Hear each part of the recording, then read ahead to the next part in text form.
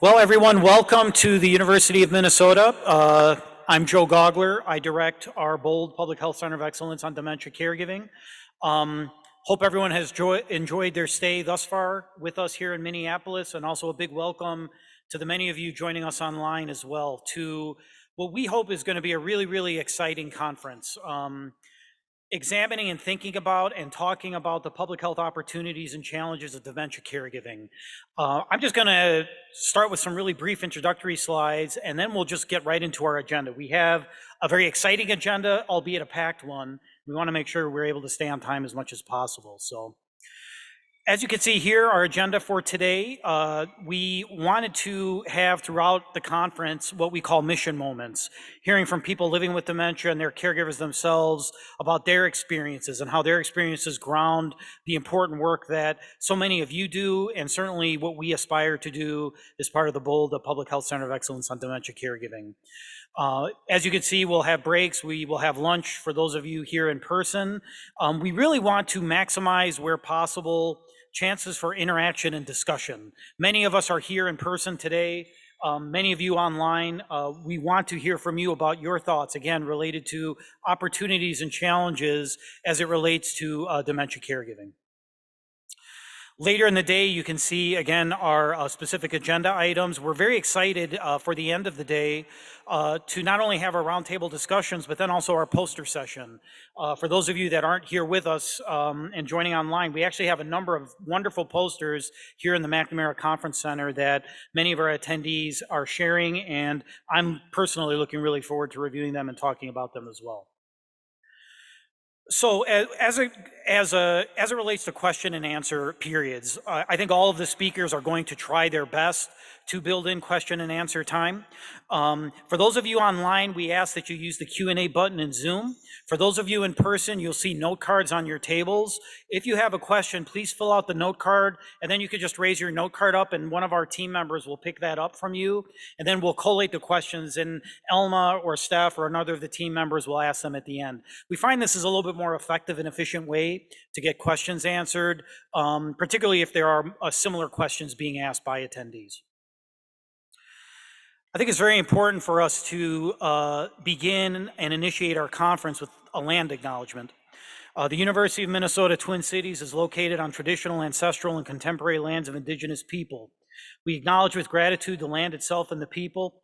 We take to heart and commit through action to learn and honor the traditional cultural Dakota values: courage, wisdom, respect, and generosity. And I very much want to highlight those values of courage, wisdom, respect, and generosity, and reflecting upon them throughout today and tomorrow, and in all of our work as it relates to supporting those who care for people living with dementia. I am certainly not going to read this. I hope CDC doesn't expect me to read this, but this is the disclosure for the CEUs. Big thank you to Steph Ingvelson and Elma Johnson, who many of you know and have met in person, in many cases for the first time. They were able to navigate the process to provide CEUs. And so in order to do that, it is a requirement for me to present this disclosure to you. If you have questions, please let me know. Otherwise, to receive continuing education credits, please, you see the information here. Elma asked me to emphasize the course access code. It's BOLD PHCOE Conference 2022. If you complete the evaluation and pass the post-test, you will receive your continuing education credit. So again, very excited to be offering those to you today, free of charge. So one thing I'm going to ask everyone to do, those of you who are speaking here today, either virtually or online, is versus me coming up and introducing each of you, is to please introduce yourselves, and then when you complete your slides, just make sure to proceed to the subsequent speaker slide, and they can introduce themselves as well. So as you can see, we're very excited to have Dr. Tisa Marie Sherry kick off our conference today and talking about dementia caregiving, a key priority of the national plan to address Alzheimer's disease. Thank you so much, Dr. Sherry. Thank you. I hope you all can hear me. And thank you so much for having me here. I regret that I'm unable to be there in person, but it is such a privilege to have the opportunity to share a few words of welcome to kick off this incredibly important conversation about how we can support dementia caregiving through a public health lens, which is a key priority of HHS. I want to thank the University of Minnesota for hosting this event and for their partnership with CDC in administering the BOLD Public Health Center of Excellence on Dementia Caregiving. My name is Tisa Sherry, and I work in the Office of the Assistant Secretary for Planning and Evaluation at HHS. The role, or which we call ASPE for short. ASPE's role includes doing policy research, coordinating policy development across HHS, and also advising the Secretary of HHS on policy matters. Within ASPE, I have the privilege of leading the Office of Behavioral Health, Disability, and Aging Policy. And among the key priority issues that we address is dementia. We conduct research on dementia, but also as part of our coordination role, we coordinate the implementation of the National Alzheimer's Project Act legislation, which aims to strengthen dementia research, care, and services across the federal government. CDC's BOLD initiative is a critical component of this effort. I want to take a couple of minutes before we start just to situate the excellent work that this team is going to be doing today within the National Alzheimer's Project Act and within HHS's broader agenda related to Alzheimer's disease and related dementias, just to highlight how important the topics that you're going to discuss today are and how very interested we are to learn from you. Next slide, please. The National Alzheimer's Project Act was passed in 2010 and signed into law in early 2011. It had two major components. The first is that it requires the Secretary of HHS to create and maintain an integrated national plan to overcome Alzheimer's disease. And then it also creates an advisory council to review and comment on the national plan and its implementation. This advisory council on Alzheimer's research, care, and services has been an essential vehicle for us at HHS being able to develop and deliver on a really bold agenda to address Alzheimer's disease. The Advisory Council meets quarterly. It makes annual recommendations to the Secretary and Congress on priority actions. And it works in three subcommittees: research, clinical care, long-term services, and supports. We have 12 public members as well as representatives of federal agencies. Next slide, please. Our national plan has 6 ambitious goals, everything from accelerating research on treatments and improved health and long-term care to public awareness and tracking progress, and our newest goal focused on risk reduction. And of course, supports for people with dementia and their caregivers has been a key pillar of this plan since its inception. The national plan was first released in 2012, and it's been updated annually since then. So last month, we actually kicked off our 10th anniversary celebrations. We have a website highlighting key accomplishments from our federal partners over the last 10 years, including, of course, the BOLD initiative and the reason that we're all here today. Next slide, please. Now, HHS recognizes that caregiving is a key part of the dementia experience. People with dementia spend most of their time with the illness at home, receiving care from family or other informal caregivers. The experience of providing care to a loved one with dementia can be incredibly rewarding, but also challenging. It is often a 24/7 endeavor, particularly given the difficulties that families affected by dementia encounter seeking other services and supports in the community. The importance of caregivers doesn't end when somebody with dementia transitions to receiving their care in a nursing home or other residential care setting, of course. Caregivers remain essential partners in the care team. And the importance of this was in particular highlighted during the experience of the COVID-19 pandemic. Because of the critical importance of caregiving at every stage of the dementia trajectory, HHS recognizes this as integral to realizing all the goals of the national plan, not just the goal explicitly on caregiving. As we're celebrating the 10th anniversary of this plan and looking back on what has been accomplished, including the wonderful efforts that have been put in place by the BOLD initiative, but also where we want to go next, There are several areas in particular where we're hoping to expand our efforts related to caregiving specifically. The first is in translating and disseminating evidence-based caregiving interventions through key partnerships. We realize that part of this means taking the current plan, which is really more of a federal plan, and turning it into a truly national plan by working much more closely with our partners and states and other localities, and also our partners in community-based organizations, philanthropy, and the private sector to ensure that we're all working together to really meet this moment and drive a bold agenda to address the caregiving needs. The second is that we recognize the importance of doing far better at supporting culturally diverse communities affected by Alzheimer's disease by supporting caregivers in culturally responsive and appropriate ways. Equity has always been a key pillar of the national plan, but with the administration's broader emphasis on enhancing this in all aspects of the work that we do, we recognize that this also needs to be a key focus and North Star of our efforts here. And finally, by recognizing that caregiving is a public health issue because of its impacts on people with dementia, but not just that, also the experience of caregivers themselves. You know, caregivers of people with dementia are at higher risk of loneliness, social isolation, depression, and other chronic medical conditions. So supporting people with dementia means strengthening the public health systems that support their caregivers as well.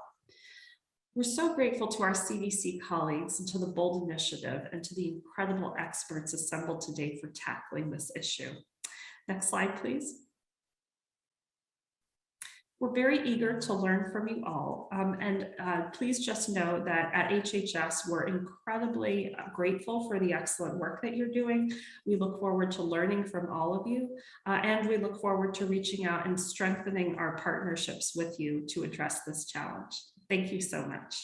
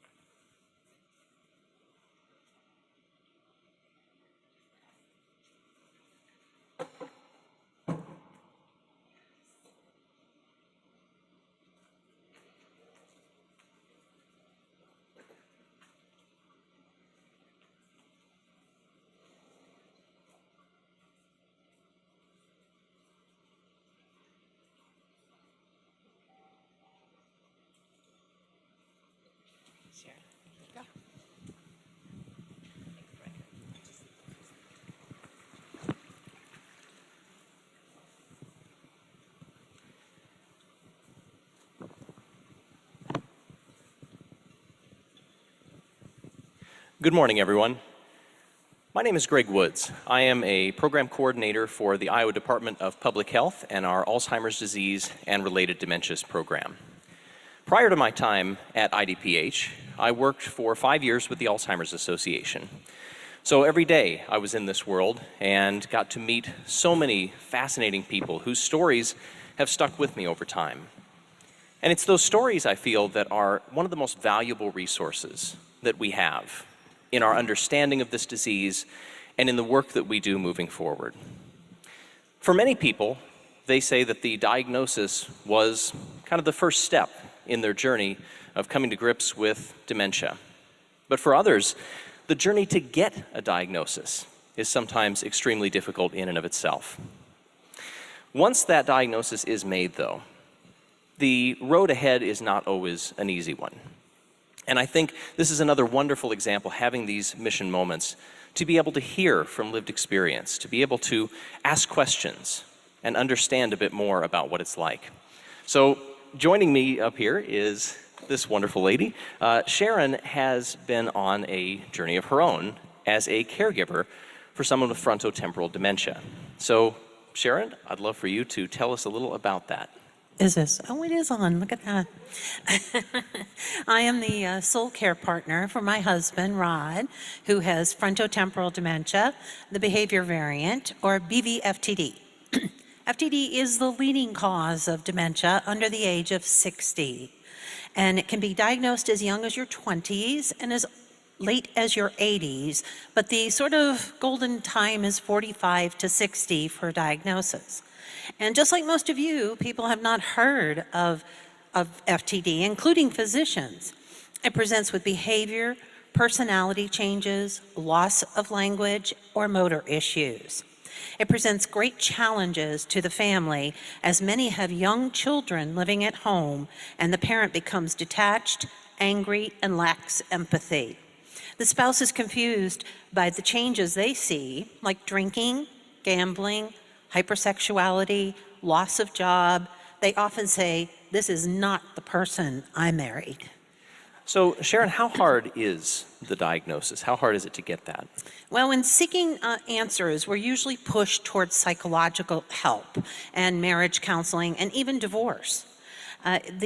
We seek the advice of a primary care physician, and they usually will send you to marriage counseling because obviously something's wrong with your marriage. It takes an average of 4 years and 5 providers to get an accurate diagnosis. And 30% are diagnosed with a psychological issue prior to a proper diagnosis. When they finally get to a cognitive neurologist, usually at a teaching hospital, and are diagnosed with FTD, this is what they hear. "Get your affairs in order. This is a progressive and fatal neurodegenerative disease. We'll try to control the symptoms, but that's all we can do. There are no treatments or cures. We'll see you in 6 months."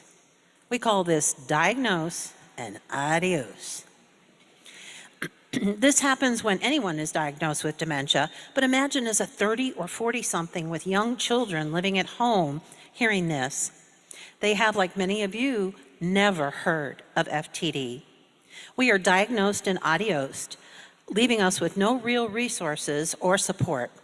We might get the number of the Alzheimer's Association, but we think in the FTD community, how does that apply to us? We have to search Dr. Google to even find out what FTD is and how someone young could possibly have dementia.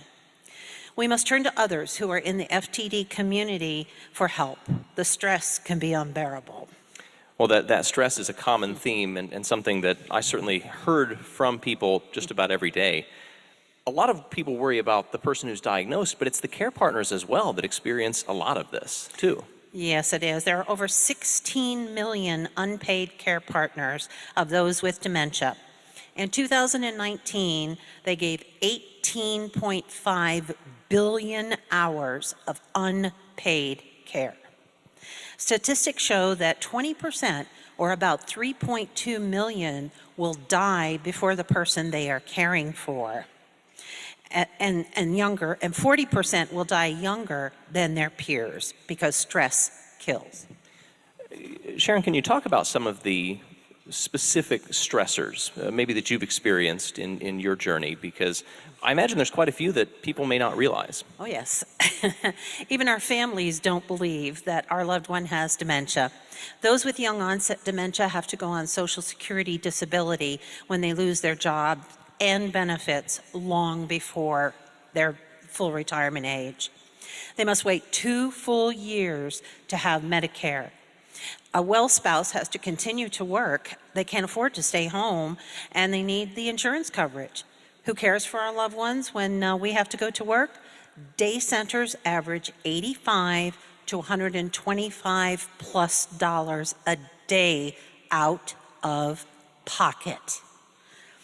My most recent bill for 3 days a week with a 20% discount and a $500 grant was $707 for 1 month. We are on a fixed income.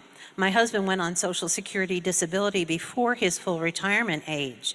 Imagine if I had to work outside of the home, or if I had small children and needed daycare and a day center. Would that be affordable for you? The cost to a young family with FTD, according to a study published in Neurology, is $120,000 a year. Alzheimer's is $60,000 a year. Assisted living averages $4,300 per month in the United States, and one can expect to pay approximately $5,375 for memory care. Did you know these facts? This is all out of pocket. The only thing that's ever covered is a nursing home. That's pretty stark, and that's, I imagine, just the tip of the iceberg when it comes to these eye-opening statistics. So what else should we know? The resources that are available to people over 65 are about tenfold those available to those under 60. Would you call your area agency on aging at 40? Even if you did, they would not be able to help you much. All ages were included under the reauthorization of the Older Americans Act, but that was only for federal, not for anything that's managed locally by the area agencies. And there's an added stressor for young dementia. Many folks are arrested before diagnosis due to aggression, hypersexuality, shoplifting, DUI, and drugs. It's estimated 20% of the prison population has undiagnosed FTD. And research shows that 40% of those with behavior variant FTD have committed a crime. Our court system knows very little, if anything, about young onset dementia like FTD. They incarcerate rather than help. They deny guardianship and conservatorship due to lack of knowledge and the seemingly normal presentation of the person with young onset. Primary care physicians see 0 to 2 FTD people in their entire career. A neurologist only sees 5 to 10 in their entire career. It takes a cognitive neurologist at a teaching center to make a proper diagnosis. So given the group that we have in this room and the open minds that are here, what can we as public health professionals try to do about some of this? Oh, thanks for asking. Education of the public, the first responders, physicians, courts, and even memory care centers. This is certainly a public health crisis. We need resources from reputable sources leading us to support groups, caregiver education, and financial aid. A one-time $500 grant for respite care will not cover 1 week of a day center, much less a month if the spouse needs to continue to work. A person diagnosed with dementia needs palliative care from diagnosis. Palliative is not hospice. They involve the care partner as part of the team. They facilitate family meetings about care. The social worker leads you to resources available in your area. They manage the symptoms and coordinate your care with all of the doctors. Educating on the difference between palliative care and hospice care is vital in getting referred to a palliative care team to address quality of life issues. Yet we hear you're not ready for that from primary care because they don't understand palliative care. Whoops. Should have had the table, huh? We need affordable day centers to engage those with young onset in meaningful activities and to give them purpose.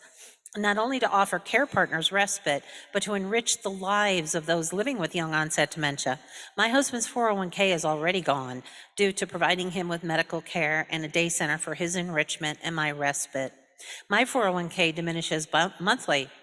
A subsidized person-centered day center that is affordable will allow me to keep my husband at home.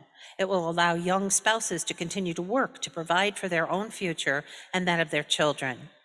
Imagine living with these challenges as a 30-something with 4 children under the age of 7, the youngest only 9 months old at diagnosis, and placing your 36-year-old husband in assisted living at the cost of $5,000 a month to protect your children and to keep working. That happened right here in Minnesota. Imagine the stress and the grief of feeling relief when your husband dies at 40 because the stress has been reduced. We can't keep looking away. We must find a way to support unpaid care partners, those of us living with dementia, and lower the cost of care before 20% more of them die before the person they care for. This is a public health crisis, and we're asking you to please help. And to those of you online, my redwoods, I hear you, I see you, and I love you. Well, Sharon, thank you so much for telling us your story. It's one of just many that are out there, but I imagine there are a lot of commonalities that people have faced, and hearing what you've been through will hopefully energize this group and I think give us a good start for the day to keep us grounded for why we're here and what we can do, the power that we can wield moving forward. So thank you for doing that. Thank you. Now,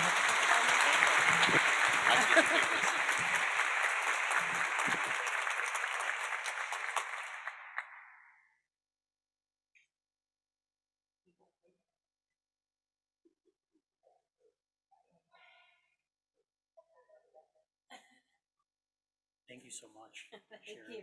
Thanks, Greg. Really appreciate it. I could listen to mission moments all day. How inspirational they are, at least to me. Hopefully they are to you as well. It helps at least inspire me and hopefully grounds all of us in the work we do and why we do it. So thank you, Sharon. Thank you, Greg, for being here. I really, really, really appreciate it. Okay, I am up next. Joe Gogler here again. Really thrilled to have all of you here. Quick reminder for those of you online as well as in person, if you do happen to have questions that you would like to raise to me after my presentation, for those online, use the Q&A tool. For those of you in person, feel free to write out a question on your note card. We'll gather them, collate them, and they will be asked of me as well. So really, I think the goal here, and I don't know whose bright idea it was to have me come up and give the keynote, but I'm here, so is to really set the stage for the conference in a lot of ways, to talk about why dementia caregiving is a public health priority. And you've heard a lot about this already. But why is it a priority? And maybe more specifically, what can we do as public health practitioners to advance this as a topic and address it effectively?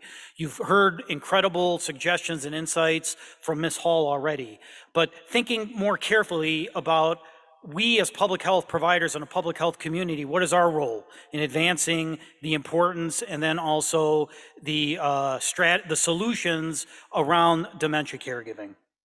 So really, my presentation today has 4 aims.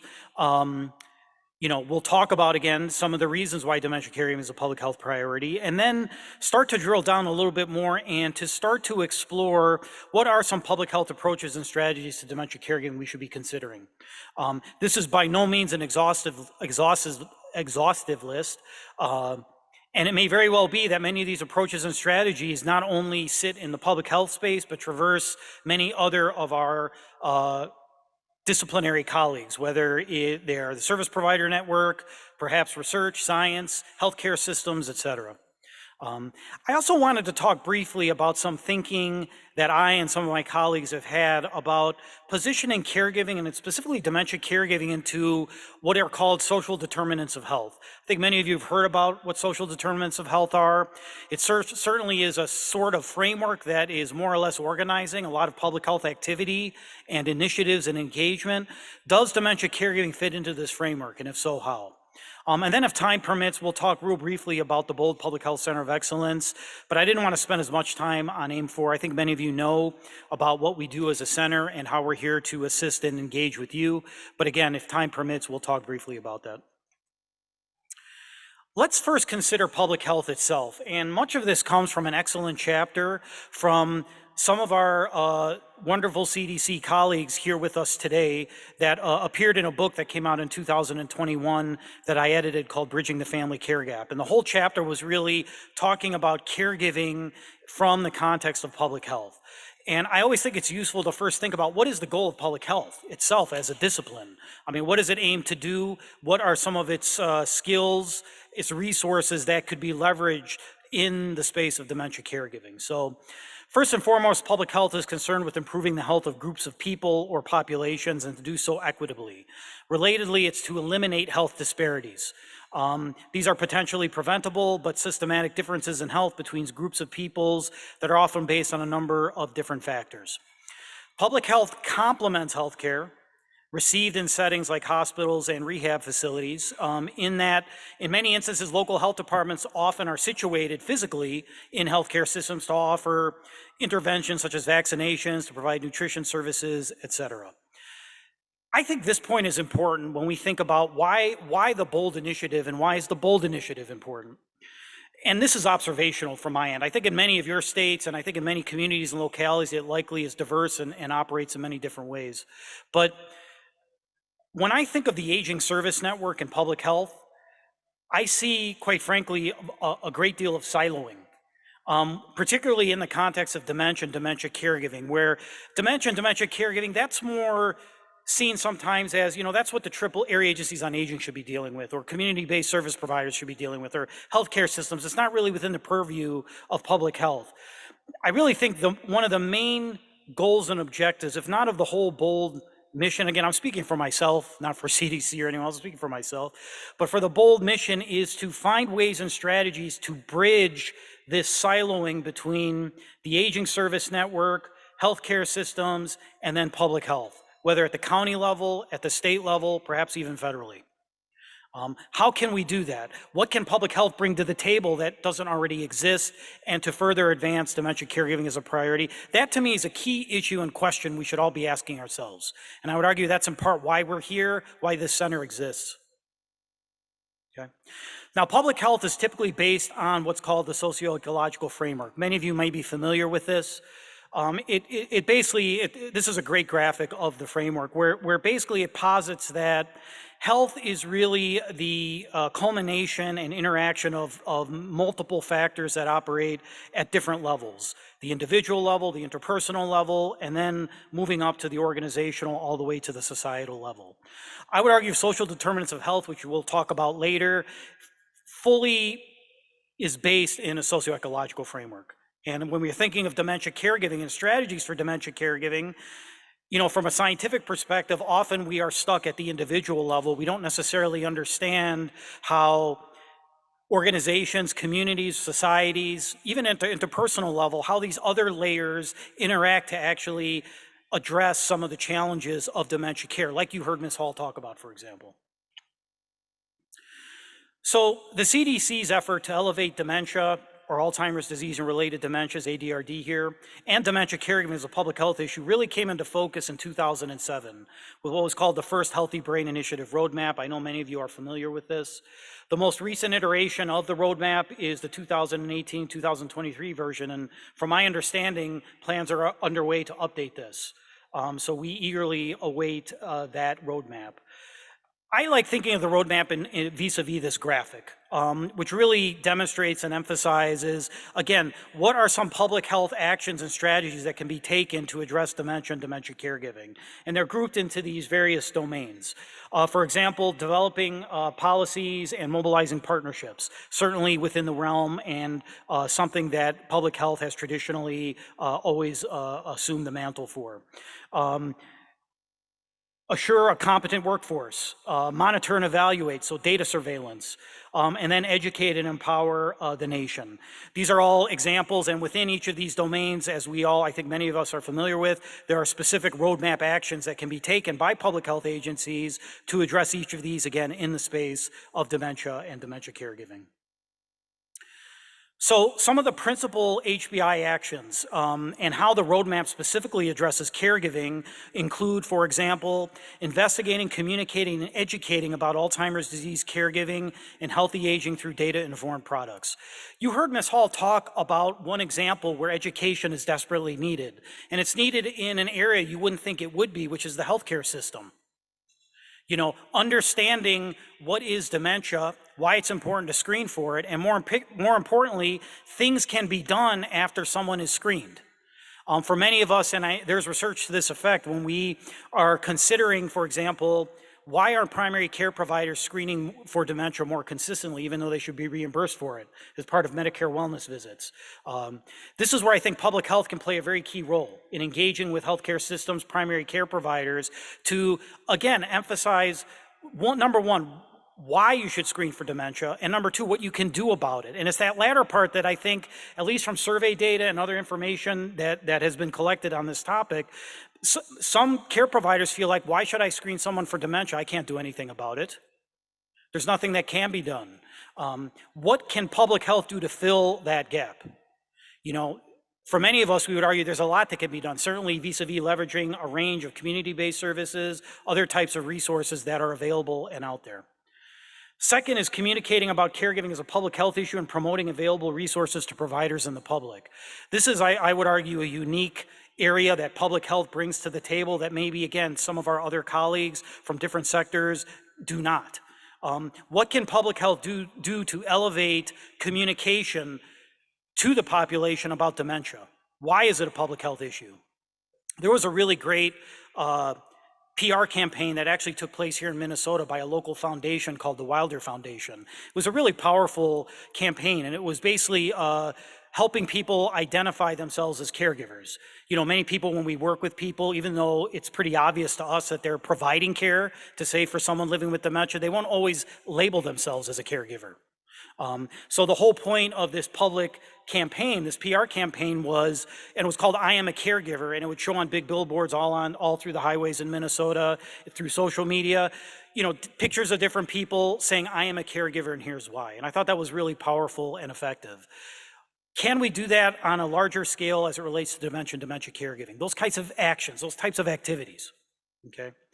And then finally, provide information to empower caregivers themselves. What are the tools and resources available that can be given to caregivers? Beyond information and maybe education, are there other skills and strategies and resources that can be given and provided to dementia caregivers that allow them to improve their day-to-day experiences?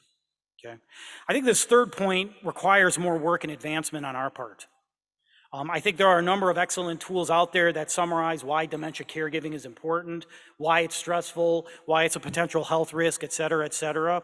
But do we take the next step in a very effective way and say, okay, you are a caregiver, you are challenged and stressed, here's what we think you should do in your situation? I don't know if we've reached that point very effectively yet. Okay, can we address that as public health providers? I mean, these, I think, are key issues that we need to consider. I would be remiss as well if I didn't talk about a major objective of the HBI roadmap, which is eliminating health disparities. Building partnerships with communities experiencing disparities to ensure culturally appropriate and tailored strategies. And then also a goal is to increase dissemination effectiveness. So the key example of this is, of course, the HBI roadmap for Indian country. Again, I'm speaking from my own observations here. Take it for what it's worth. When we think of strategies to support families, others who are caring for loved ones living with dementia, I think we fall into the trap too often of, okay, there's intervention X or program X that has been found to be effective in the research literature. Let's adapt it for this community. Let's tailor it for community X, Y, and Z. And I wonder sometimes, do we do enough in-depth work of these programs to really understand why they work in the first place? And if so, once we understand those, what I call mechanisms of benefit, do we actually obtain the right kind of input to ensure that this program would actually be effective in this community? I don't know if anyone is following, but when we think of existing programs, I think we fall into the trap of, we know this works for this certain community, let's just adapt it for community Y, Z, et cetera. When we don't really quite understand why is the intervention working, why would we expect it to work for this community in the first place? Okay. That to me is a critical issue when we're considering dissemination effectiveness.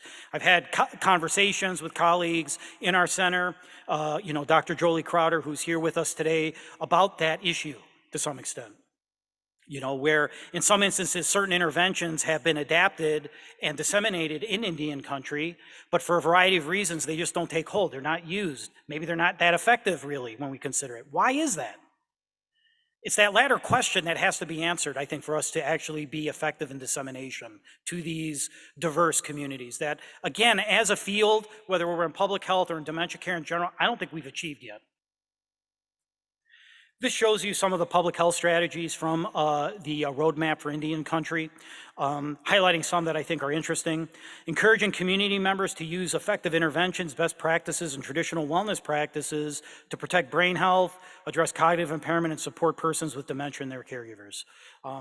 Again, so what this suggests is, again, a robust stakeholder engagement approach to incorporate practices that are culturally accepted, and at the same time delivering them and perhaps even embedding them within what we consider our effective interventions. Again, that's easier said than done. One thing I will point out is in our conference today and tomorrow, we are having several conversations and presentations about cultural adaptation and cultural issues related to dementia caregiving support. And I think of it in light of Indian health, the roadmap for Indian health country is important in that regard. One of the things that CDC provides that I like a lot, and I think is provided probably for all of your states as well, are these very effective infographics.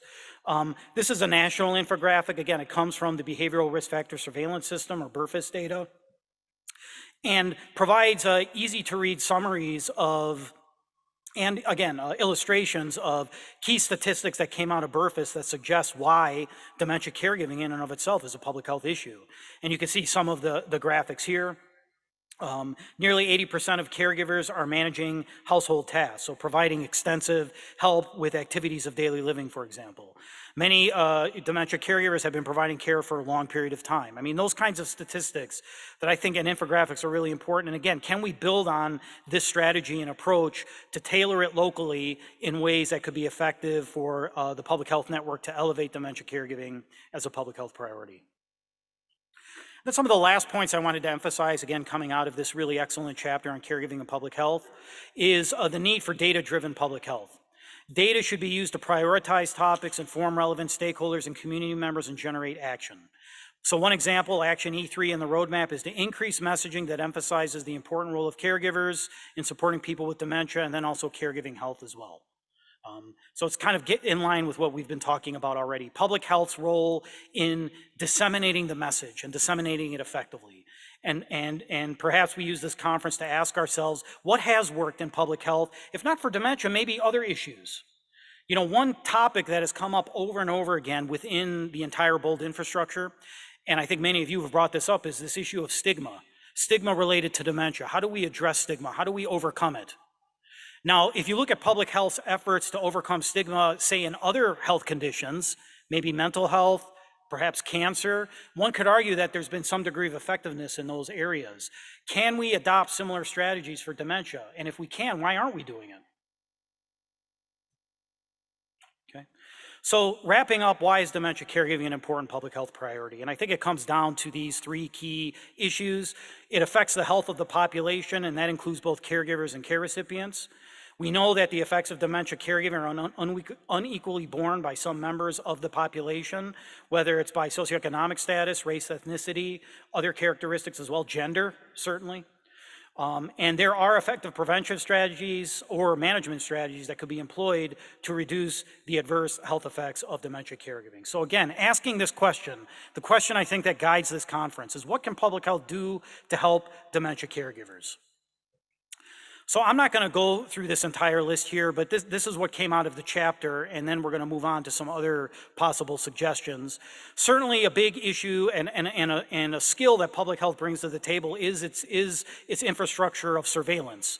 So measuring the number of caregivers and documenting their experiences and health status. And certainly BRFIS has done a great deal to advance that, at least at the state level, sometimes even at a more local level, to understand what are caregivers locally experiencing, what are some of their health effects, those kinds of things, et cetera. What else can public health do to advance BRFIS's work? One thing about BRFIS that I think is interesting is, you know, it's administered regularly, if not annually. So it's collecting population data on dementia caregivers, very important to do. But we know caregiving changes over time.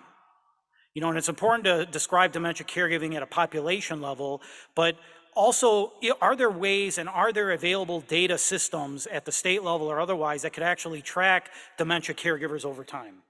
Now, I think a lot of this will come down to collaborating with healthcare systems, electronic health records to try to track individuals' progression over time with dementia as well as their caregivers. And there are many, many gaps in those systems at present. But again, how can public health advance the need for, say, example, determining or identifying whether someone is a caregiver or not in the electronic health record? That is a major recommendation of many of the National Academies of Science, Engineering, Medicine, many others, advocacy organizations, but for a number of reasons just hasn't happened. How can public health advocate to make that a priority when we're talking about surveillance and data and tracking? Again, the education role of for caregivers, as well as others who work with caregivers. I really would want to emphasize that. You know, this fourth point I think is really important too. And again, it comes back to what I was talking about earlier of seeing the bold infrastructure kind of through the lens of it is an initiative to break down silos and barriers, often within our own communities or locally with healthcare systems, aging service providers, et cetera. So playing that liaison role, that to me I think is a really, really important, and I would say sometimes undervalued role that public health brings to the table and traditionally has always done. And then ensuring that people have access to information and effective programs, particularly evidence-based interventions. And you will hear this morning actually from David Bass and others from the Benjamin Rose Institute of a tool that I would argue does precisely that, and does so in a way that makes it easier to get these programs into the hands of organizations that can deliver them, called Best Practice Caregiving. Okay, so I wanted to highlight Mike Splain's contributions to this conversation. Mike is with us here today.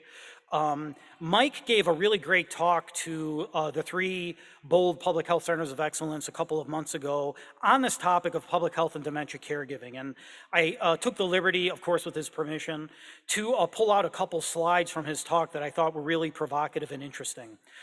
One thing he did that was really interesting in his talk is he broke down those who, number one, as one group, don't see dementia caregiving as a public health issue. What can we do to make it a public health issue for this group of stakeholders? So some of Mike's suggestions: number one, continuing with data, building message visuals, particularly about caregiver health. You know, I didn't provide yet more statistics related to the health implications of dementia caregiving, but there are many of them. I don't think that should come as a surprise to any. When you compare dementia caregivers with both non-caregivers as well as caregivers of people of other health conditions, dementia caregivers almost universally experience more adverse health impacts: subjective health, health service utilization, et cetera. So Mike's suggestion is really focusing on the caregiver health issue and making that the central aspect of messaging to elevate dementia caregiving as a public health issue. He mentioned pointing to the Bold Center, and I would argue not just to the National Bold Center, but then also the great local work that's going on around Bold, and continuing to elevate that work as central to advancing public health or dementia caregiving as a public health issue. Finding testimonials, addressing state public health associations as well. I think that's a really key point too. Again, from my limited experience when engaging with state public health providers, they often don't see dementia, and certainly not dementia caregiving, as within their wheelhouse.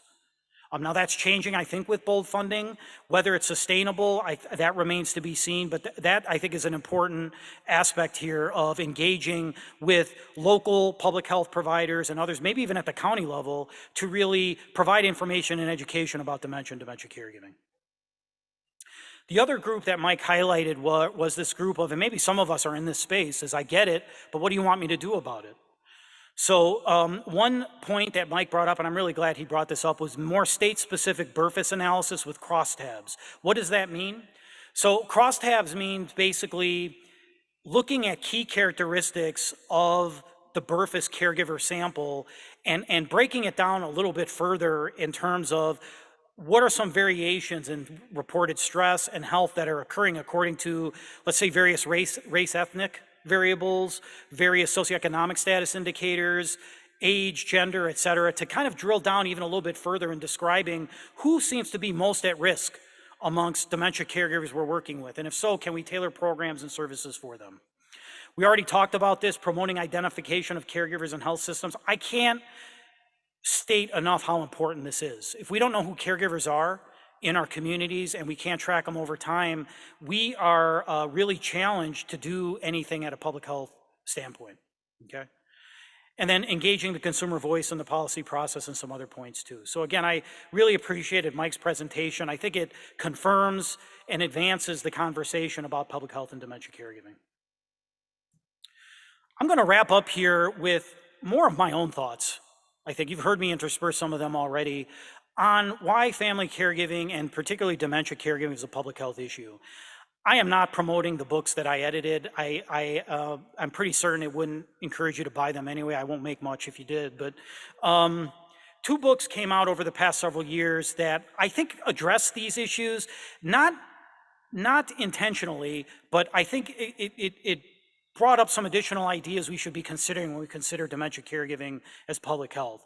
The first book came out in 2015, Family Caregiving, the New Normal. I edited it with Bob Kane, a great mentor and colleague of mine, a real giant in the space of health services research and aging and geriatrics.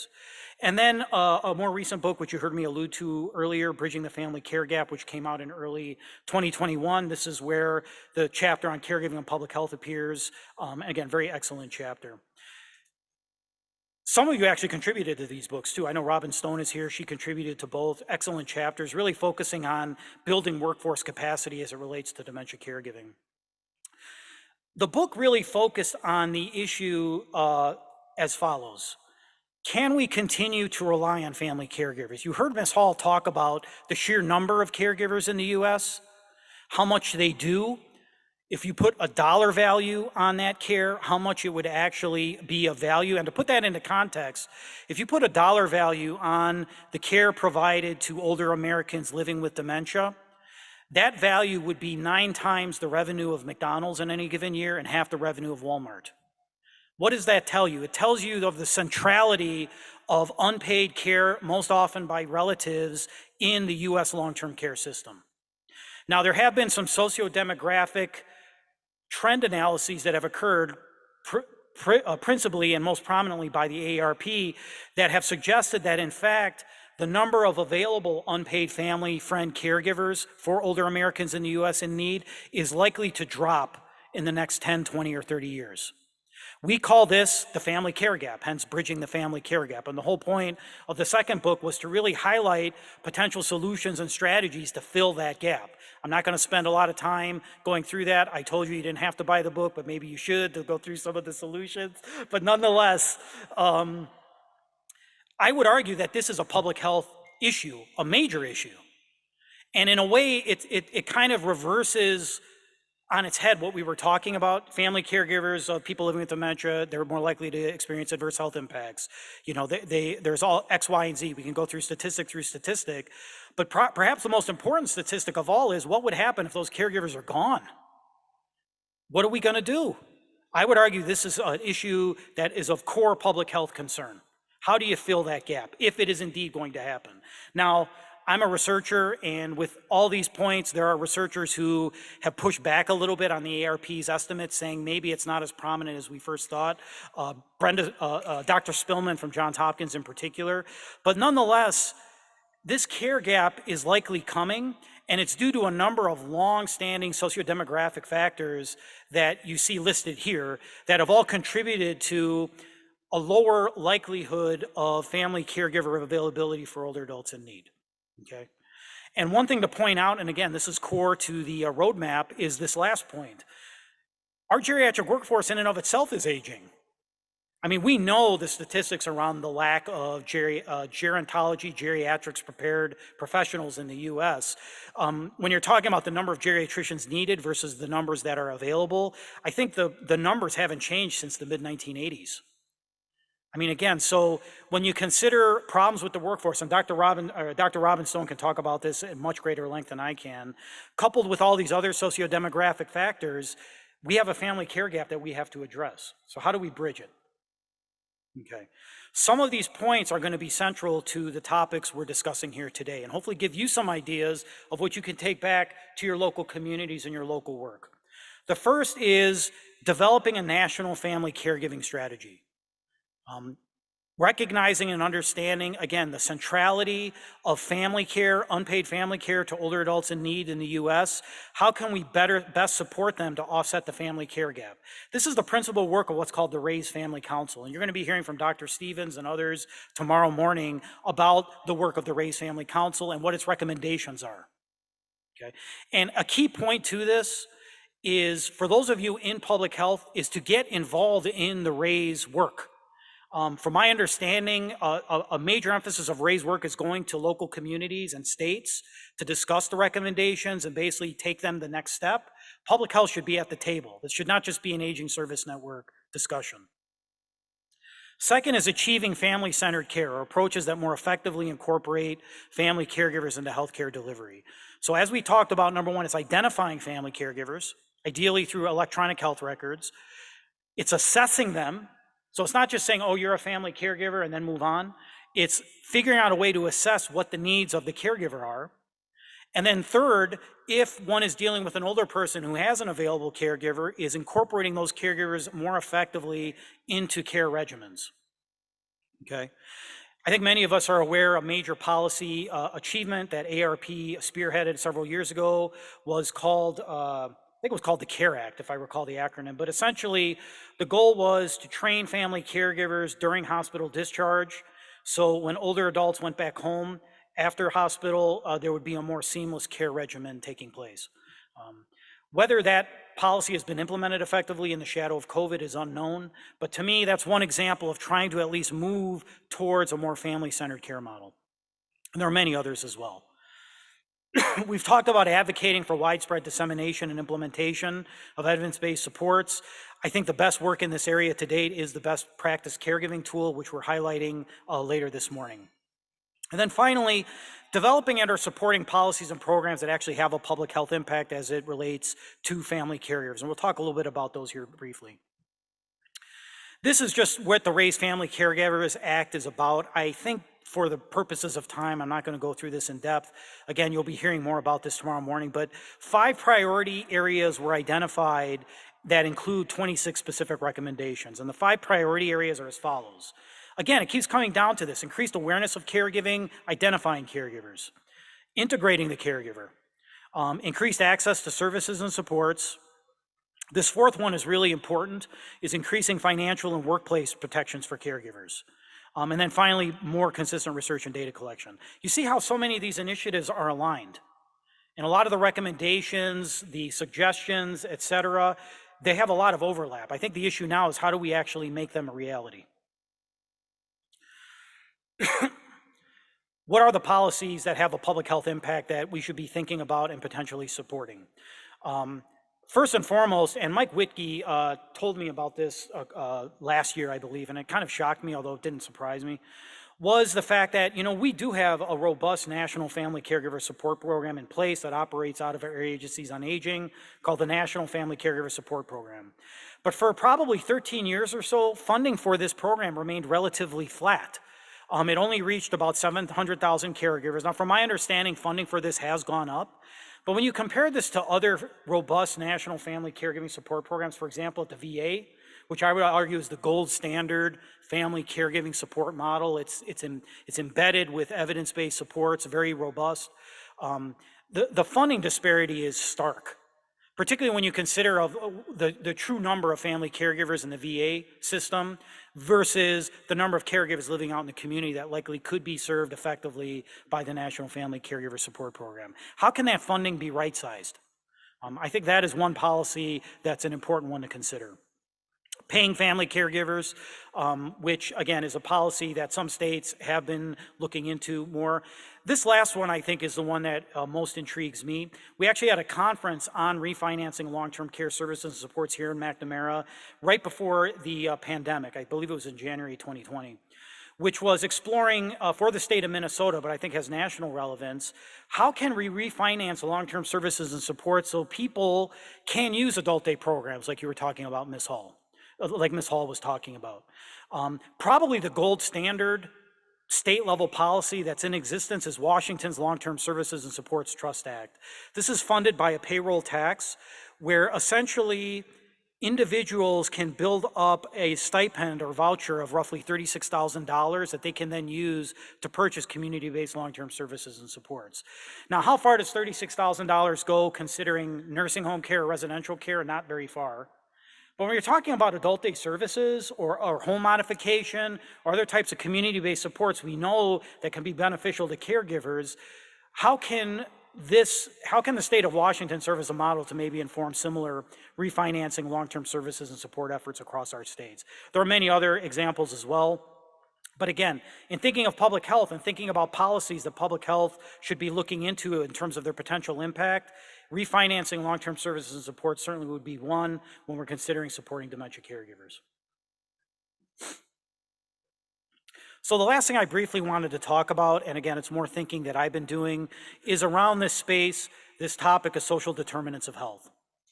Social determinants of health, by, I guess, broadly defined, is basically how our health is affected by where we live, where we grew up, and those structures that we experience through the life course. And really, the main domains of social determinants of health are showed here to you.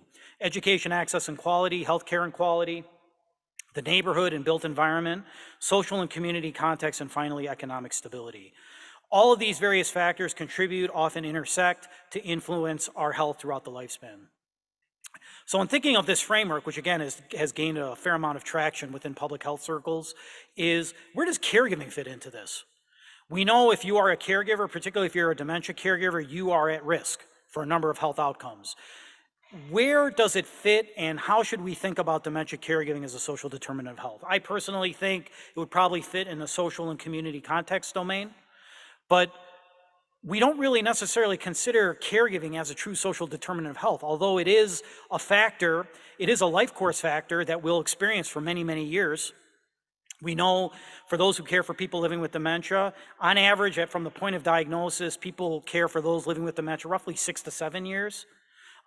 But we know, and I think many of us are aware, symptoms of dementia can occur far before the diagnosis. And I know people, I'm sure many of you know people who've been in caregiving roles for 20 years or more. Okay, I would argue that's a life course role. It's not just an acute event. So again, how can we articulate dementia caregiving within the framework of social determinants of health? I think this is an important thing to consider. Again, our goal is to elevate public health or dementia caregiving as a public health priority. Fitting and thinking about dementia caregiving within this framework is important. And I encourage all of you to think about it. I know our center is thinking about it and writing about it. And we'll be disseminating more work in this respect soon. I encourage all of you to engage with us. You're here today, so you're clearly engaging with us in person or online, of course. But follow us on Twitter. Our center is always available to provide you support in the work you're doing related to dementia caregiving. And I think many of you are familiar with our website, which we'll continually update with resources and events. So I'm going to conclude there for questions, but thank you for your time. Hopefully this sets the stage for some of the key topics and issues when we talk about at our conference here today and tomorrow. So thank you, everybody.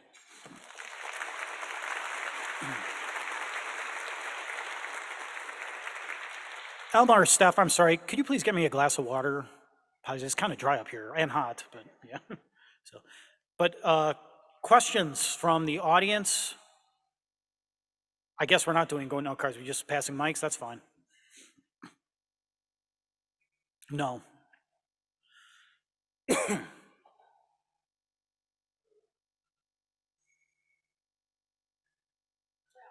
I raise my voice maybe a little bit? No, because people won't hear you online. I think it's on now. Elma.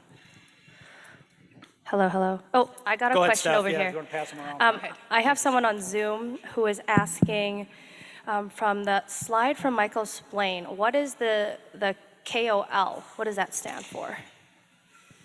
I'm sorry, Steph, what was the question? I couldn't hear you. Oh, that's okay. So someone on Zoom is asking, what does the KOL stand for on Michael Splain's slide? Mike is here, he could probably answer that. Mike, are you in the audience? There he is. Yeah. Where is he? He stepped out, of course. We'll have to save that for when Mike comes back. I actually don't know what that meant. Did anyone know what the KOL was on his slide? I actually didn't know. Oh, there's Mike. There's Mike. Mike, we have a question for you, right when you're stepping back out. Yeah, so it's great timing. So we're wondering what the KOL, I have a mic here. What does the KOL stand for on your slide? Okay, so those of you that know me know I charge for unexplained abbreviations. Yeah. So I'm gonna, Joe, I'll donate $5 to the Bold Center. Key opinion leaders. Key opinion KOLs. leaders. It's a drug company term, sorry, ladies and gentlemen. And the call was about caregiving. Yeah. So we all do that. Yeah, thanks, Mike, appreciate it. Great. Questions from the audience here? Elma, do you have is the mic working? Yes, I It is, do. great. There is one, while we wait for in-person questions, from somebody online, Claire Coate. What kinds of living situations do you suggest that are safe for individuals who are younger with a diagnosis of FTD? Specifically, those who have FTD with associated psychosis. So What kind of living situation? what kind of living situations for Yes. someone with FTD with a young onset early diagnosis? Yes, specifically those who have FTD with associated psychosis. That's a very challenging question. I wasn't expecting that. Yeah, I mean, well, Ms. Hall is here. I mean, we have an in-house expert on FTD. If you have a chance, can you bring the mic over to Ms. Hall? Yeah, right up here.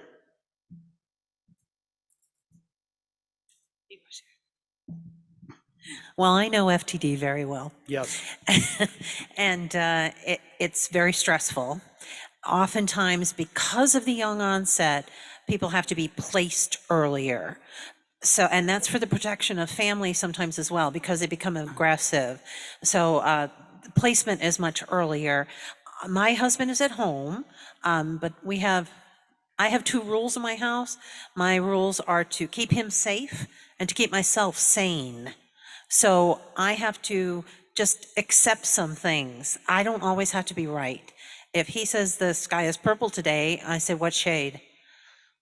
You just have to live in their head in order to care for someone with dementia, and particularly FTD. 90% of people with FTD have a anosognosia. They have no idea there's anything wrong with them. It's all about you. So it's even harder to take care of someone that doesn't even acknowledge that they have an issue. So a living arrangement for someone with FTD early on can be in the home, but oftentimes has to be moved to a care situation because of various aggressions and so forth. I'm going to pass it over here to Liz because she has questions. Okay. You know, one quick follow-up to that, Ms. Hall, and whoever asked that question too. I think you would agree it would be important as well. So someone living with FTD and they have psychosis is to ensure if they're living in a group environment, if they're living at home, that they are working with ideally a multidisciplinary team that understands how to effectively manage the psychosis and avoid the problem of over-medication and the challenges that occur, so. If I'm allowed to, Joe, because Hey, I'm a Kalisha. psych nurse practitioner. Yeah, right, Kalisha, please. Who works So we have in this space. Dr. Kalisha Bonds-Johnson, please, yeah. I think the thing I would add when it comes to psychosis is that some people are pleasantly psychotic. And so if you can allow them to still live in that pleasant psychosis without medication, that's one thing. For example, I had a teacher who thought she saw children running around, and it wasn't anything that was negative to her. It didn't negatively influence her work environment. Periodically, she just run around in her wheelchair looking for her children. But if you have psychosis to the effect where you think you're being raped or someone is intruding on the home, at that point, you will have to step in with medication or early placement. So really what Dr. Bonds-Johnson is talking about, I think, is a really robust, advanced, non-pharmacological strategy. And you know, many healthcare providers aren't trained to do that effectively. It's drug first. So if we could have a question, that was a great question, but if we could have a question maybe beyond the FTD leave-in situation, something else, yeah, please, right here. So you talked early on about public health complementing healthcare. Yeah. So in what ways is healthcare also striving to complement public health? And I don't say that to be extra sassy this morning, but for us to really get past these silos that we're talking a lot about and be liaisons, we've really got to complement each other. So I was curious your thoughts on that. That's a great question. I mean, I think it depends on the healthcare system. I would argue there are progressive healthcare systems that very much see the work they do within the context of public health. The Mayo Clinic is one example, perhaps Kaiser Permanente is another, the Cleveland Clinic. Other healthcare systems that understand, particularly if they orient their care around true health outcomes, understand that in order to achieve those health outcomes, it requires going beyond healthcare encounters to effective engagement in the community or other settings of care. Again, and I threw out those examples not knowing actually if they are that successful. I see people shaking their head, and that always happens. I think, oh, wow, this is a great example. No. But in any event, I would argue philosophically, though, that is those types of healthcare systems that orient their care around outcome, understand optimal chronic disease care, and realize that in order to achieve optimal chronic disease care, you need to basically approach it from the socioecological framework that we talked about earlier. That's the only way often, and it's documented, I think, scientifically, often to achieve positive outcomes in chronic conditions, certainly within dementia. And too often, what do we see happen? The healthcare system is seen and encounters are seen in a siloed way. The care provided is done in a very siloed fashion. We all know and have heard the stories of people in dementia on 30-something medications. That to me is a symptom of how care is delivered for people living with dementia in many care systems that don't have the outcome in mind as part of how they organize their care. That is not an over-exaggeration, by the way. We actually ran a memory care clinic, a nurse practitioner led primary care clinic here in the cities with a healthcare system to be unnamed. And we had someone referred who was on 34 medications with dementia. I mean, how is that helpful? So, next question. Yeah. I actually, Joe, I just wanted Hey, to, Robin, yeah. I just wanted to respond to that because I think it's such a great question. And as a person trained in public health who never understood why all of a sudden we've turned social determinants of health over to health systems when it was part of public health for centuries. Yeah, good point.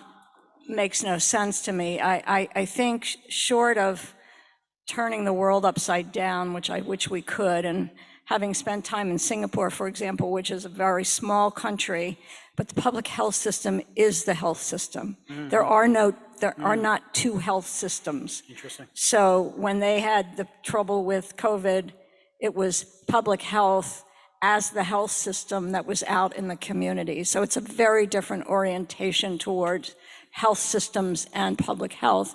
But having said that, there are a lot of resources in health systems, including their social benefits dollars, which currently go often to CBOs.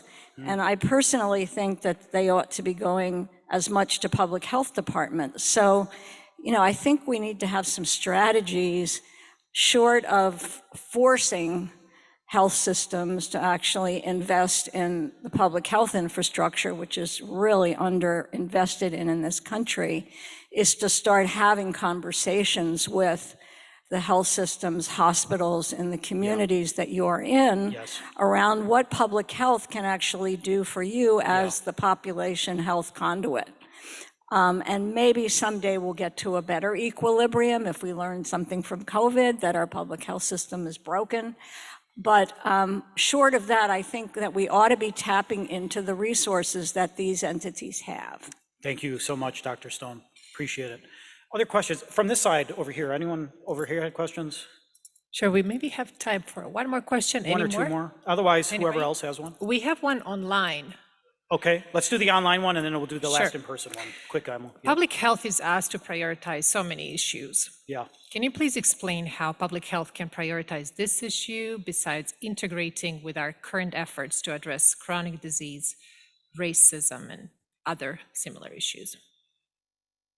Well, I mean, all these issues have and forgive me if I'm using the term inappropriately, they have intersectionality. So we're talking about racism, for example, in dementia and those types of issues. We know that there are significant disparities in diagnosis. People, Black Americans, those Latinx, Hispanic, often are far less likely to be diagnosed, yet they're twice as likely, or in the case of Hispanic, Latinx, 1.5 times as likely to have dementia and dementia-like symptoms. When we talk about access to quality and access to care that is often needed to support people living with dementia, again, there are significant disparities in that regard as well. I don't necessarily see these things as, and hopefully the talk provided some information to that extent, I don't see these things as separate issues. They're all linked together. And when you talk about other chronic conditions, for example, heart disease, smoking, cancer, these all have links to dementia in a lot of ways too. So it's not as if these can necessarily be easily teased apart and saying, well, we must prioritize this, and again, we'll leave dementia to somebody else. And I think we're at the point as a society is we can't necessarily deprioritize these other issues in the face of dementia much effectively, much longer, because of simple prevalence. Let's do the last question here. I think there was someone in person. Oh, yes, sorry, yes. Yeah, you had your hand up for a while. I apologize. Yeah, please. I just wanted to go back to what you said earlier, is that we really need to look at existing public health programs and how they've been successful. thinking about nutrition programs, where have they been really successful? You hit them at the children level.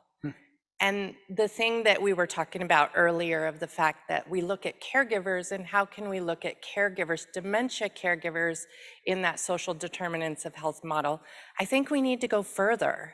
We need to hit that whole person, the caregiver, when they're young. Good point. And we're not thinking about that. I think we need to stop those siloed walls that we're working within and expand that and educate people on the mom caregiver or the child caregiver who's out there, because it's their health that we want to improve so they don't become our patient. That's a good point. Almost seeing it through the lens of a lifespan, life course perspective, right? I mean, yeah, I think that's a great point. I think with that, we're right on time. So I'm going to turn it over to our program officer, Heidi Holt. This next panel will be integrating public health approaches to dementia caregiving into your state plan. Thank you, everyone, for the great questions and comments, and we'll be talking with you soon.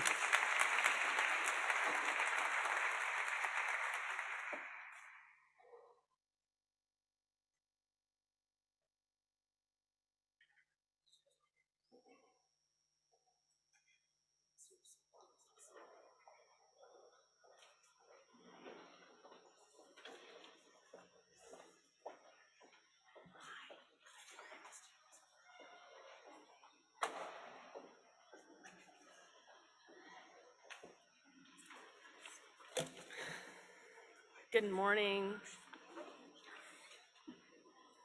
Oh, chairs. Just 1 second.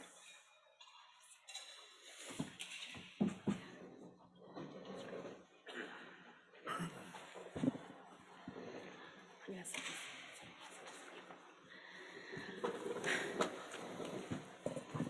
Hey. Oh, thank you. So I want to thank Joe for having such a great comprehensive stage setting this morning. My name is Heidi Holt. I'm with the CDC in the Healthy Aging Branch. And with me today are Christy Russell, Raven Albertson from Utah, Becky Adams, and David Cook from Arkansas.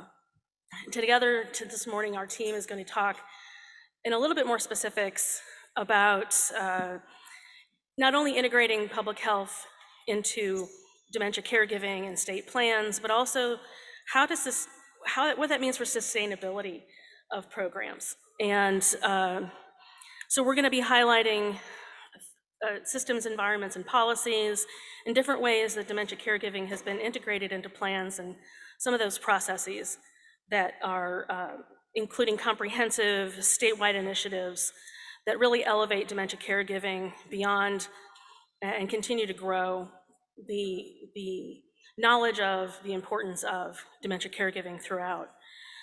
So first, I'll talk a little bit about sustainability and the issues of how do you make that happen, what are the components of that, and then we'll hear from both Utah and Arkansas on the experiences and successes that they have had. And I hit the wrong button.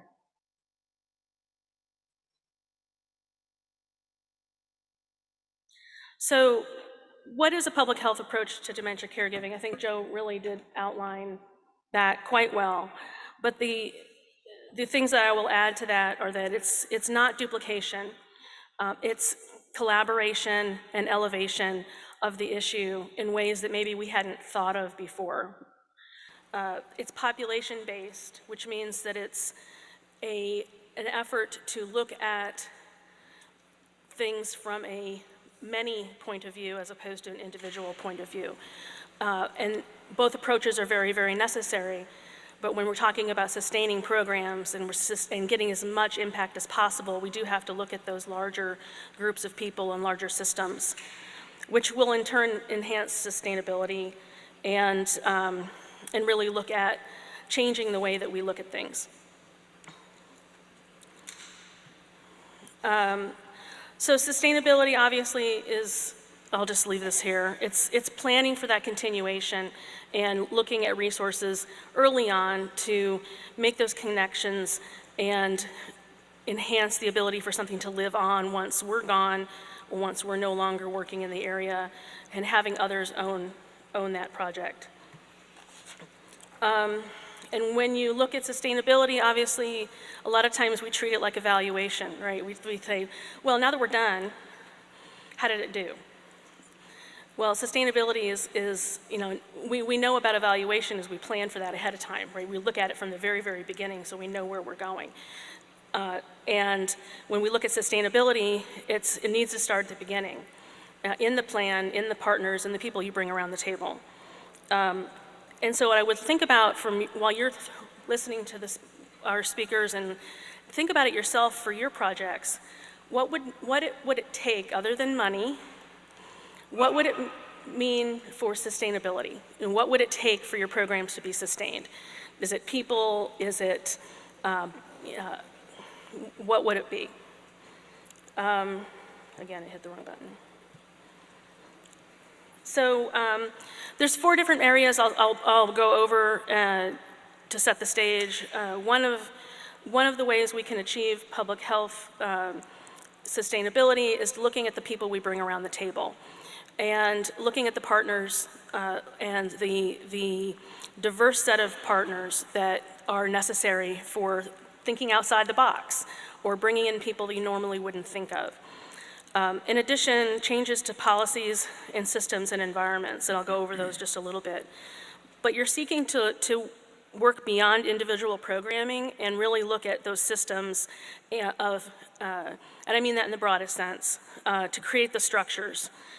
And these approaches work hand in hand. It's not just a policy or an environment or a system.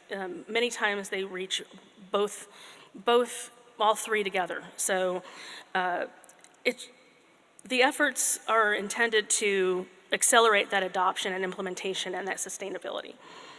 And it involves multiple partners working together on a goal. Just a quick little comparison. What does this really mean, for public health? Are we doing this one time, or are we really looking to sustain this effort as a best practice in the community? And are we looking for just a short-term solution or a long-term solution? And so just thinking about those things in the way that we're approaching the work we do, there are places for individual opportunities for programming, obviously, but when you think about combining that with this approach, it is an additive to the work that we do.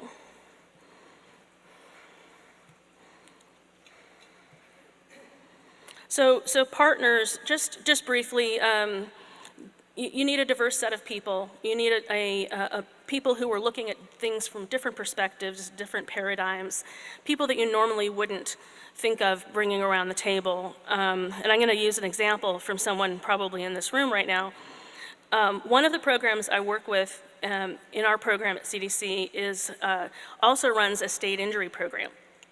And because of those established relationships, and they were able to bring people around the table that others might not have considered. I mean, things like transportations, hospitals that were working on injury prevention, and people from consumer education and universities, extension services, and things like that. And so I think you learn a lot from the other programs that you're working on as well, as you do not have to necessarily hunt for people who are only working in dementia to understand that others have a vested interest in brain health and the work that you're doing as well. And that creates that sustainability. Policies, big P, little p, big policies, laws, and ordinances, little p, organizational policies, those types of things can help to support the work that we're doing. And it could be as common as healthcare systems adopting a common practice of training or incentives for doctors, changing payment structures, or passing a state law that institutionalizes your dementia program in your jurisdiction, which will allow for sustainability.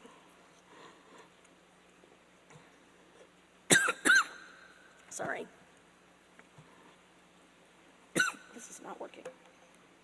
So systems change is the same way. It's just you're changing the way a system works.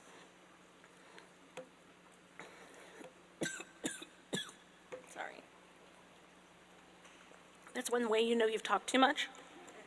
Sorry. So environmental change too, like these are not mutually exclusive, but you're looking at the way to change the way that people exist in their environments. You're looking for changing social and economic determinants of health. You're looking at adding walking paths to make sure that the physical activity is supported. You're looking at stigma, changing the environment of how people think of things, and those all go a very long way to your environmental change. Do not read this, but I just want to let you, and you're all rolling your eyes going, ah. This is an example of something that we did with ASTO, Association of State and Territorial Health Officers. It's just examples of how we're trying to build out this idea of what does it mean to work in primary, secondary, and tertiary prevention and caregiving, and approach it from a systems, environments, and policies point of view. And it was just our way. It's a 2-pager. There's a bit.ly right there that you can go to see all of the resources that ASTO has to work with. And the idea was, how do people really consider what a comprehensive state plan is, and how do you treat something that is organizationally very complex, at the same time really looking at that sustainability point of view from all of the aspects of intervention on the life course, including dementia caregiving.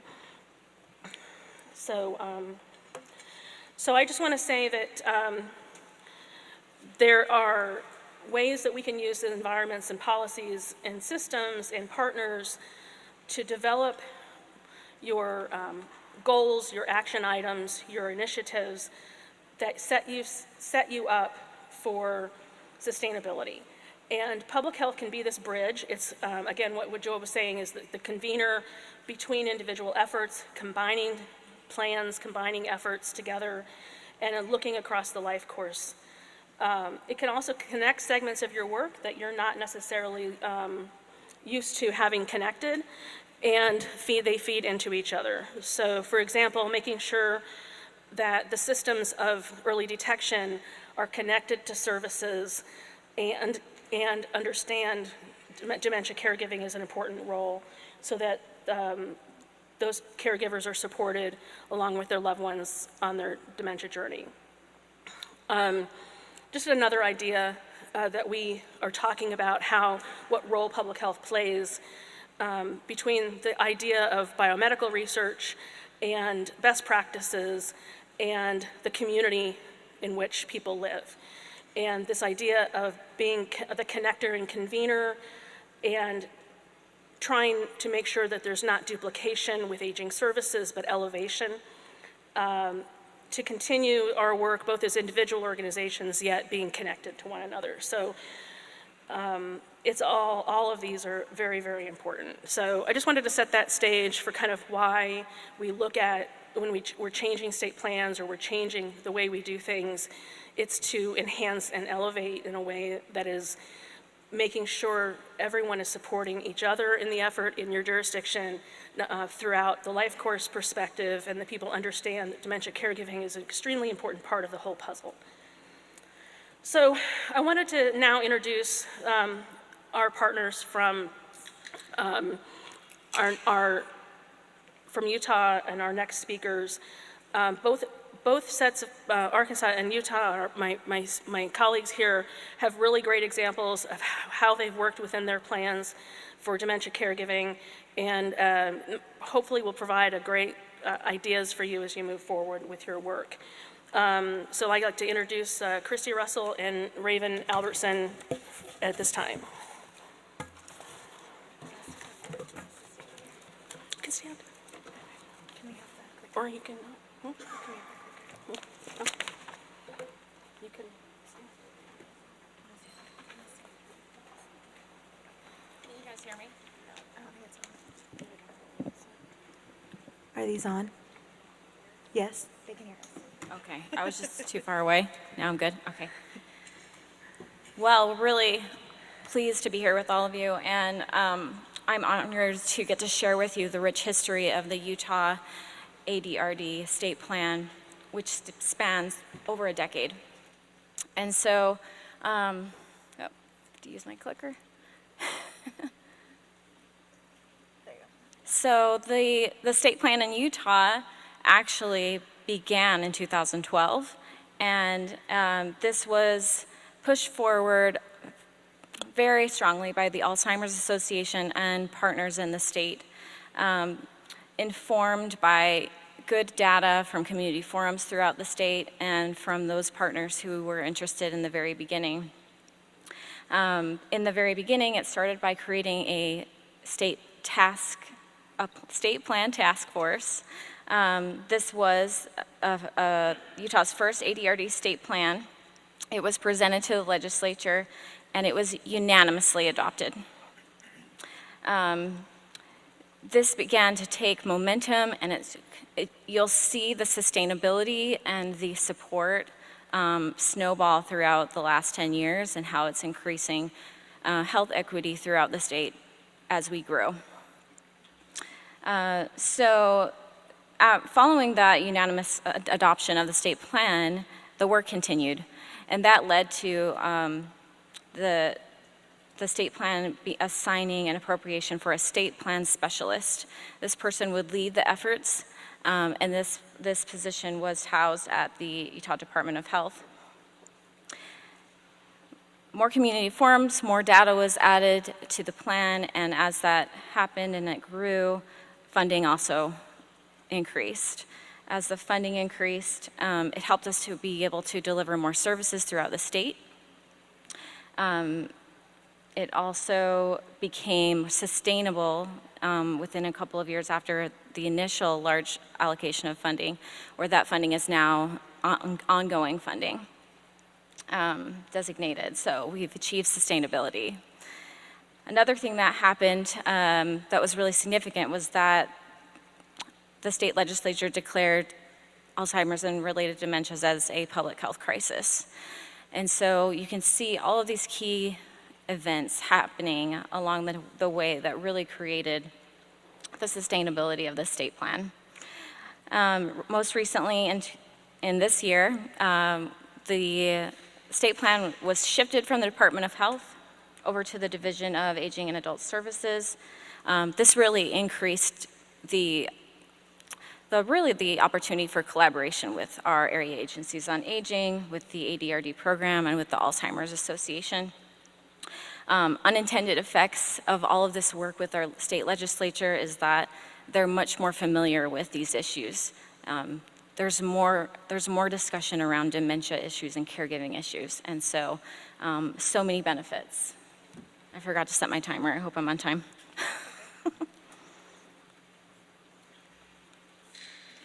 So the ADRD Coordinating Council is currently made up of 145 members throughout the entire state. This has gone up by 31% just in the last 3 years. So you can see we're exponentially growing. And the activities that we come together to do include quarterly meetings. This really gives a platform for all the different voices from all of the partners to share what's going on, what are your efforts that are happening, what are you seeing. All of these discussions, of course, are grounded in the goals of the council. Another activity is that we provide a monthly newsletter. This also gives a chance to share voices, to share activities, so we're all on the same page and we can see what are the efforts happening throughout the state. And really, both the meetings and the newsletter and all the communication that we have with one another works towards reducing that duplication and increasing that collective impact.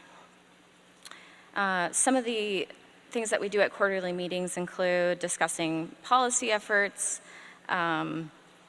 getting ongoing training, and really just continuing to focus on these issues and what's the most innovative and relevant things that we need to know and do.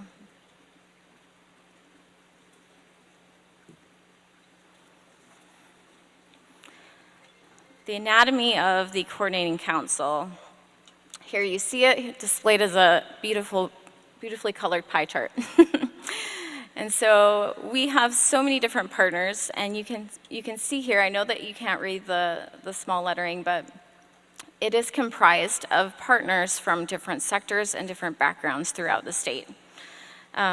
We continue to add more as the council increases awareness of the council throughout the state. Of course, there's always people. This is an increasingly relevant issue throughout different sectors, and so it's important for them to know that this council exists, because as they come to the council, they can find out what's already happening, they can connect with all these partners, and we can, again, have collective impact. If you could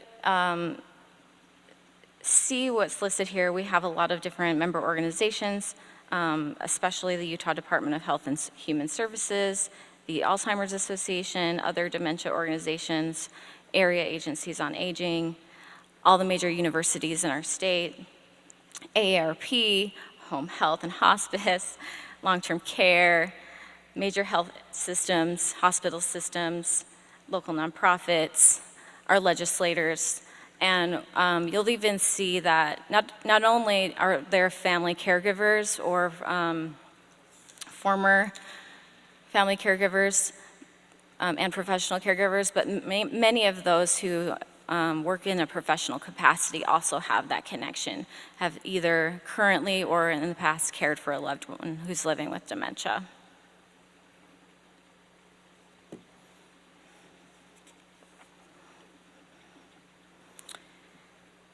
So our current goals for our state plan, you can see here, number 1 is a dementia-aware Utah.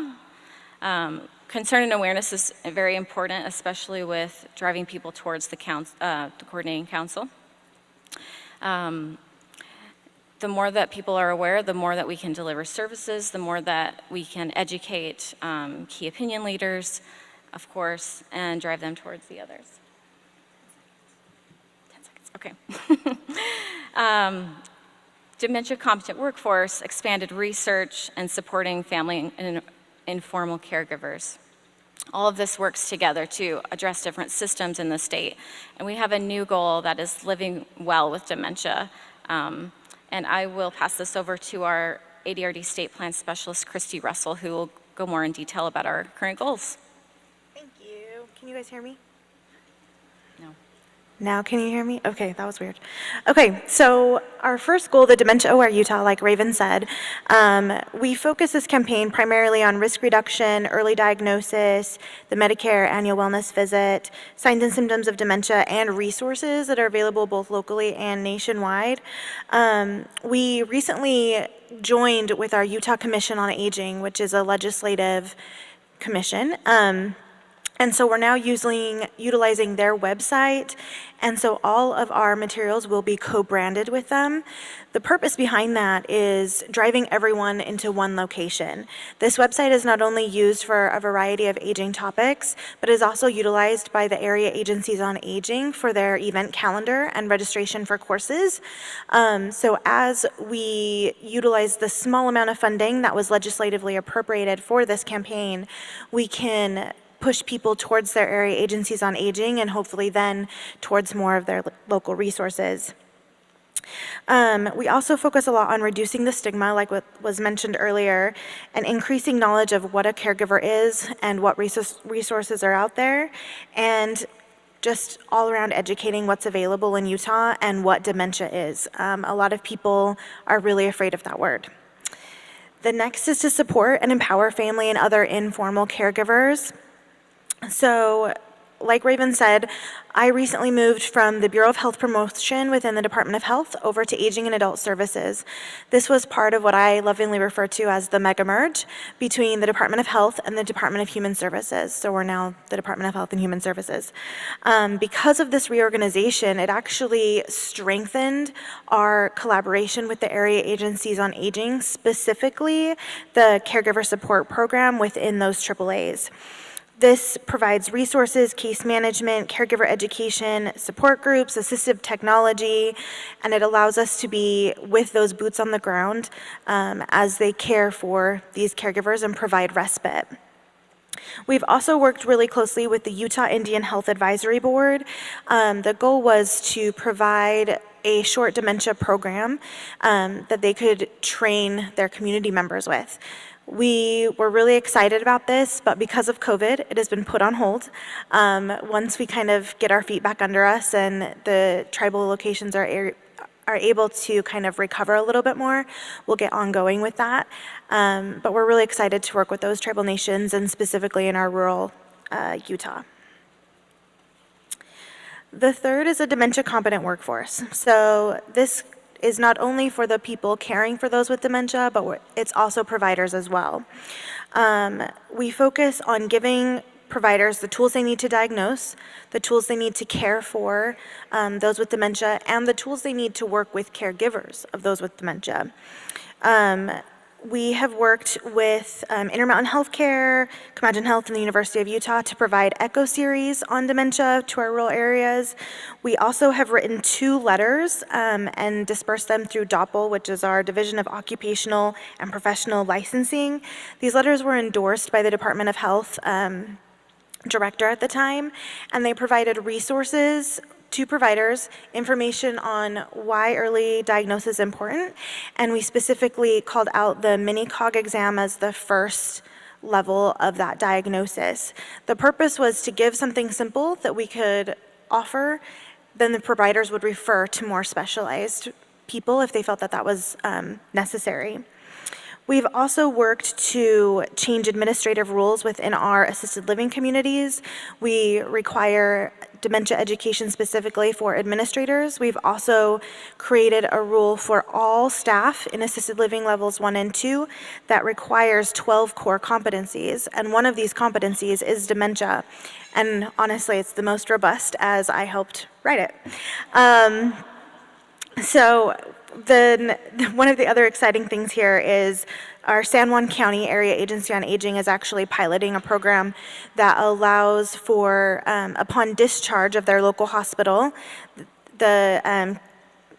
the social worker that's helping with that discharge fills out a survey for that person or caregiver, and the results go directly to the AAA.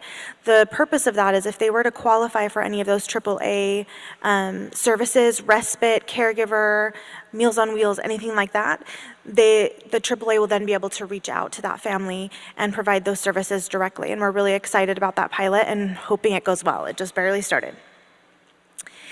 And then our last goal, which is honestly the most difficult we've had, funding is really difficult to get for research. We have kept expanded research in our goal since its inception in 2012. We have worked really diligently to expand our collaborative efforts, try and reduce duplication, get all of our colleges and universities kind of on the same page and working together. And it worked out because in March of this year, the legislature actually allowed us funding for a research center that will begin in July-ish. It's through Utah State University. We are thrilled about this. And again, many thanks to the Alzheimer's Association, as they are typically our legislative champions and help facilitate all of that. We are also working with the Chronic Disease Reporting Rule, which is a legislative code that was written in 2004, allowing for chronic diseases to be reported via billing codes. We at Adrd wrote a use case scenario and requested that Alzheimer's and dementia be looked at for a chronic disease, and we were accepted. That is currently in pilot as well. We hope to have our first data next spring, but that will allow us to de-identify data, of course, but geo-target where people are being diagnosed, where they're not being diagnosed, where we need to provide services, and we're really hoping that that goes hand in hand with our BRFSS data, which we collect every other year, so that we can focus on what our communities need, as well as what our providers need. Perhaps if someone is not getting diagnosed in an area, that providers in that area need a little more education, and we want to be able to offer that. And that is all I have. So here's our contact information if anybody wants to contact us, and I believe we'll hand it over to Arkansas or to Heidi. We'll hand it over to Arkansas.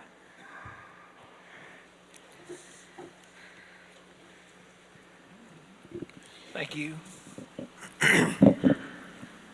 I wish we would have went first now. It's a joy to be here. My name is David Cook. I'm the Senior Policy Manager for the Arkansas chapter of the Alzheimer's Association. I'm Becky Adams. Can you hear me?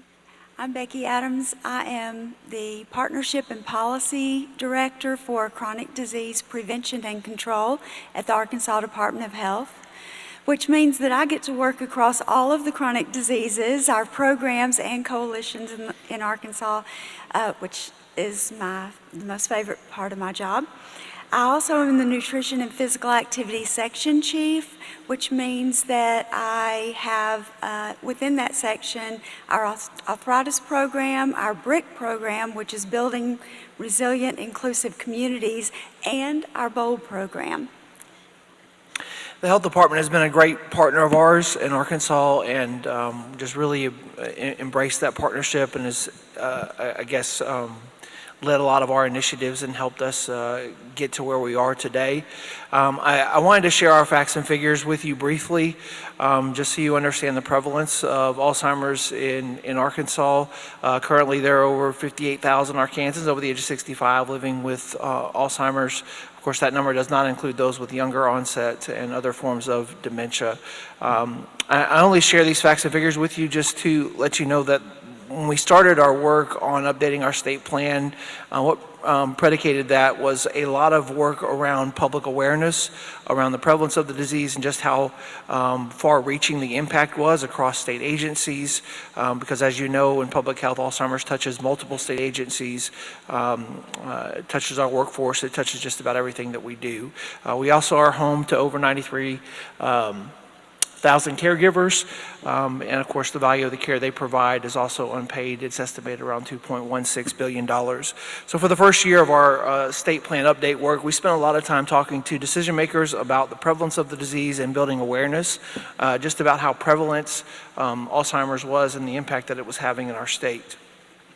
The state plan work in Arkansas began in 2009 when a task force was formed to begin looking at Alzheimer's and dementia. In 2011, they issued their first report, which was our first state plan. I've been told by several in our association that Arkansas is one of the first states to actually adopt a state plan.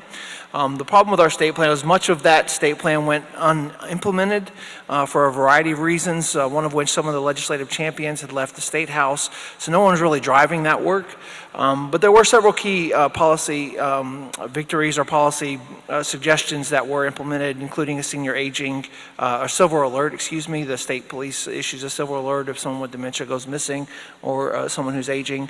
Also, there was a piece that established an Alzheimer's and Dementia Advisory Council. However, with that first council, there was a sunset clause, and that council reached its sunset in 2016. So in 2018, we convened absent of legislation, so we took an unconventional route. We convened an independent stakeholder group at the direction of Lieutenant Governor Tim Griffin, who was really a proud champion of our work at the beginning. Speaking of sustainability, he did drop off about 6 months, and we kind of got another legislative champion. And I bring that up just to say it's important when you do identify a legislative champion, try to find someone who has a connection to the disease. Because of his lack of connection, he wasn't very much engaged, but we do have someone who lost his mother to Alzheimer's, and he's been one of our powerful legislative champions. So in 2018, we began the process of looking at our previous state plan, and we realized, like you do in the room today, that it was in a sore need of an update. Lots changed since 2009, and given the COVID pandemic, a lot's changed since 2018, right?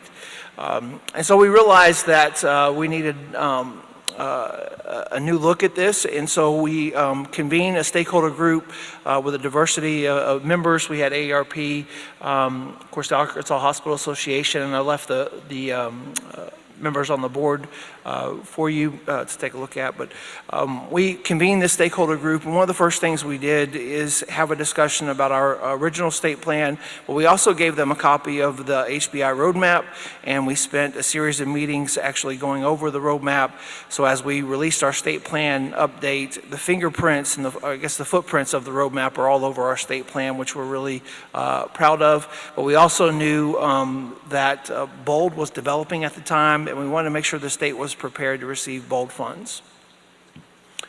And so in 2020, of course, in between 2018 and 2020, the pandemic happened, but our independent working group, despite being pulled in various directions because of their own work and how the pandemic impacted them, continued to work in a virtual environment. And in 2020, we actually released our updated state plan. Part of the recommendation of that state plan was to reestablish an Alzheimer's and Dementia Advisory Council. We by full support of the legislative body in 2021, we passed Act 391, which created a permanent Alzheimer's and Dementia Advisory Council. Members of our original stakeholder group are members of that council, and we've expanded that membership as well to include caregivers and those who are personally impacted by the disease. And so there's several policy levers within Act 391 I wanted to share with you. One of which I mentioned was it creates a permanent advisory council in Arkansas, but it also requires that this council update the Alzheimer's state plan every 4 years. And so we can ensure that the state plan is not just put on a shelf somewhere. We want to make sure it was a living document. There's also a policy lever within Act 399 or 391 that requires that the advisory council make a report to the legislative body every 2 years. And in that report, they have to include the status of the implementation of the state plan, but also the drawbacks of pieces of the state plan that haven't been implemented. And so that ensures that the legislature is continually engaged in the work, and that the state's made aware of what's happening in our space. But also it just ensures our stakeholder group is actively working to implement, and most of our partners around the table, as Becky's going to mention in a moment, are those who are actively doing the work to implement the state plan. So we'll turn it over to Becky to talk just a little bit about our state plan priorities. Or Becky, I think she's going to chime in as we go through these. One of our priorities, similar to Utah, is public awareness and education, and we thought a critical piece of that was to establish the permanent council. So that's with the council's work, what we have seen is that we have increased awareness, more engagement from legislators and policymakers, but also we have noticed that our issue has become more of a priority for state lawmakers. And again, several champions have emerged to help us implement pieces of our state plan. Okay. And one of the things about our stakeholder group is many of the members had worked together on other policy system and environmental and public health approach projects. And as David mentioned, we also really use the roadmap as a framework. And so those of the committee members who were not familiar with PSE or a public health approach, they became, familiar with those concepts. And that really helped to integrate these important components or, overarching principles into our state plan. Some of the discussions also during the state plan development process were about which members were in the room, what we knew and what we didn't know, or I should say which stakeholders were in the room. We had stakeholders who were familiar with other systems that through improvement in those systems could really impact quality of life and other outcomes. But we also recognized that we needed to expand our coalition. As Utah talked about, they have many coalition members. The council that David mentioned, he already talked about how they have an emphasis on policy that brings together people who have the influence or the ability to impact many of the systems and policy changes that or improvements we'd like to make. But we also are developing a larger coalition, and the coalition will help to, those are the boots on the ground. Those are our other coalition members. Those are those non-traditional partners. So we've got coalitions such as the other chronic disease coalitions, Arkansas Coalition for Obesity Prevention, Cancer, Diabetes, all of those other coalitions. We are connecting caregivers, family members, individuals with dementia to information about dementia services. That's one of the recommendations within our priorities.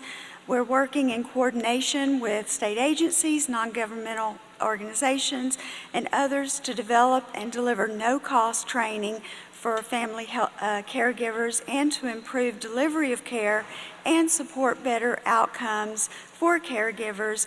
And we're providing special attention to caregivers in underserved and rural communities, which we've heard a lot about the role of public health and how health disparities is one of those. And so as we talk about our priorities, you will hear some of the things that we've heard already this morning.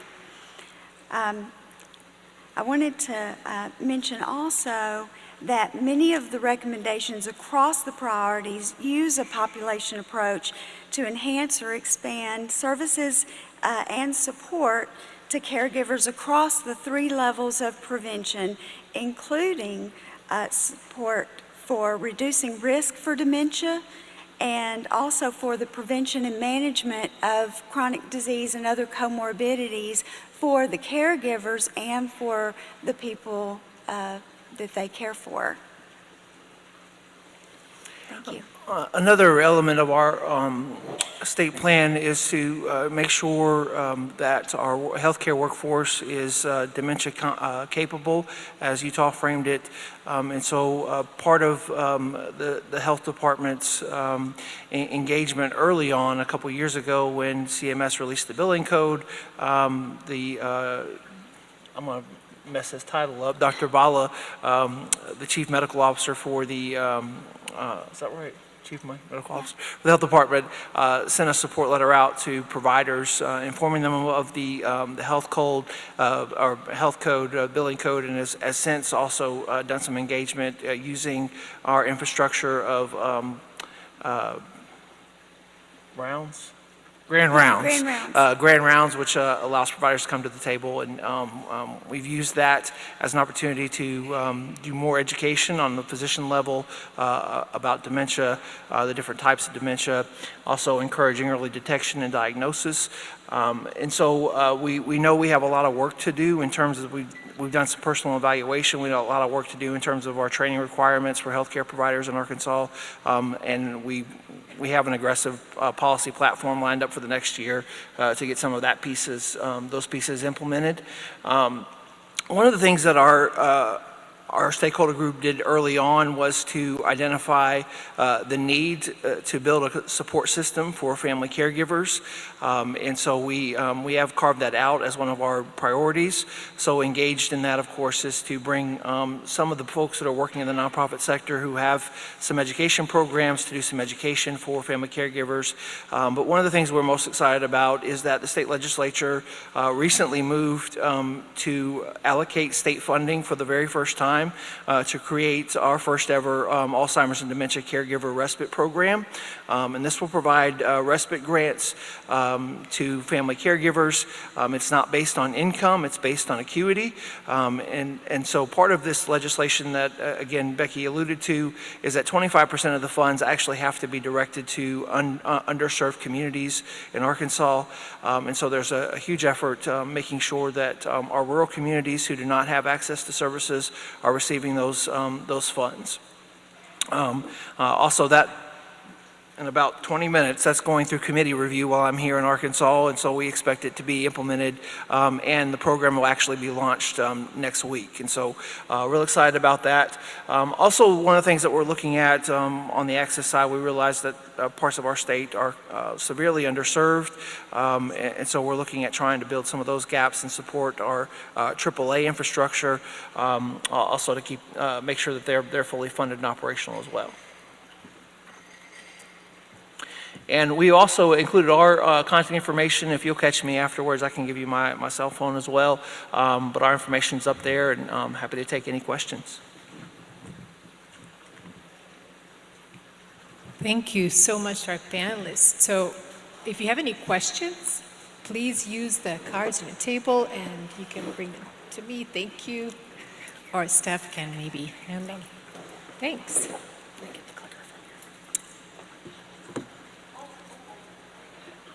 A first question. Sorry, I didn't get your name. Mary. How can state plans promote oversight of nursing homes and home health agencies to reduce abuse of people living with dementia? I'm sorry, I couldn't hear you very well. How can state plans promote oversight of nursing homes and home health agencies to reduce abuse of people living with dementia? Was that to someone specific? I think jump in. Okay. So that's where our administrative rule comes in. So we actually worked with our Utah Assisted Living Association, the Utah Healthcare Association, Beehive Homes, which is another association, the Alzheimer's Association, us, and a bunch of ombudsmen. And that's where we wrote our 12 core competencies. And so while they don't just focus on dementia, they specifically talk about understanding all of these rules. And I guess a little backstory is we used to require CNAs in all of our assisted livings, and in 2019 that requirement was removed and no education was deemed necessary. So writing the 12 core competencies is kind of how we took action on that, and we all banded together and created a statewide collaboration to do that prior to presenting that to the state board so that it could be accepted and put into rule, and is now part of assisted living. And we hope to do that with home health and hospice. We were just gonna see how it went with assisted livings first.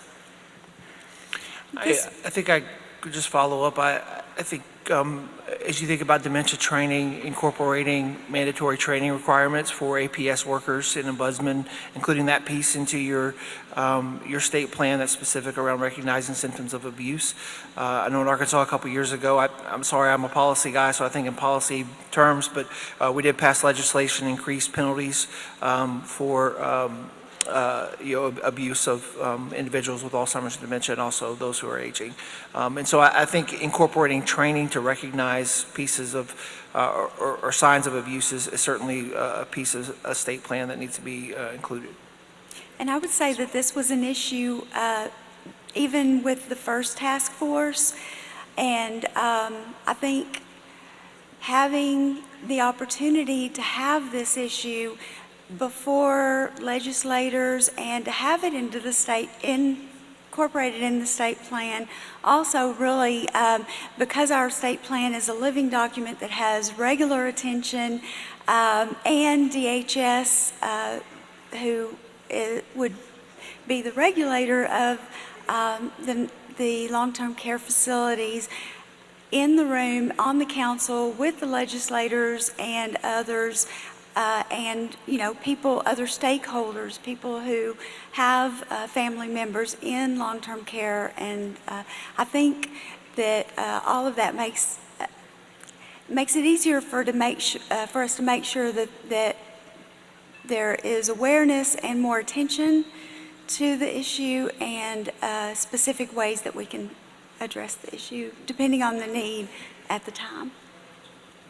Thank you. One question that we received from the online audience, virtual audience: what is Utah doing to catch and screen those who may have early onset dementia, like FTD or another form of dementia? Yeah, so we've provided education to our healthcare providers again, with that letter through our DOPL system, providing resources, telling people to talk to their patients about any signs or symptoms of dementia. Our public awareness campaign is also putting those signs and symptoms out, and we are reaching down to as early as 30 years old. That is a statewide campaign, and so we provide the resources. We're giving ideas on how to bring it up with your doctor, how to ask for it, specific questions, because as we know, providers are underdiagnosing for whatever reason. And so we're including younger people in our campaign and in our education materials, hoping to catch those with FTD or early onset dementia. We're also adding that 5th goal in our updated state plan, which we're authoring currently, and that will be focused on those living with dementia, those with early stage, and those with any signs or symptoms, because we did realize that was a little bit of a gap in our current state plan. Thanks. This would be a question for the Arkansas team. In Arkansas, have public health authorities measured the impact of the Broyles Dementia Training Act or the W1 priority? Sorry, can you repeat the question? Sure. In Arkansas, have public health authorities measured the impact of the Broyles Dementia Training Act? I think I can speak. The Broyles Dementia Training Act, just so you know, the Broyles Dementia Training Act requires CNAs to have 15 hours of dementia training. I think our training right now is currently under review.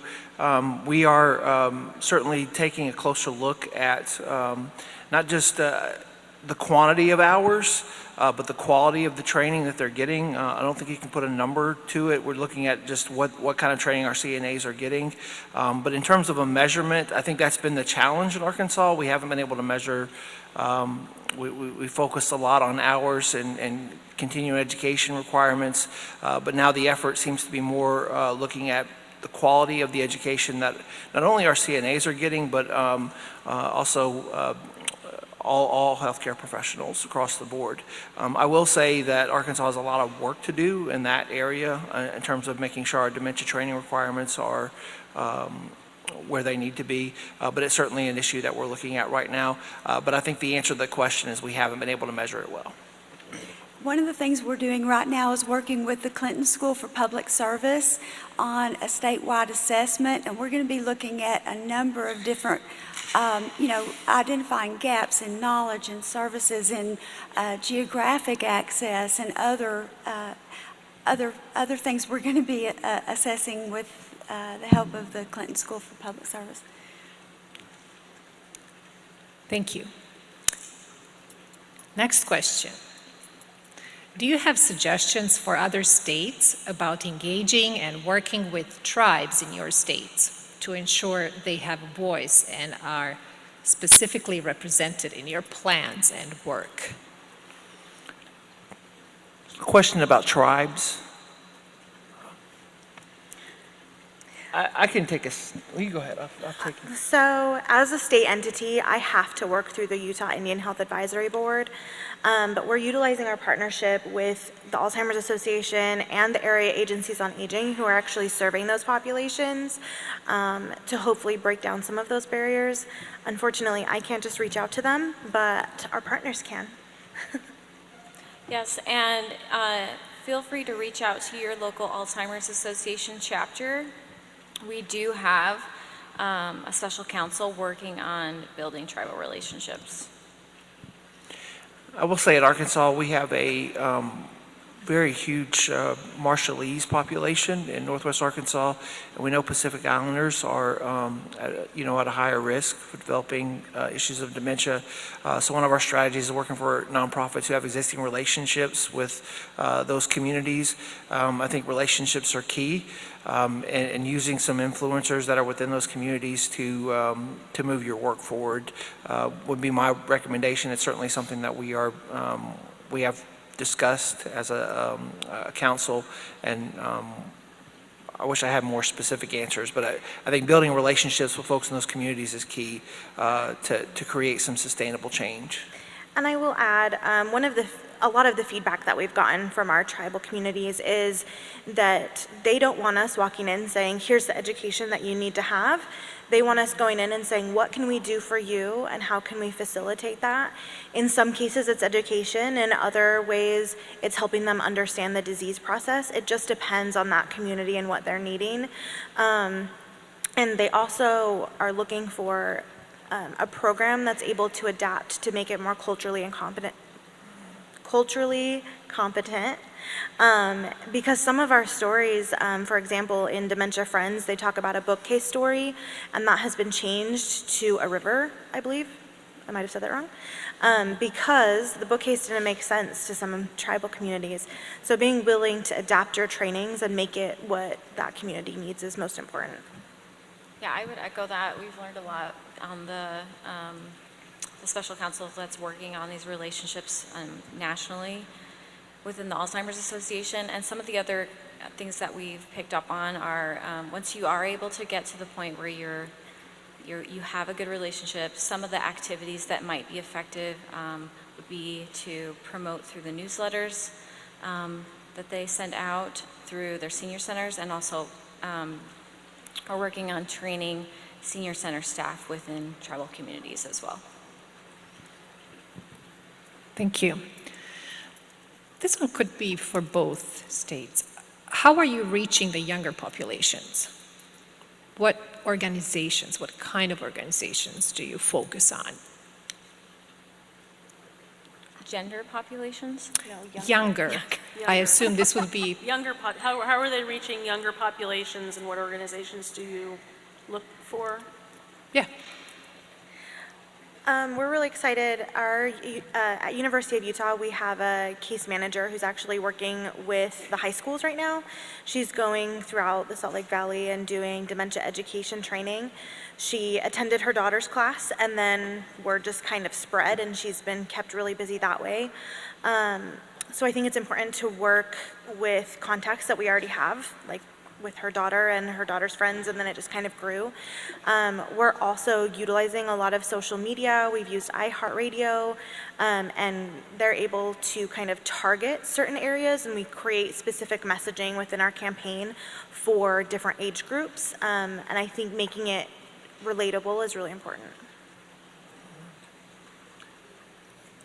In Arkansas, we have a chronic disease coordinating council that has representatives from all of the chronic disease coalitions, as well as our chronic disease programs at the Department of Health. And on that council, we have other coalitions that have engaged youth in different types of work. One example is Project Prevent is a youth organization that focuses mainly on tobacco.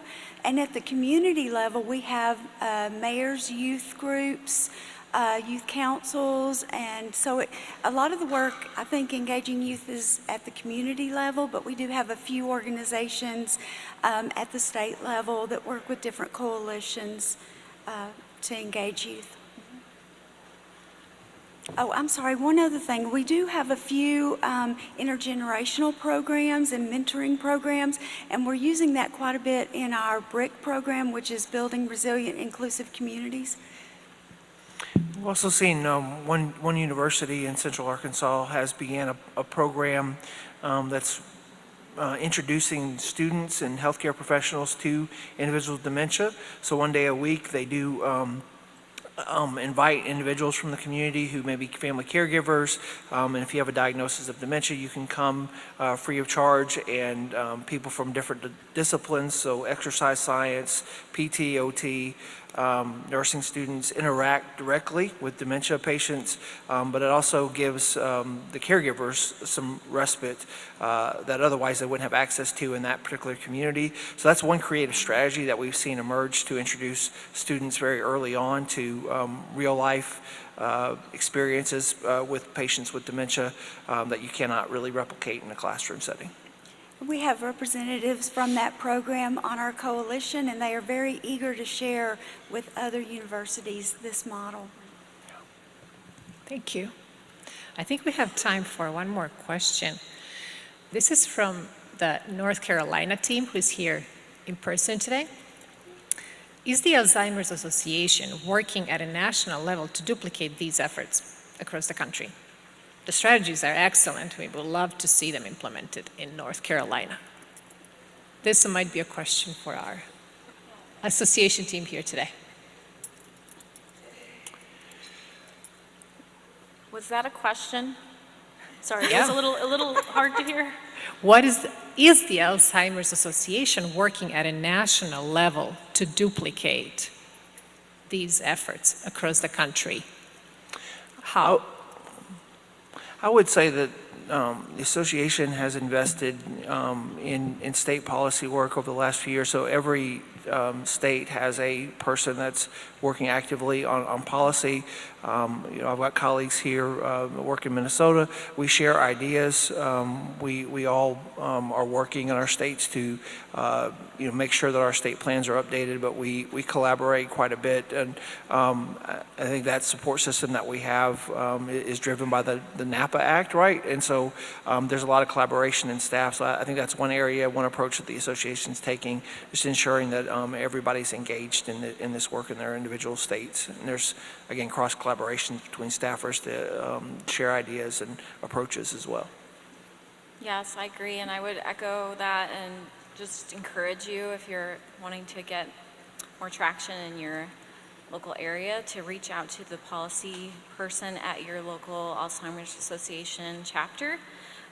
They will be connected to all of this, the national efforts. I know in the state of Utah, we had initiatives that were pushed from national, but we were able to get traction in our state, such as requiring training for community health workers and adult protective services workers. Those were initiatives led by our national organization, but through the training that's provided to the policy directors within our chapters, that's where you're going to see that. So if you can support the work of your Alzheimer's Association policy staff, that's the best way to get involved. So I want to also add, from the perspective of CDC, one of the major things we're doing, of course, with this center and the BOLD public health initiative, is to provide that national support, to translate those national efforts back and forth from the states to the national and vice versa. So we have a two-way street with regards to getting information, like the wonderful work being done in the states that we do have relationships with, expanding those states, relationship with states that we don't have relationships with, and trying to find those great innovative efforts that can cross-pollinate. So as you also, another thing to look at is, in addition to the Alzheimer's state chapters and looking at that work, is your own public health department, or even anyone here at CDC, in my office at CDC, that might be able to just have a conversation with you about those connections. And again, a lot of the innovative work that ends up at the national level is because a state took the initiative to do it and to translate and to give a forum to that information and that initiative so others can learn from it as well. So just encourage you to keep the conversation going.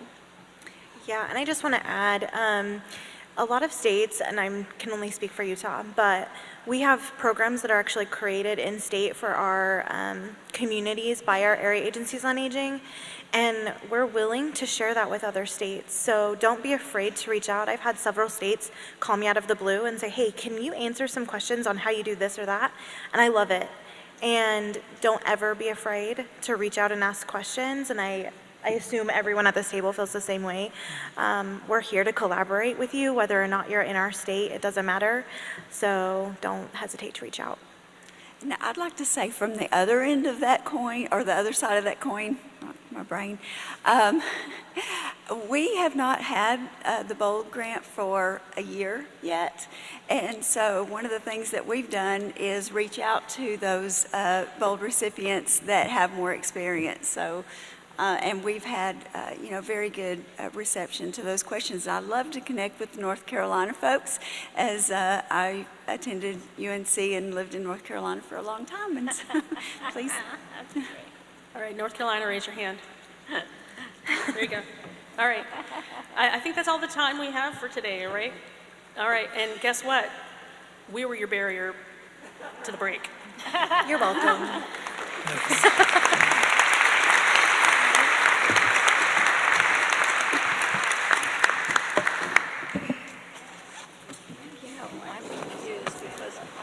And I just want to thank everybody who presented today, and thank you for all of your work, and it was, appreciate I couldn't tell whether Arkansas is in the Public Health Department or whether it's the entire Department of Health and Human Services, and they're different things. So,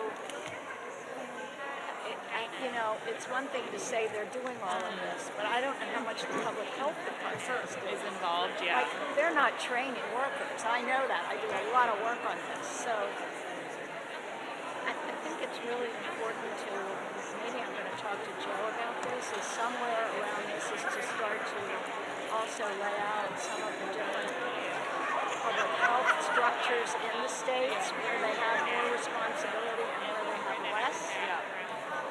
Because if your public health department is running everything and has the money, that's very different from a public health department that Don't have the resources yet. So it was very hard to tell. I'm thinking there should almost be a 50-state grid or something. Yeah. That would be helpful. Because what they're doing in Arkansas is great.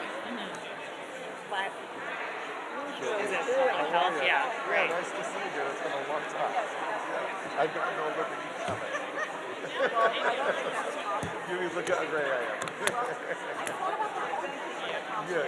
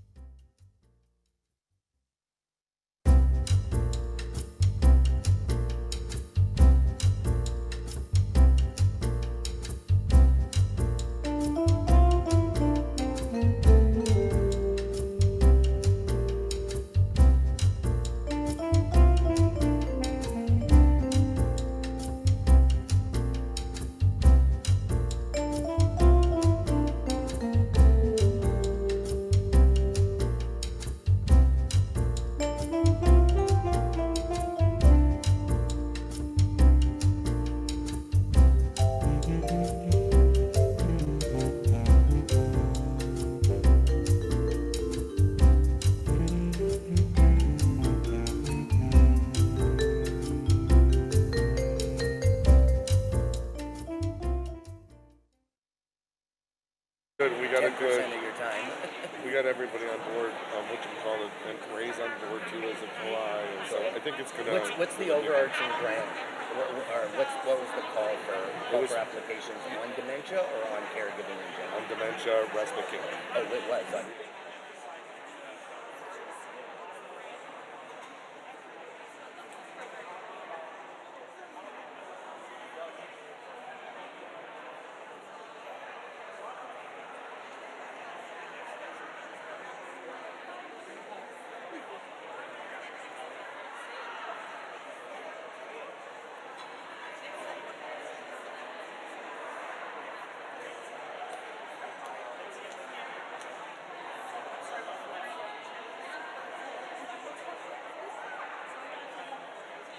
I forgot my slides.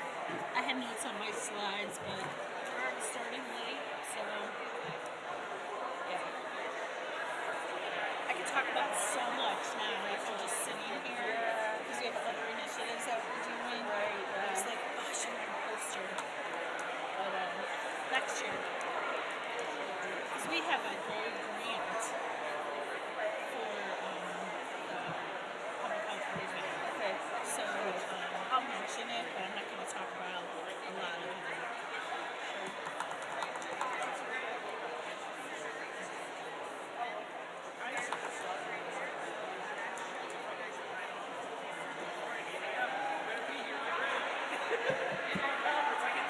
Do I just start it? Yeah. Oh, I'm sorry.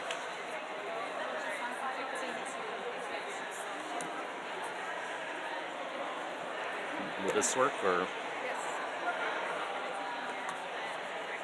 Yes, there you are. So you'll be here. Oh, I'm sorry, I was looking at the wrong thing. Okay, so there we go. No, not that one. I know. Yeah, I'll do that. That's probably a little, oh no. Okay, the left one does it. Okay, now can I get backward though? Maybe I better use this helmet.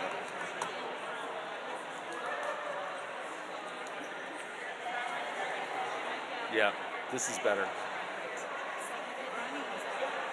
She is? So what'll happen?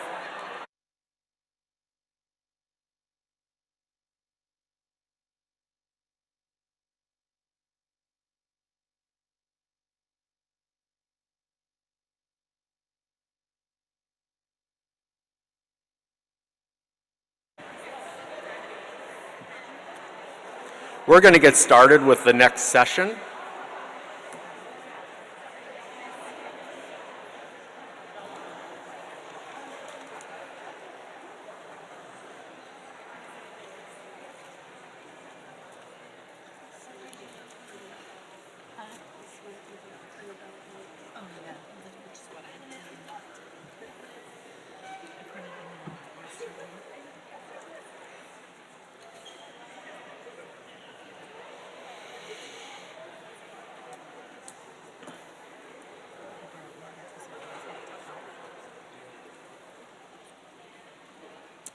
Our next session is entitled Best Practice Caregiving, Guiding Organizations to Dementia Programs for Family Caregivers. And I'm David Bass from Benjamin Rose Institute on Aging and delighted to be here with you today. Really, this session is about finding caregiver support programs, and particularly programs that are some of the best programs. And we're going to start today's session off with a case study of Summit County Public Health, which is a health department that looked for a caregiving program about 5 years ago because of the commitment of Donna Barrett to family caregivers, and has been delivering programs. But it's a great story for understanding how public health departments, what they have to go through to find programs and advocate for family caregiving programs. And then we're going to go on to tell you about a tool that we developed called Best Practice Caregiving, which is a free online database, and we'll get into that more. So that's the story, and then we're going to give you a demo of Best Practice Caregiving. My colleague Rachel Cannon will show you how Best Practice Caregiving works. So this is really something that's an asset, a resource that you can go to learn about some of the top caregiving programs.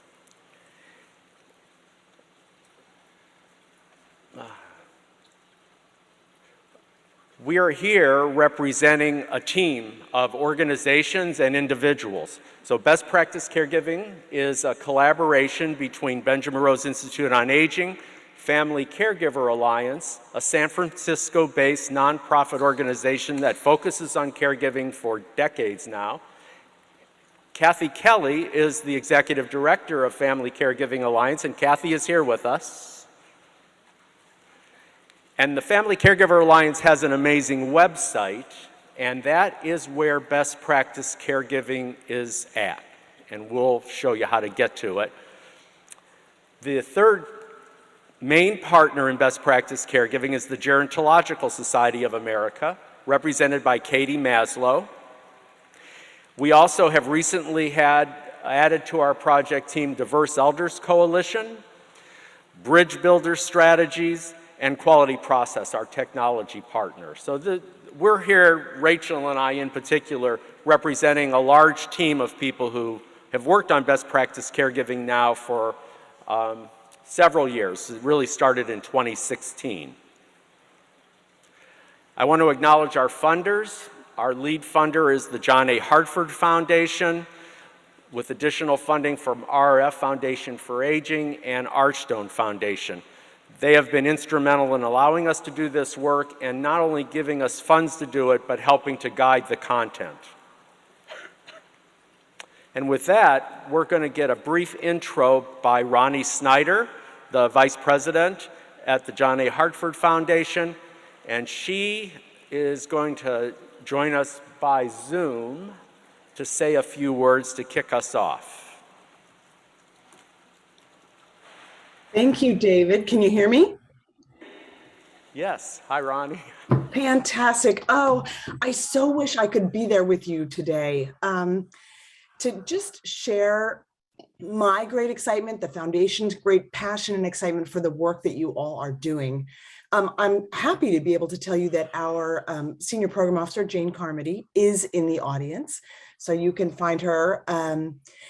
And this is just a really fantastic opportunity to showcase this amazing work that you have been doing, David, your team at BRI, at GSA, and at the Family Caregiver Alliance. And I just want to note, the overarching goal of this work is to build information and access to programs and services that are listed on Best Practice Caregiving for the caregivers of people who are living with dementia. And just a couple of words about how this fits with the John A. Hartford Foundation's family caregiving focus. This was the very first grant that we made under our family caregiving program once we designated a formal program in caregiving in 2016. So David mentioned that this came together in 2016. And really the impetus for this work came from other work that our foundation funded through what was called the Dementia Care Network, and followed on the National Academy's report, Families Caring for an Aging America. So it was really important to us that your great work, David, you and the team, be continued and built upon, and it fits so beautifully with that National Academy's report. So I want to acknowledge that today's presentation focuses on the version of Best Practice Caregiving that has been designated to help professionals to learn about and consider delivery of so many of the top evidence-based dementia caregiving programs. But it's not a but, it's an and work has begun on the next phase of this initiative that's going to make Best Practice Caregiving the go-to place, not just for social services and health services organizations, but for family members and friends, the consumers, to find these proven programs and make them available to their communities. So David, thank you for noting our funding partners, RRF for Aging and Archstone, and I'm just really excited to hear what you and the case study will share further today. All my best. Thank you, Ronnie. So with that, I'm going to introduce Donna Barrett from Summit County, Ohio Health Department. And Donna's going to talk about her experiences finding dementia family caregiving programs.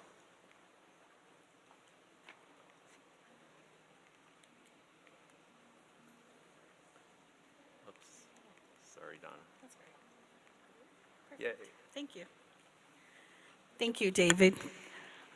Good morning, everyone. I'm excited to be here and share what we are doing at Summit County Public Health, which is in Akron, Ohio. I am Donna Barrett. I'm a licensed social worker, and I am a program manager of senior and adult services at our health department. So, just a little bit about Summit County Public Health. Here's our mission. The mission of Summit County Public Health is to protect and promote the health of the entire community through programs and activities designed to address the safety, health, and well-being of the people who live in Summit County. The health department seeks to create a healthful environment and ensure the accessibility of health services to all. Our vision is to be a community where all can achieve optimal health, where they live, work, and play, resulting in healthy places, healthy people, and healthy tomorrows. And I really truly believe that our health department lives that vision every day. So why did a local health department decide to do work related to caregiving? Well, as we heard this morning many times, the role of public health is really to address system, environmental, and policy changes. And so we wanted to be able to address the needs of older adult community within the Summit County area in Ohio. We have a high aging population. Our population in Summit County Public Health is about 441,000 individuals, and about 97,000 of those individuals have Alzheimer's disease or related dementia. We want to be able to support caregivers, and as a previous caregiver myself, an informal caregiver, I understand the trials and tribulations of trying to care for somebody who has a dementia diagnosis. And as a social worker for 26 years, I also understand the needs of family caregivers and the support that they need when they're trying to manage the 24/7-day-a-week needs of the person with dementia that they're caring for. Again, the personal experience, professional experience, and a passion. I'm passionate about older adults. That's all of my work has been working with the geriatric population, first in a hospital-based community program, doing geriatric assessment and outreach, and now in a health department, really looking at what are the gaps in our community that we need to be able to address to live our mission. So our program, we have an APDI grant from the Administration for Community Living, and so I'm going to recognize the funding that they have given us to do the work. This grant was a 3-year grant. We are in the 3rd year of the grant. And our target population for the grant was really addressing the needs of those people in Summit County with dementia, not just older adults with dementia, but all people with a dementia, including people with intellectual developmental disabilities, and also addressing the needs of caregivers and providing evidence-based programs for those caregivers so that they can address the needs, the behavioral health needs of the people that they care for. And the views of this PowerPoint are not those of the Administration for Community Living, but those of us at Southwest Summit County Public Health. So we received our APDI grant in 2019, and as we heard today, we talk a lot about collaboration. And so as you see up on the screen, we have many partners that we collaborate with to implement the work through this APDI grant. We have the Akron Metropolitan Housing Authority. They have older adults who live in their housing, and we have taught them Dementia Friends so that they can better understand the needs of those folks in their community who live with dementia. Benjamin Rose Institute, of course, for the BRI Care Consultation Model. Direction Home, Akron Canton Area Agency on Aging is our local area agency on aging, and they're a great partner, and I work with them on many other projects. The Ohio Council for Cognitive Health is the Dementia Friend agency within the state of Ohio, and they do all of the champions trainings and got my staff trained to be dementia friends. Northeast Ohio Medical University is a local medical university, and that is where our GWEP, our Geriatric Workforce Enhancement Program, is housed. And then, of course, Summit DD, they do the work related to dementia and addressing those needs who have, people who have intellectual developmental disabilities. So it's a big collaboration across a lot of different areas of aging and disability. So the goals of the APDI grant were to develop and deliver supportive services to address the needs of people who have Alzheimer's or related dementia that live alone. The second goal was to improve the quality and effectiveness of services dedicated to individuals aging with intellectual developmental disabilities. And the third goal of the grant was to deliver behavioral symptom management, evidence-based behavioral symptom management programming to caregivers that are experiencing, issues with behavioral issues with their person with dementia, and also we want to be able to address any caregiver stress or burden that these folks may also be experiencing. And to do that, we've developed several programs focused on each of these core goals. So for for those people living alone with dementia, we developed and implemented a gatekeeper program which identifies at-risk folks by training people in the community who, through their daily jobs, can find these older people who need support. They are our eyes and ears. We also provide training for dementia friends living alone, and dementia friends IDD to appropriate populations, including medical care providers, senior centers, the Area Agency on Aging, and of course the whole intellectual developmental disability system in Summit County. And we also have implemented the evidence-based program, a BRI care consultation. I'm a trained care consultant for that program, and I have other folks within my health department who are also trained to deliver the service. And then we also do behavioral interventions, which is an education program that is focused on the behaviors that are associated with folks who have Alzheimer's disease, and providing tools for family caregivers and professional caregivers to be able to address these behavioral issues. So why did we choose BRI care consultation? Well, first, it was listed in the ACL packet of information that we had when we were selecting an evidence-based program. We wanted to make sure that we had a program that would address not only the needs of a person with dementia, but also be able to address the caregiver. It had a good description of the intervention when we went online and looked and checked on it. There were background publications that allowed us to look at it and choose if this was actually a program that we thought we could implement and it would give us the outcomes that we wanted. We had access to Benjamin Rose Institute, which is always a great thing when you have the deliverer of the service and the folks that go around training new agencies to deliver this service. And we felt that this would be the program that would address our needs. And again, the local support. At that time, there was no best practice caregiving. So all the work that we did was we had to do individual research on each of the evidence-based programs that we were considering. And so we were considering other programs, not just BRI care consultation, but this one is the one that met our needs and we felt would allow us to best serve our community. So I just talked about that. We had to determine costs for implementing the services. And again, populations served and outcomes, which I just shared.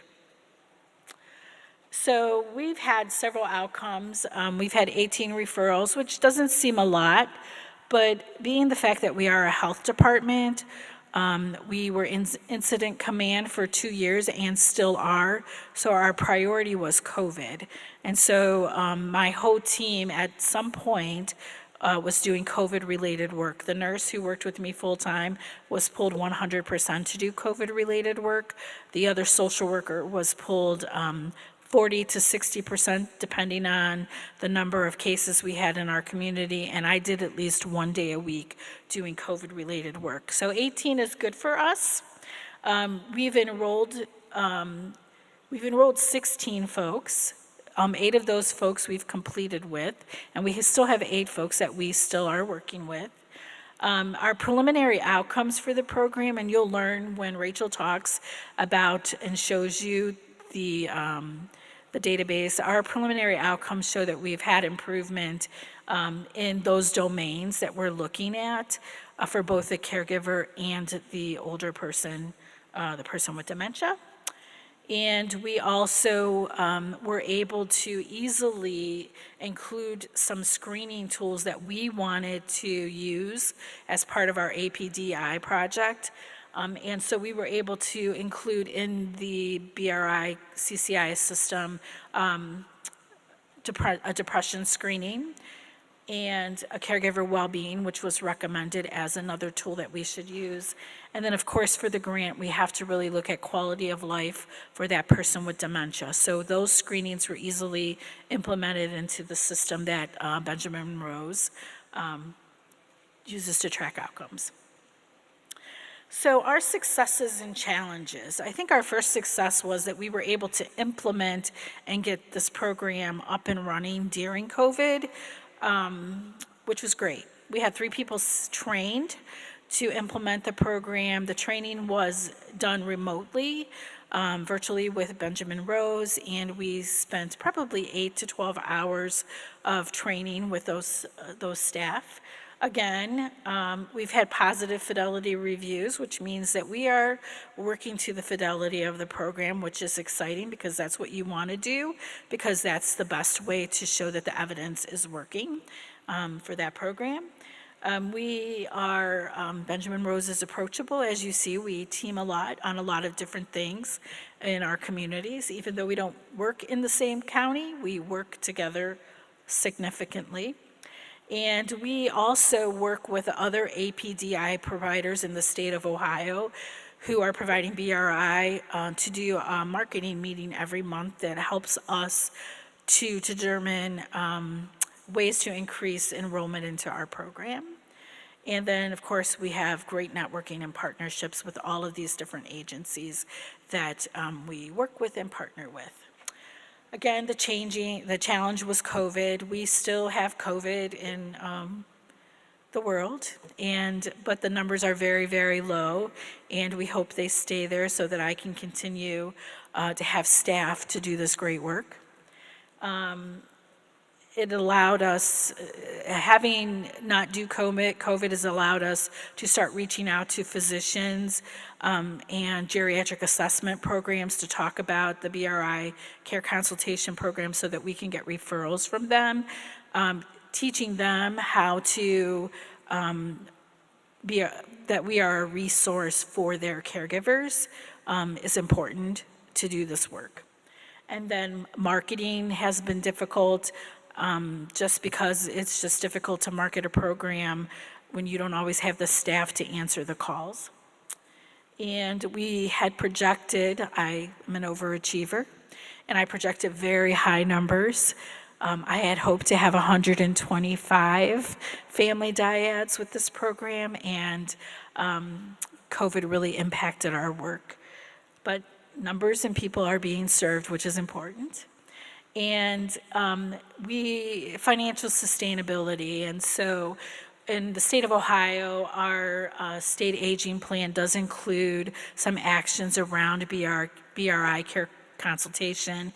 And so we hope to work through that state plan and hope to get some sustainable funding for all of those BRI care consultation programs across our state. And we recently applied with the Ohio Department of Health for an Ohio Department of Aging grant that is looking at developing an ADRD and caregiver resource center, and we partnered with Benjamin Rose, Memory Lane, and Ohio State University to do that. So we're hoping that that will help with us being able to continue to do the work post-grant and continue to provide education to healthcare providers around brain health and dementia. So here is my contact information. If you have any questions, you can reach me.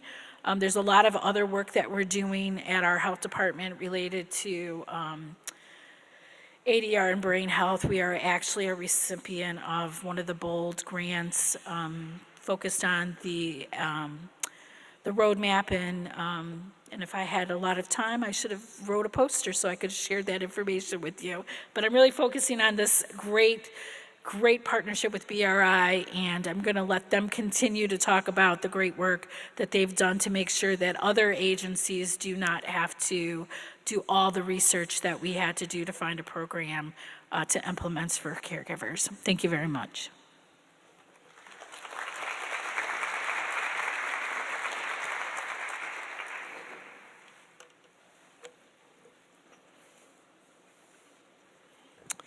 So I'm going to focus in on best practice caregiving, and while Donna was doing her legwork to find a handful of programs that she could locate that were evidence-based programs to support family and friend caregivers of persons living with dementia, we were simultaneously beginning work on developing a website called Best Practice Caregiving that would do that about many programs.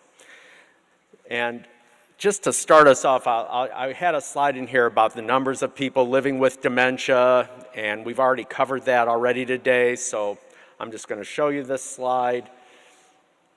And then the number of family and friend caregivers of those individuals. And we know that family and friend caregivers account for more than 80% of the care that someone living with dementia receives. Families and friends help not only when someone's living at home, but if they transition to a different living arrangement or facility, family caregivers remain involved. Our work on best practice caregiving is really focused in on family and friend caregivers when someone's living in the community. And I'll tell you more about what we don't have in best practice caregiving in a little bit, but our emphasis was on caregiving going on at home, by all kinds of caregivers for someone living with any type of dementia. So about 30 years ago, maybe 40, people like me were beginning research looking at caregiving as a thing. And there were a couple decades of work between somewhere around 1975 and 1995 where we were learning about family caregiving, mostly by listening to family and friend caregivers and trying to understand their perspective on what they were doing. Once that research had gotten to the point where we had a pretty good understanding of what were the low points, what were the high points, what were the characteristics of people who were being caregivers, how long it went on, how the decision was made of who would be the caregiver, family tension and conflict that went along with caregiving, and the rewards of caregiving. Once we kind of had a picture of all the basics about caregiving, researchers began to start to develop programs or interventions, I'm going to use those words interchangeably, that could address some of the needs that caregivers told us about in the research.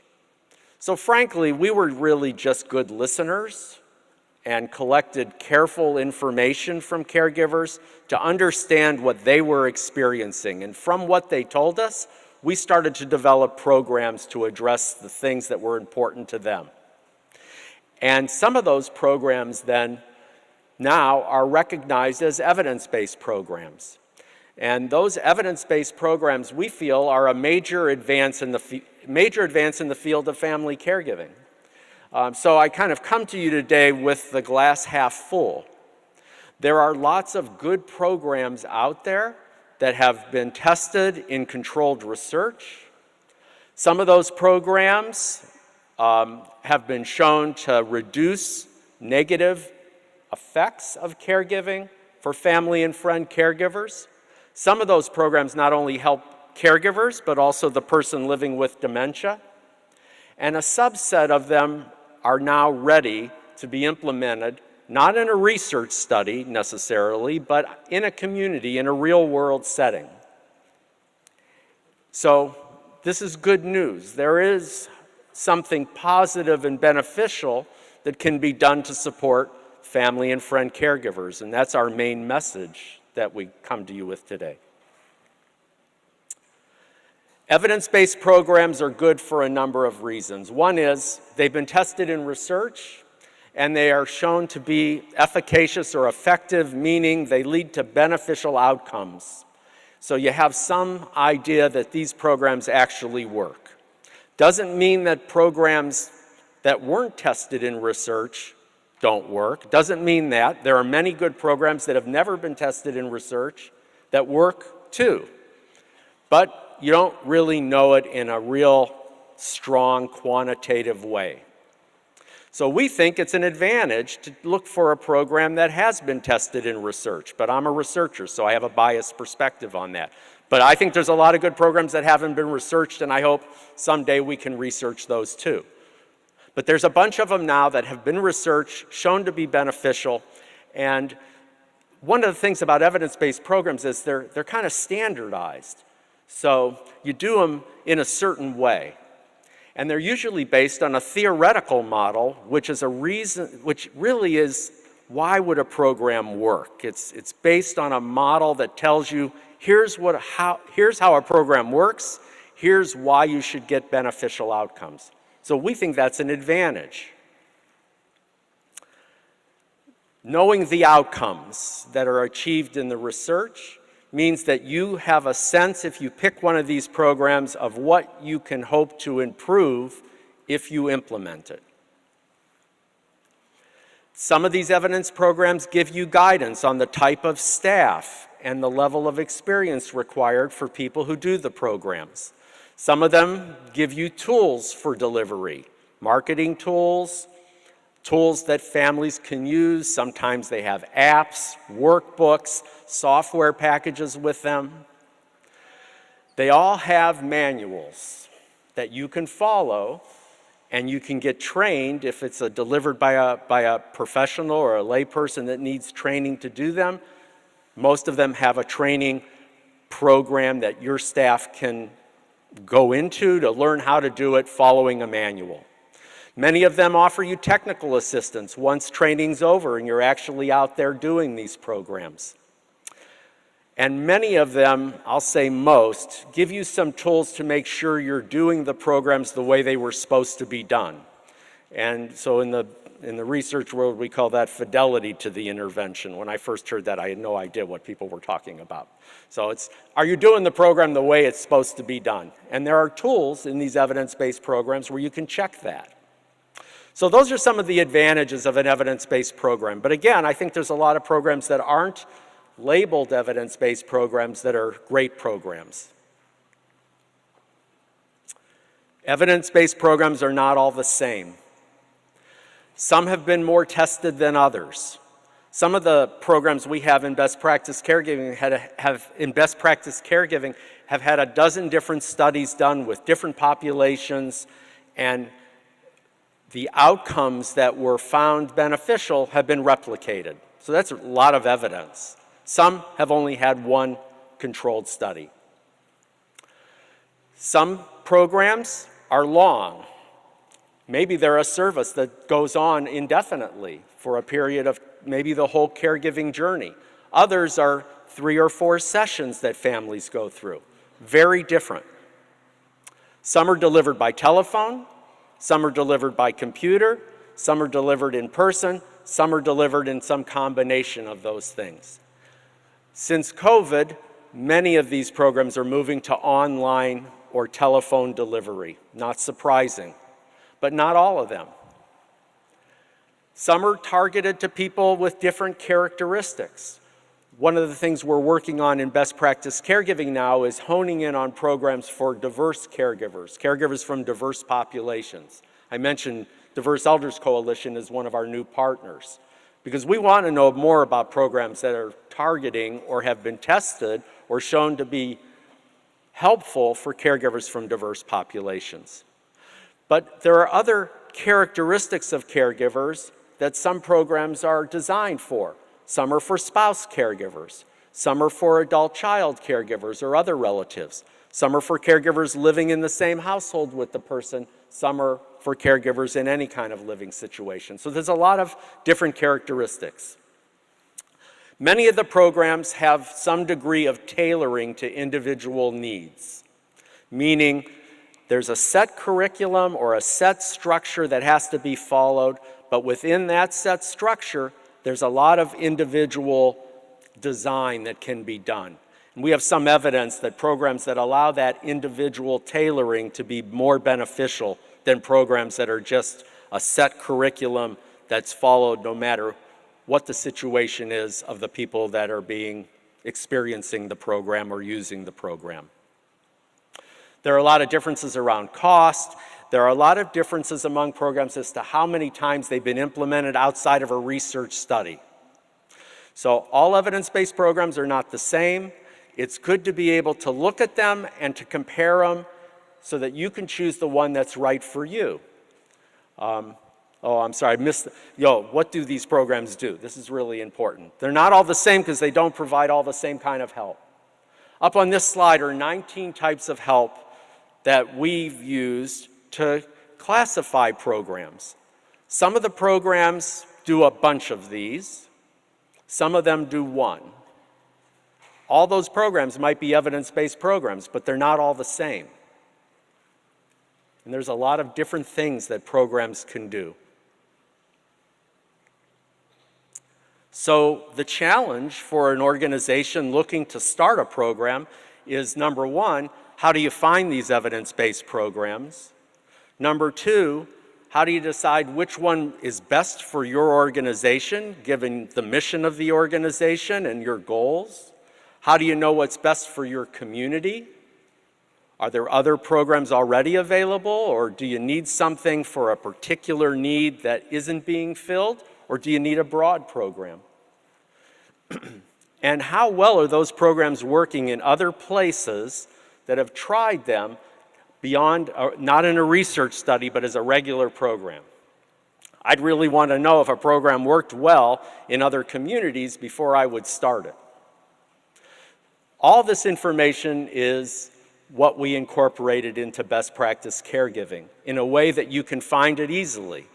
So best practice caregiving is an online database. My colleague Rachel Cannon's going to demo it for you in just a second.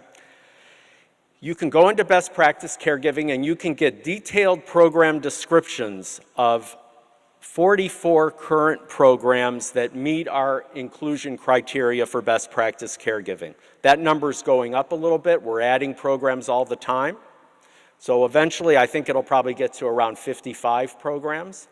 But all these programs, you can get a complete description of the program, everything you'd need to know about the implementation characteristics. By that I'm talking about the manuals, the training, the cost, how many sessions, anything that you would need to know what kind of program it is and what you would do if you started that program. You can find all the outcomes that were impacted by the program in the research studies. So we've got all the basics of the research there. Easy to get to. You don't have to go into the journal articles. You don't have to search for them. It's all there. But we also have all the journal articles that publish the results from the research. So you can at least get a reference and an abstract, sometimes the complete article for every program that's in best practice caregiving. So if you want to dig into the literature like Donna did on her own, rather than try to go to a university library and do a literature search, you can just go into best practice caregiving and they're all there. And you can find information from every organization that responded to our survey about their experiences doing that program.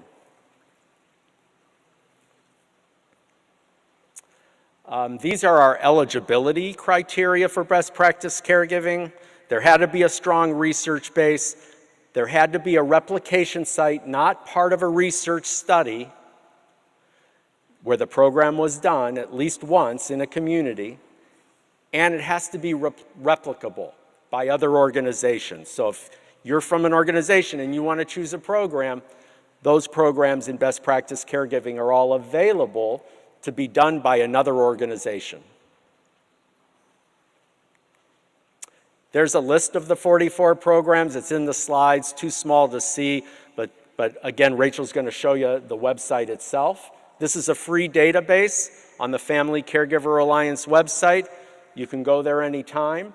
Right now, the best practice caregiving was designed and is intended for professionals to use, people from community organizations and healthcare systems mainly. We're in the process of adding to best practice caregiving so that it can be a resource for family members and friends to find programs in their communities. We're hoping to launch that in 2023. So I have more slides that might be of interest.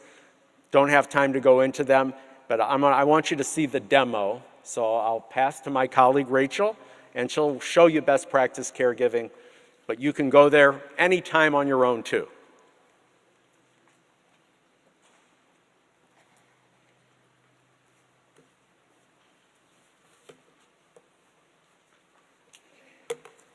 Hi everyone, I'm Rachel Cadden and I'm a senior research analyst at the Benjamin Rose Institute on Aging. So I just want to give a demonstration of how professionals and organizations can use best practice caregiving to find and select different evidence-based dementia caregiving programs to deliver in their communities. So give me a second here to pull up the site.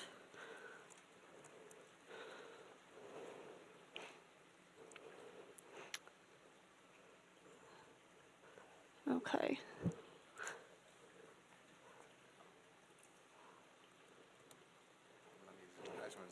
So it's easier for the online people. Is that okay? Yeah, thank you. Okay, so as you can see here, this is the landing page for best practice caregiving at bpc.caregiver.org. You get a little bit of information here about what's included on the best practice caregiving website. I'm just going to scroll down real quick. You can find more information about how to use the database. You can see here our list of generous funders and how to stay in contact. For example, signing up for our e-newsletter. You can also learn more about the project and more about the program inclusion methodology. I won't go through all of this just for time, but and then there's a little bit of additional information. There's a readiness questionnaire for organizations, some FAQs, how to contact us, and our privacy policy. So I'm going to scroll back up to the top here. And click here for programs.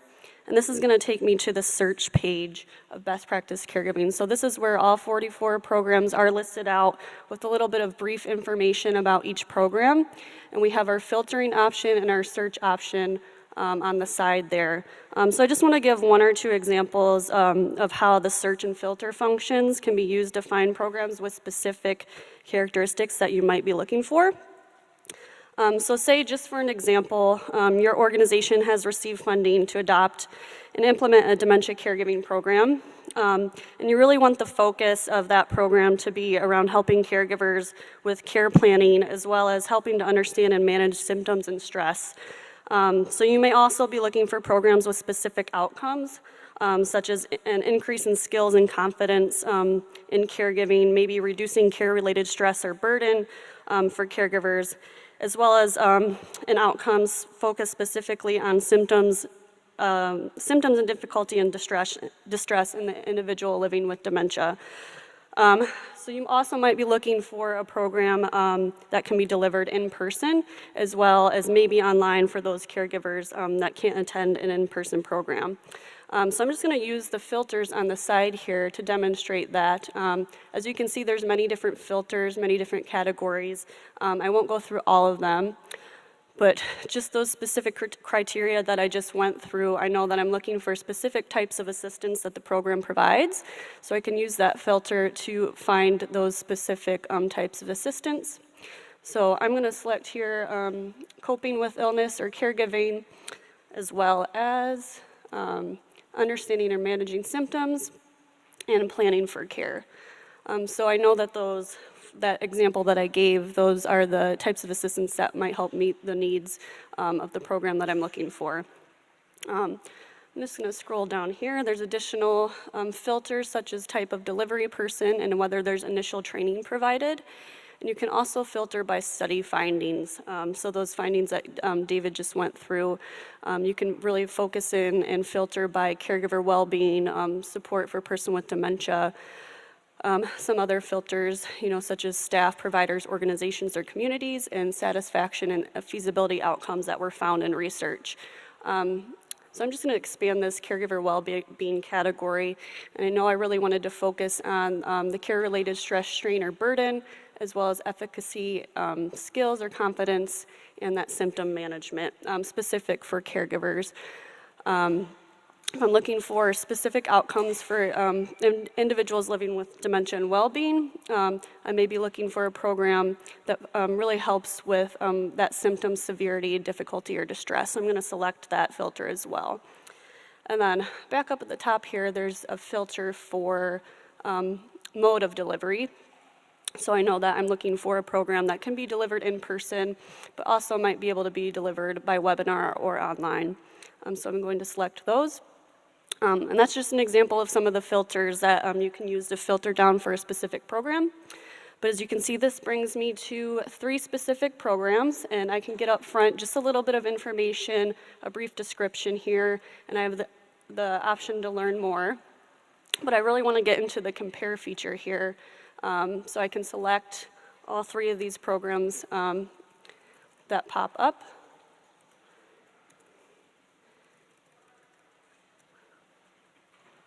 And click on the Compare Now button. And this brings me to the Compare feature of Best Practice Caregiving. And again, I just get that brief description side by side of the 3 programs. And I can just continue to scroll down here and compare some different information. There's a lot of information here. I know we're getting short on time, so I won't go through all of it.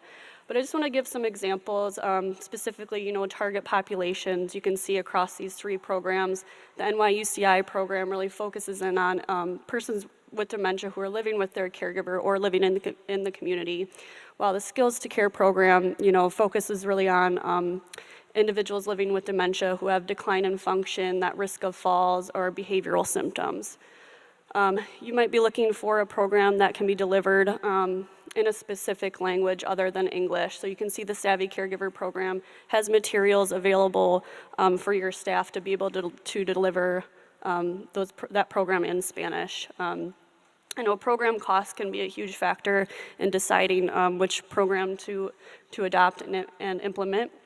So you can compare the different costs side by side here for these 3 programs, specifically on any cost or fee to obtain a license, and what's included in those costs, and how long that certification lasts before, if there are any renewal costs associated with that program. You can also compare the different format features of the program. So, whether or not it's an individual format program or if it's a group format program. You may be looking for, a program that's more ongoing, as David talked a little bit about, or a program that's specific, might have a specific number of weeks that it takes to deliver. So you can find all of that here, in this side-by-side comparison of these 3 programs. I'm going to just keep scrolling here to show a little bit more about what's in the compare feature. You can find a little bit more about the staffing that's needed in order to deliver this program. So whether, a professional or paraprofessional versus a lay leader. And you can also learn a lot more about the different training that's available for your staff to deliver the program, including initial training and how many hours that will take, any refresher training that's available, as well as if there's a trainer model available or supervisor training. So I think I won't go through all of the survey of delivery site information here, but you can compare different information that we collected from organizations who have delivered the program and their experiences on delivering those programs. So you can get a little bit more information about the different delivery sites that were delivering the programs. Again, there's a lot of information. I'm just going to scroll quickly through here. But you can also get learn a little bit about the challenges that organizations face with delivering programs, as well as different strategies that they used, as well as some different success ratings on different things they had, may or may not have had issues with getting those needed non-financial or financial resources. So you can view all of that here as well. I'm going to scroll down to show one last feature of the compare. Is the research evidence. So all of the study findings can be found here. You know, as far as caregiver well-being, individual with dementia well-being, support for a caregiver, any research that was done, any outcomes that were measured in those research studies, you can learn about here across these 3 programs. So I just want to show one last feature. If you scroll back up to the top, and my scroll up button isn't working. You know, if at some point you are looking for a specific program and you find you want to learn a little bit more about that, you can click on the See Program button. And this takes you to the comprehensive program profile page. So this gives you more in-depth information about that specific program. So you can scroll down. I won't go through all of this, but you can just expand these buttons here and learn more about the program overview, different program information. Again, learn more about program costs. It's basically just a more in-depth version, more information about that specific program than what you can see on the compare feature. So you can learn more about the survey of delivery sites and more about the research evidence. And then you can also, as David mentioned, find all of the program articles, so all of that research, again, that was done, and click these links to access those articles. And then when you're ready to take, you know, that sort of next step, you know, after you've selected a specific program and want to learn more about how to actually access that program and implement it, then you can find that information here about the developers and the contacts for the programs. So it's a very quick overview, I know, of what's included in the best practice caregiving site, but I'm going to go ahead and stop there, and I think we'll be taking questions now.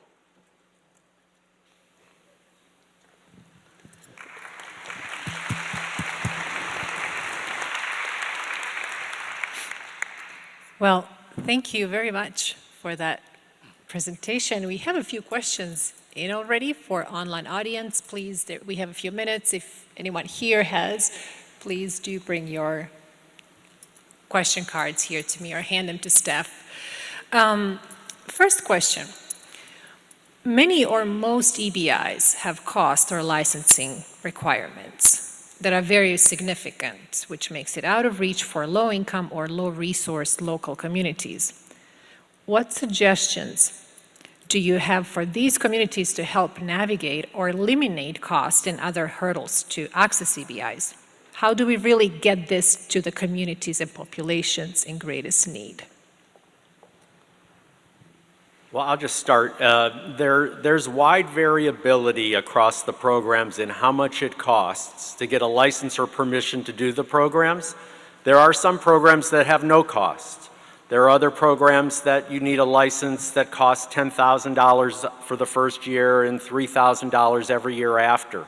Most of the higher priced programs have software connected to it or other delivery tools and more training.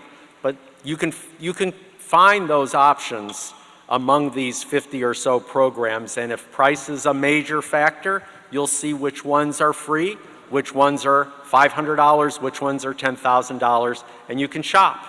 We designed it as a shopping interface for programs. Okay, thank you. Next question from in-person audience attendees is, our caregivers want more programs. What, if any, work or research has been done to categorize and address any progression in skills attainment for the caregiver? So, for example, start with this type of program and then move on to this next, et cetera.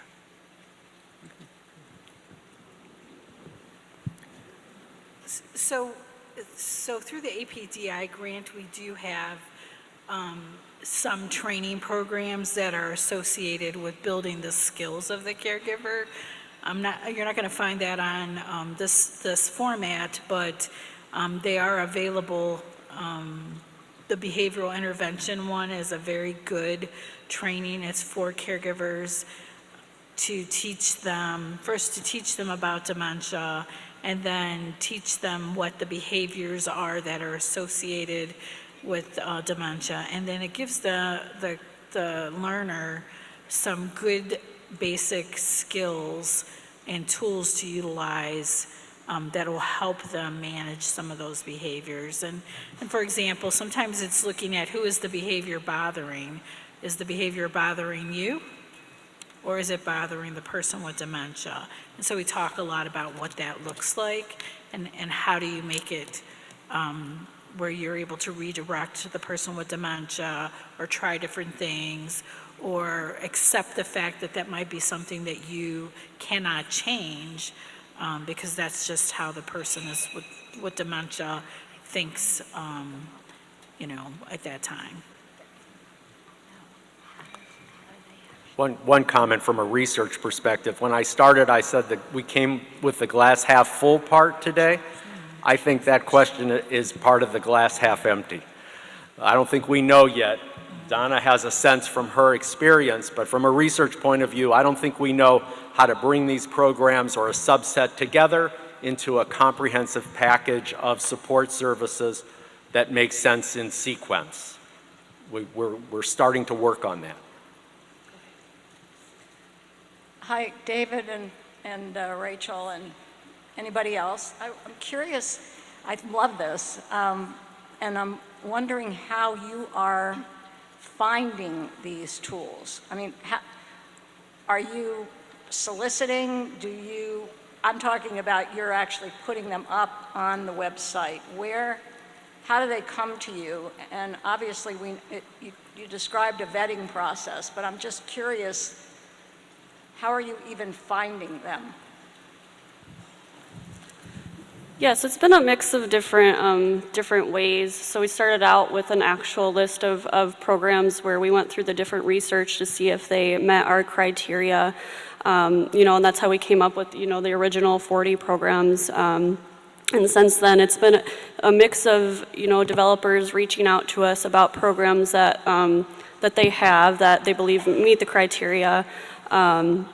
As well as just continuing with the search of, that literature, that research that comes out. So it's been a mix of different ways. We also have a secret weapon, though. Katie Maslow, one of our partners from the Gerontological Society of America, is incredibly knowledgeable, incredibly connected to people throughout the field, and she's always looking to spot them. We are actually at time. The lunch is there, but I have one more question I would really like to share with you, if you're willing. How can the website address the research to practice gap? In other words, the length of time between research evidence to practice.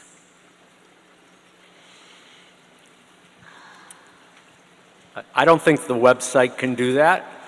I think as researchers, we are trying to go faster, but we're also methodical. But the one thing the website can do is give you a sense of what organizations that are doing the program as a regular service, what their experiences are, what are their challenges, what are their successes, so you can at least know about how the ones who are doing a program, how that experience is going. And that can be incredibly valuable. Well, thank you so much. Thank you so much, David, Rachel, and Donna. All right. Thank you so much, David, Donna, and Rachel, and to the rest of our speakers this morning. We've wrapped up a successful morning, so let's give everybody a big round of applause. Before I let you all go for an hour-long break where you'll get to network with each other and enjoy some wonderful food D'Amico and Sons has prepared for us, I have two reminders. First one is if you've brought a poster or if you've had it shipped to our office, please meet the staff in the back so we can get you all set up with hanging your posters up. We still have a few to hang up for our poster session this afternoon. The second thing is if you are a speaker or a recipient of a travel scholarship, we do have some forms that we need you to fill out, so please see Maya at the registration table when you first came in. So that's only if you haven't filled those forms out yet.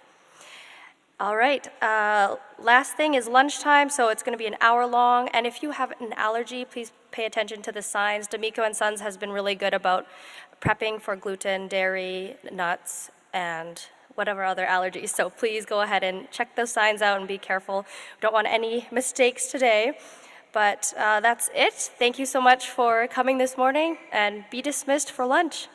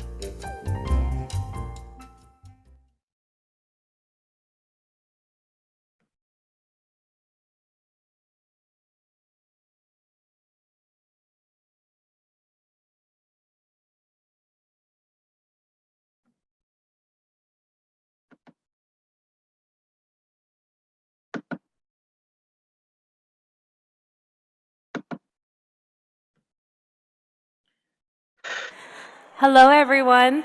We're going to be starting the next mission moment.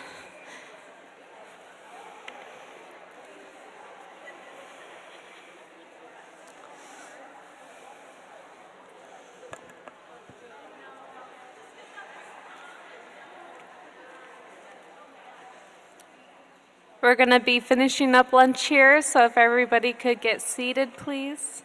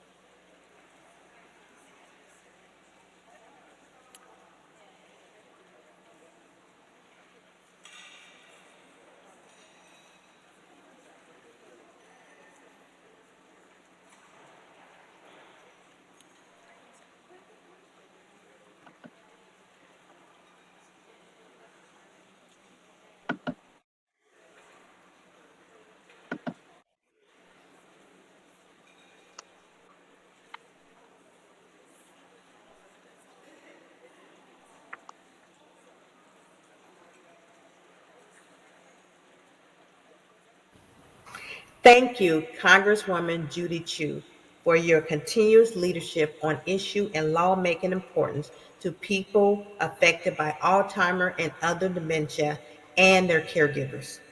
My name is Andrea Robert. I live in Claremont, California, and I am one of your constituents.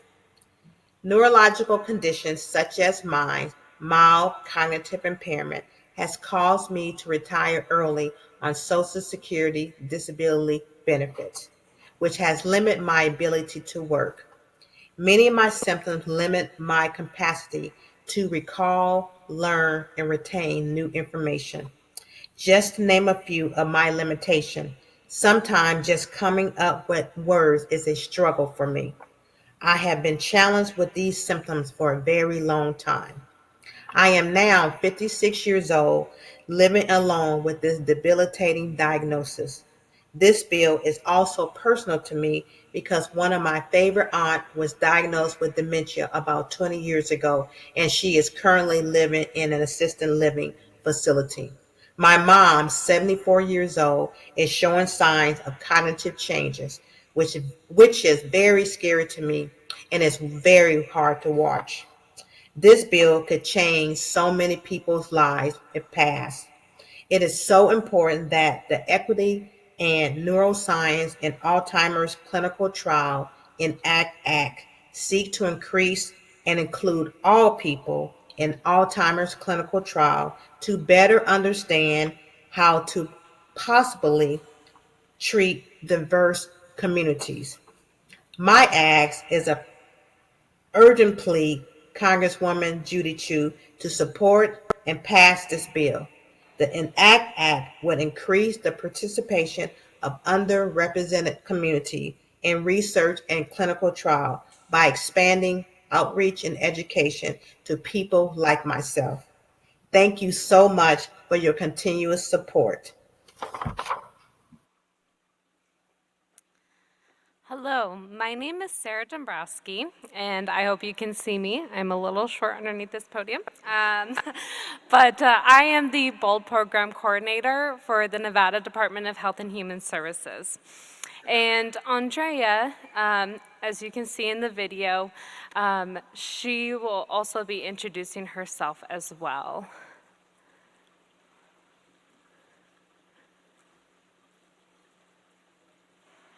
She was unfortunately not able to make it, but she was able to make it virtually. There you are. Hi, Andrea. Hi.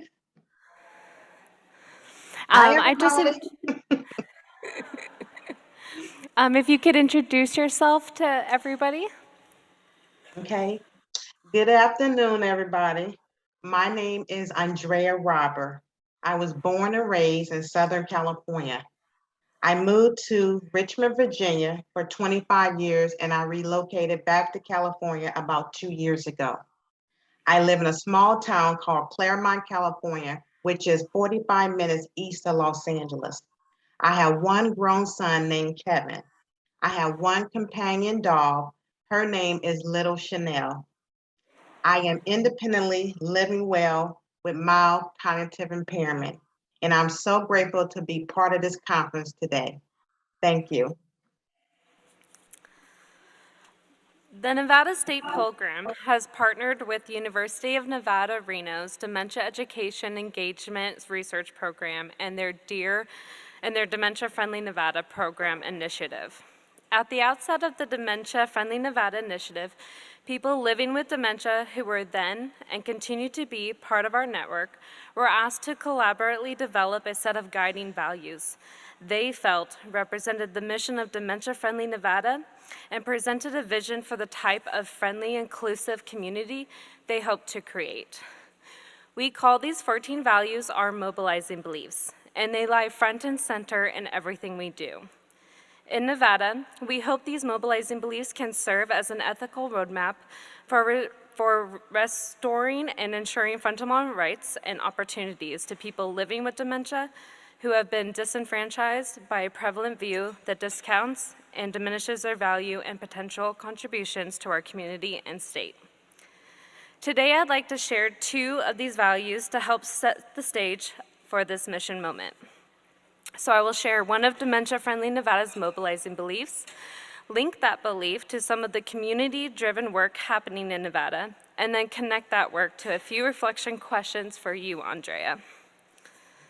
So for the first topic is inclusion and advocacy.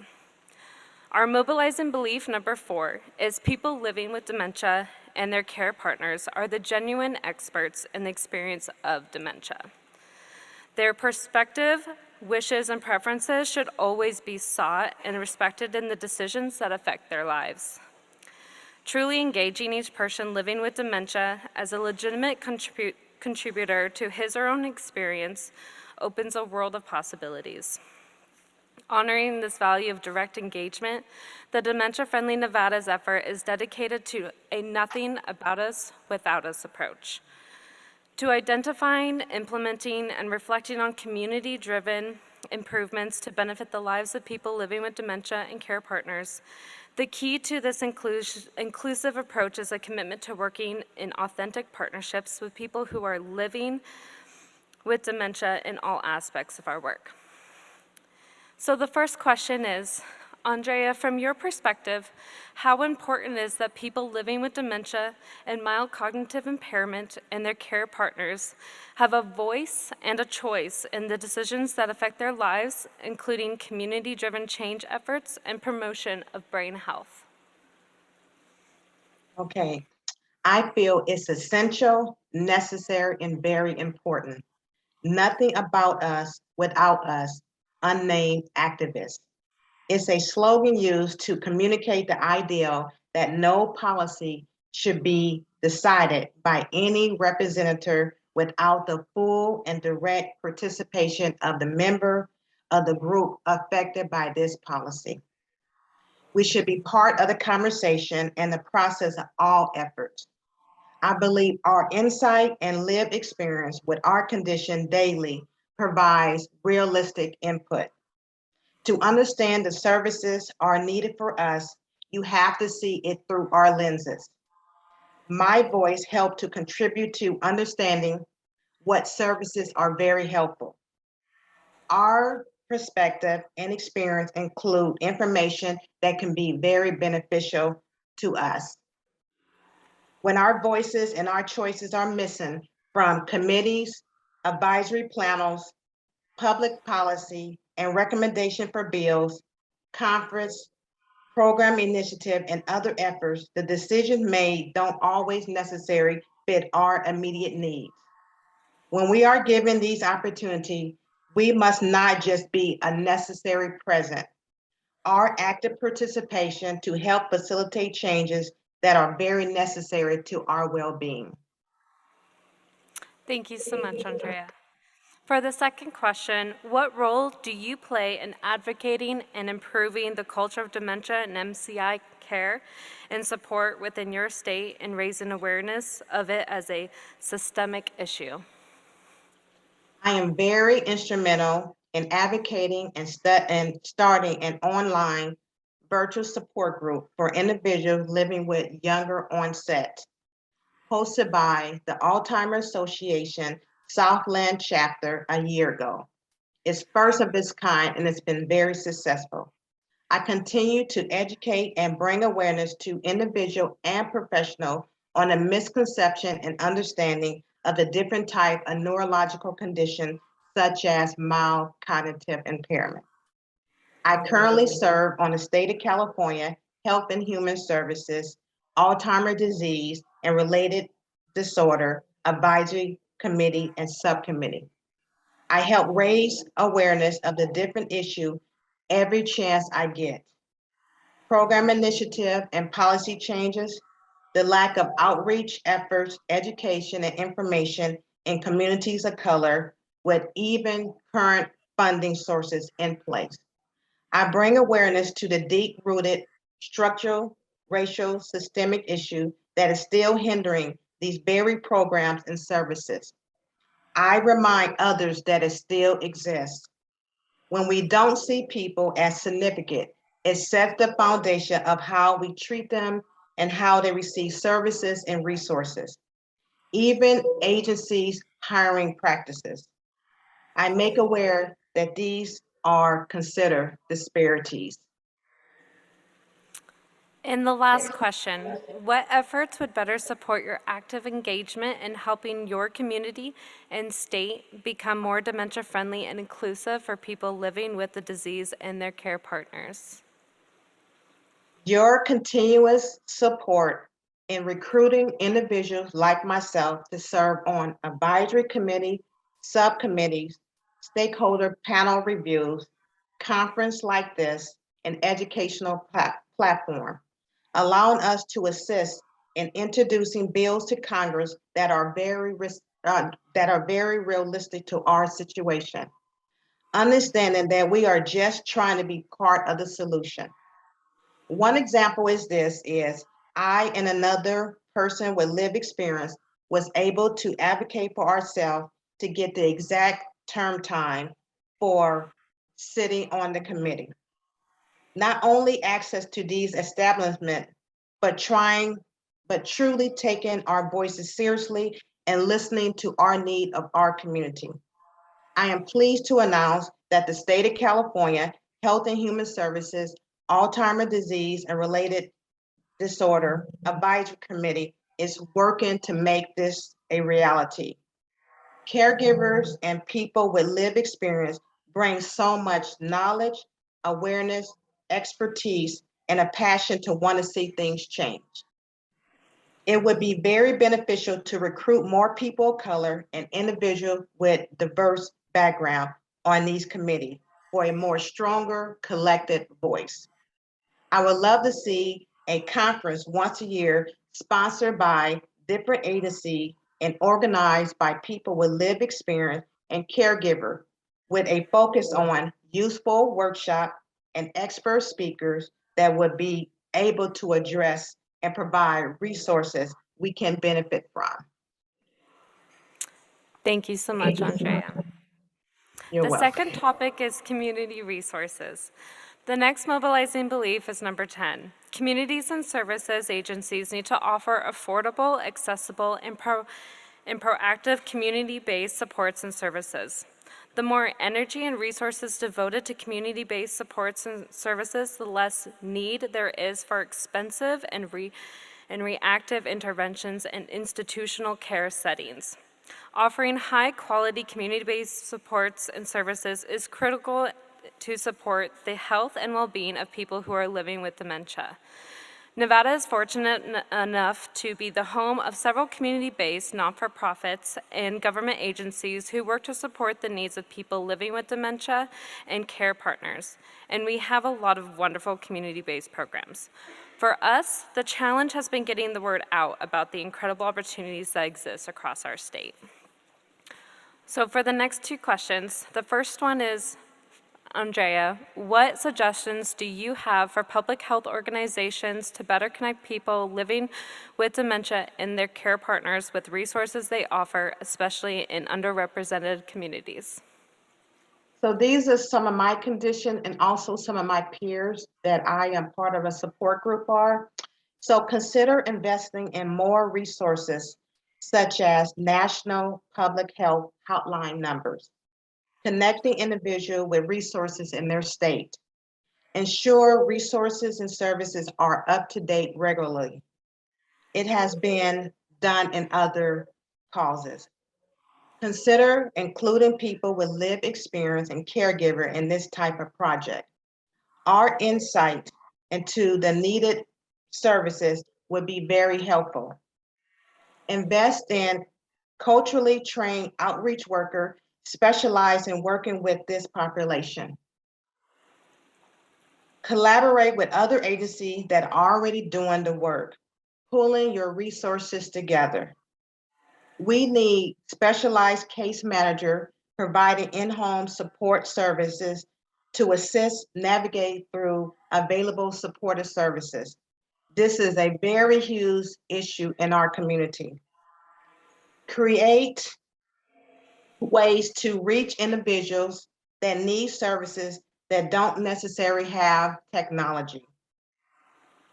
Increase access to funding streams for minority community partners to be able to work with underserved representatives and communities on research, resources, services, and outreach effort. Recruiting more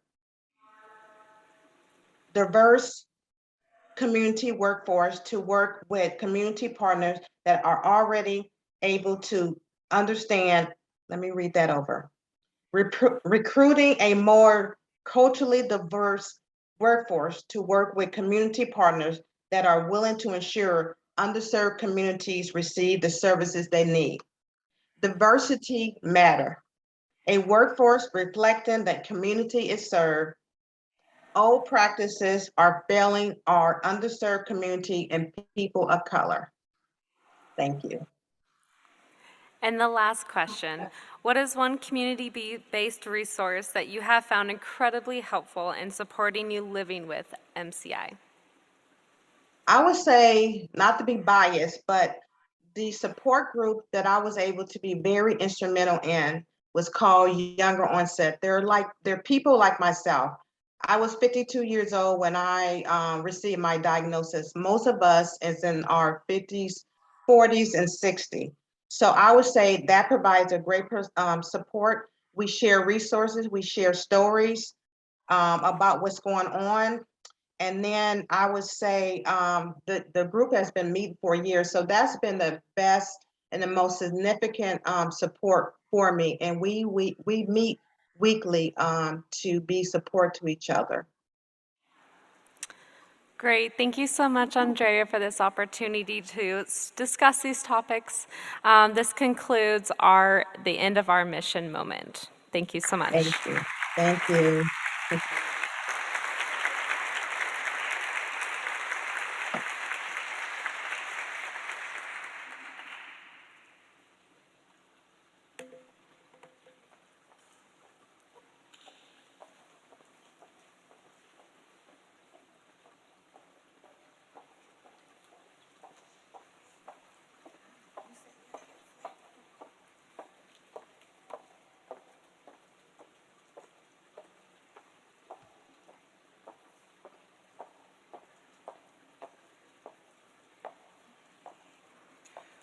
Hello. Okay. What a beautiful mission moment. It really did set up my presentation nicely. So without further ado, I guess I will get started. Can everyone hear me okay? Okay. So good afternoon. My name is Kalisha Bonds-Johnson. I am an assistant professor at Emory University's Neil Hodgson Woodruff School of Nursing and a psychiatric mental health nurse practitioner at the Integrated Memory Care Clinic, which is an entirely dementia-friendly primary care practice. My presentation is entitled, "Is a Family Affair, Caregiving in African American and Black Communities." I do want to highlight the difference in my use of the terms African American and Black. African American is how I identify. It is directly related to having ancestors who were enslaved in this country. Black represents the entire Black diaspora. While African Americans may fall within this category, the distinction for me is that Black people migrated to this country and did not have an ancestral connection to slavery. Since I'm speaking first, I'll provide a session outline, so I'll present my slides, then we'll hear from Dr. Medina. We have a few shared slides that we'll discuss together. I'll figure out what I'm doing here. Okay. So we'll discuss similarities and differences between African American and Black populations and Hispanic and Latin American populations, and then we'll allow for audience questions.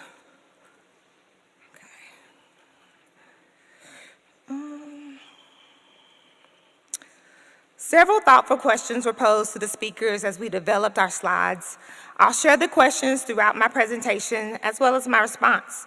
The first question is, where do we stand with culturally adapting dementia caregiving interventions for African American and Black dementia caregivers? Caregiving is at least a dyadic process. Here, dyadic means two. So at least two people, the main care partner and the person living with dementia. However, in African American families, it is often a family affair and not one main care partner.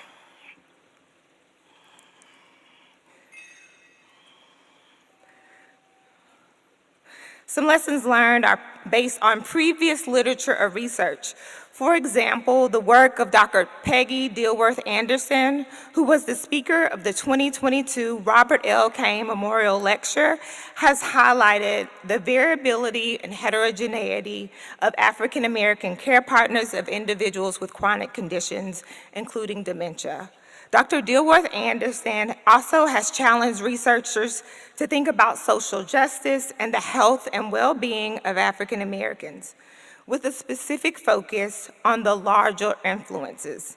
Often in health, we think about the individual, but we don't take into consideration the families in which these individuals are a part of, as well as the communities they live in, and how the larger society influences these communities. Another great example is the work by Dr. Jennifer Manley at Columbia University, whose work has focused on educational experiences of African American older adults. When we think about diagnosing dementia, education is often a key part in diagnosing cognitive decline. What has been interesting in Dr. Manley's work is she noticed that African American older adults who were raised in southern states compared to those raised in northern states seem to have worse cognitive outcomes despite reporting the same number of years of education. When this was examined further, the education quality was what was different.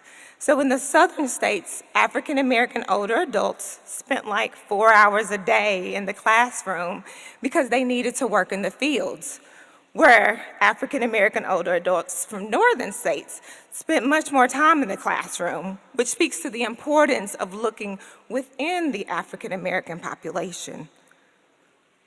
In my own lived experience, I was raised by my granny, as I affectionately call her. From the time I was 2 years old, my mom died in a car accident when I was 2 and my brother was 9 months. And so in her 50s, my grandmother took in 2 small children. I lived with her, my brother, my aunt, and my aunt's 2 children in a community with older adults. And I had no idea how my childhood would influence my life in such a powerful way. Now to successes. I am currently working on co-developing an intervention that is culturally tailored for African American parents living with dementia and their African American adult daughters. I do say co-creating because I do plan to include them in helping me with the development of this intervention. And I'll discuss this a little bit more on the next slide. There are also examples of culturally tailored interventions. I know we heard earlier about how there's 44 evidence-based practice, interventions that have been developed probably 20 years ago. So this is really early if we think about, maybe in 20 years, one of these interventions will be on that website. But there are culturally tailored interventions that are in the works that have been developed or adapted and centered on the lived experiences of African Americans and are being tested. A couple examples are Caregiving While Black. It's a program led by Dr. Fayron Epps at Emory University, as well as the use of the critical race theory in recruiting African American older adults, an Adult Day Service Plus study by Dr. Lauren Parker at Johns Hopkins. And what is still needed? We need time. I think there has been so much research in healthcare focused on acknowledging the differences between African Americans and non-Hispanic white older adults, or the increased health disparities within African American populations. Now, there's been a greater push to go beyond this information, to acknowledge that yes, health disparities exist, but how are we working to change them? By considering social justice and health equity in new and exciting ways. I think there's also a need to partner with communities and public health agencies. There's a need for researchers from their ivory towers, yes, Emory's one of those places, to connect and truly partner with communities in thoughtful ways. And if I push the right button, okay. Now I'll speak to my research, and I know it's a little lingo-y, but a K-23 just basically means that I am a clinician scientist. As I mentioned, I'm a nurse practitioner and also do research.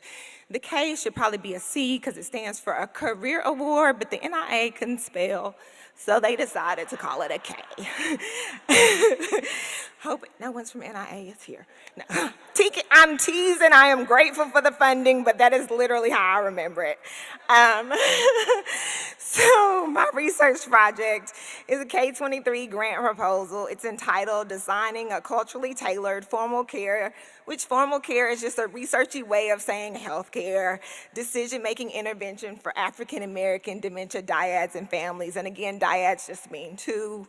And part of the reason I opened it up to dyads and families is because we know that some people have one primary caregiver and some people have plenty. And so I didn't want to limit that in my recruitment. Since African-American older adults are at greater risk for developing Alzheimer's disease and related dementias, there will be more caregivers. As my dissertation study found out a couple years ago, African-American adult daughters and daughters-in-law may be at greater risk for worse quality of life. Like other racial and ethnic groups, adult daughters disproportionately shoulder the burden of caregiving, often while caring for their own children and families. Research supports that African-American caregivers typically exhaust all family resources before using any healthcare resources. But as we know, healthcare is essential to the treatment and management of persons living with Alzheimer's disease and related dementias. However, African-American persons living with dementia often have low rates of healthcare use, health disparities in receiving quality formal care or health care, and undertreatment of their dementia symptoms, which result in greater morbidity and worse quality of life for African-American persons living with dementia. In search for health equity, which is what I'm hoping my whole program of research does, or at least tries to do, this proposal was premised on the notion that a structured approach, if I could work with persons living with dementia and their care partners, and we can come together to figure out what it is that they lack and develop an intervention or a program that works for them to empower these adult daughters as they navigate the healthcare system for their parent, despite racism, despite discrimination, despite access needs, despite whatever else may be going on in their lives, be it family dynamics or poor communication or health literacy. But if we could look at these things and figure out how to empower them to navigate the healthcare system, that it might be worth it. And so the NIA agreed and they funded me. So here we are. But yeah, sorry, I totally got off script. So that a structured approach that incorporates contextual factors, some of the ones I named just a few minutes ago, that influence the health, such as influences of health disparities and the lived experiences of African-American dementia dyads and families that bear on the healthcare decision-making process can improve the quality of life of African-American parent, adult, daughter dementia dyads. The next question I was asked is, what are the implications for practice for public health agencies to better support African-American and Black caregivers? Is your agency taking them into consideration and their needs, their lived experiences? Are we creating a culture that would empower them to feel included if they come to your agency? As I've hinted at in the previous slides, I think public agencies can partner with researchers to increase the reach of our research projects. What does partnership look like? Those of you working in public health agencies provide a unique lens that may be overlooked in research. So these partnerships may include being a member of a community advisory board to the research team to provide your insights. I'm currently establishing a community advisory board for my own research, a little late, but it's still happening. That includes African-American persons living with dementia, their family care partners or family care partners who used to provide care but no longer do, as well as healthcare professionals who want to see improvements in the quality of life of African-American persons living with dementia. There are also implications for practice and policy changes. I think in healthcare, we do a great job at explicitly identifying who is caring for children, However, I would not say that we take that same forward approach in identifying care partners or caregivers of those who are 18 years or older.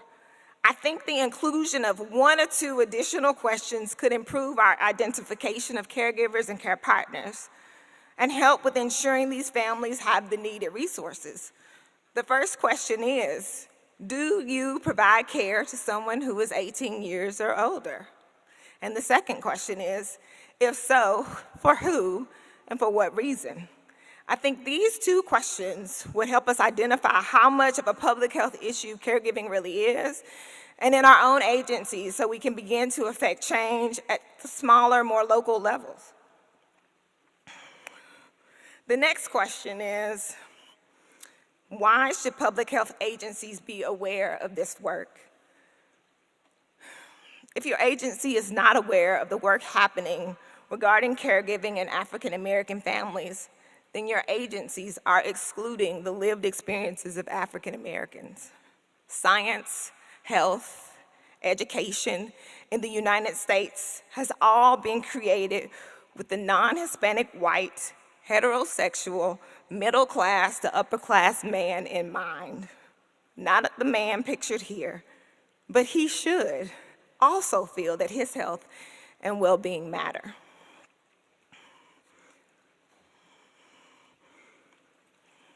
Research for the Alzheimer's Association, as well as other sources, highlight that African American older adults are twice as likely to develop Alzheimer's disease and related dementias when compared to non-Hispanic white older adults, which means there will be more caregivers or care partners in these families and communities and greater needs for resources.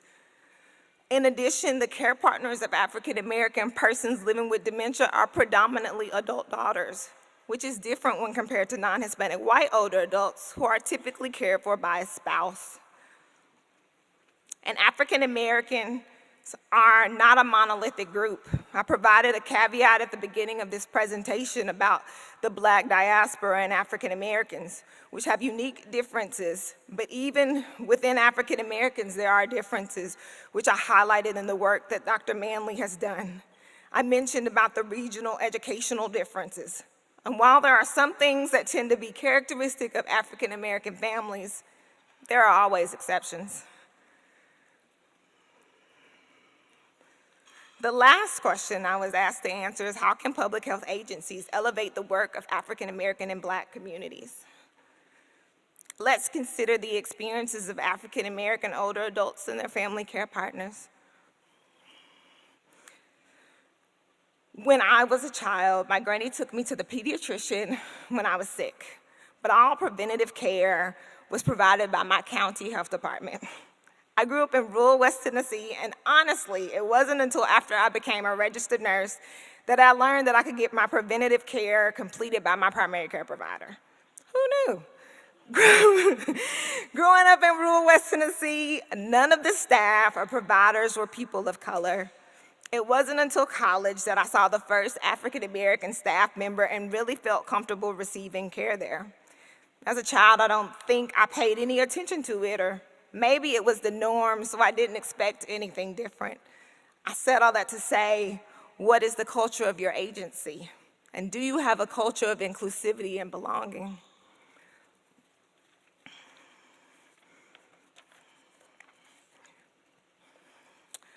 Are you aware of the research happening in your city or surrounding cities? Is it of interest to you? Could you post flyers at agencies or connect potential eligible clients or individuals to these studies? Word of mouth is so powerful. I often go somewhere because someone else has told me it was good to go there. So think about that when we're connecting people. And then, are you interested in a more active role? Would you want to partner with a research team, maybe a community advisory board member? Are there areas that are lacking at your agency, and partnering with someone focused on health equity or health disparities is needed? I mean, really, it's a pivotal moment to do some great things, and I'm really excited about the work. So thank you. Thank you.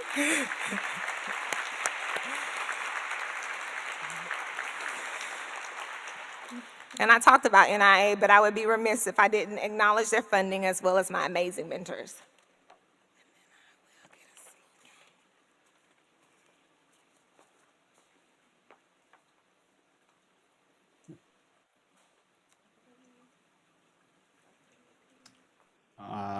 Hello?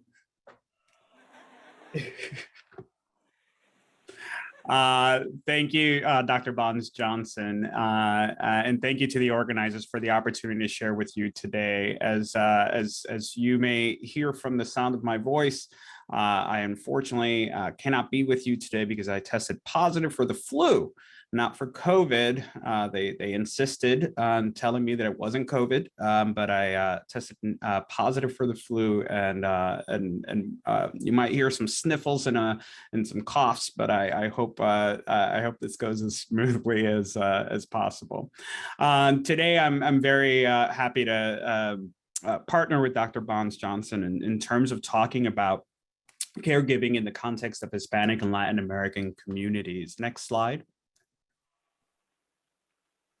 I'm an assistant professor and clinical neuropsychologist at the University of Houston, who does a lot of collaborative work in terms of cultural factors and cognitive aging. And so we have a wonderful growing team here in Houston, as well as many collaborators outside of Houston, shown here. Next slide.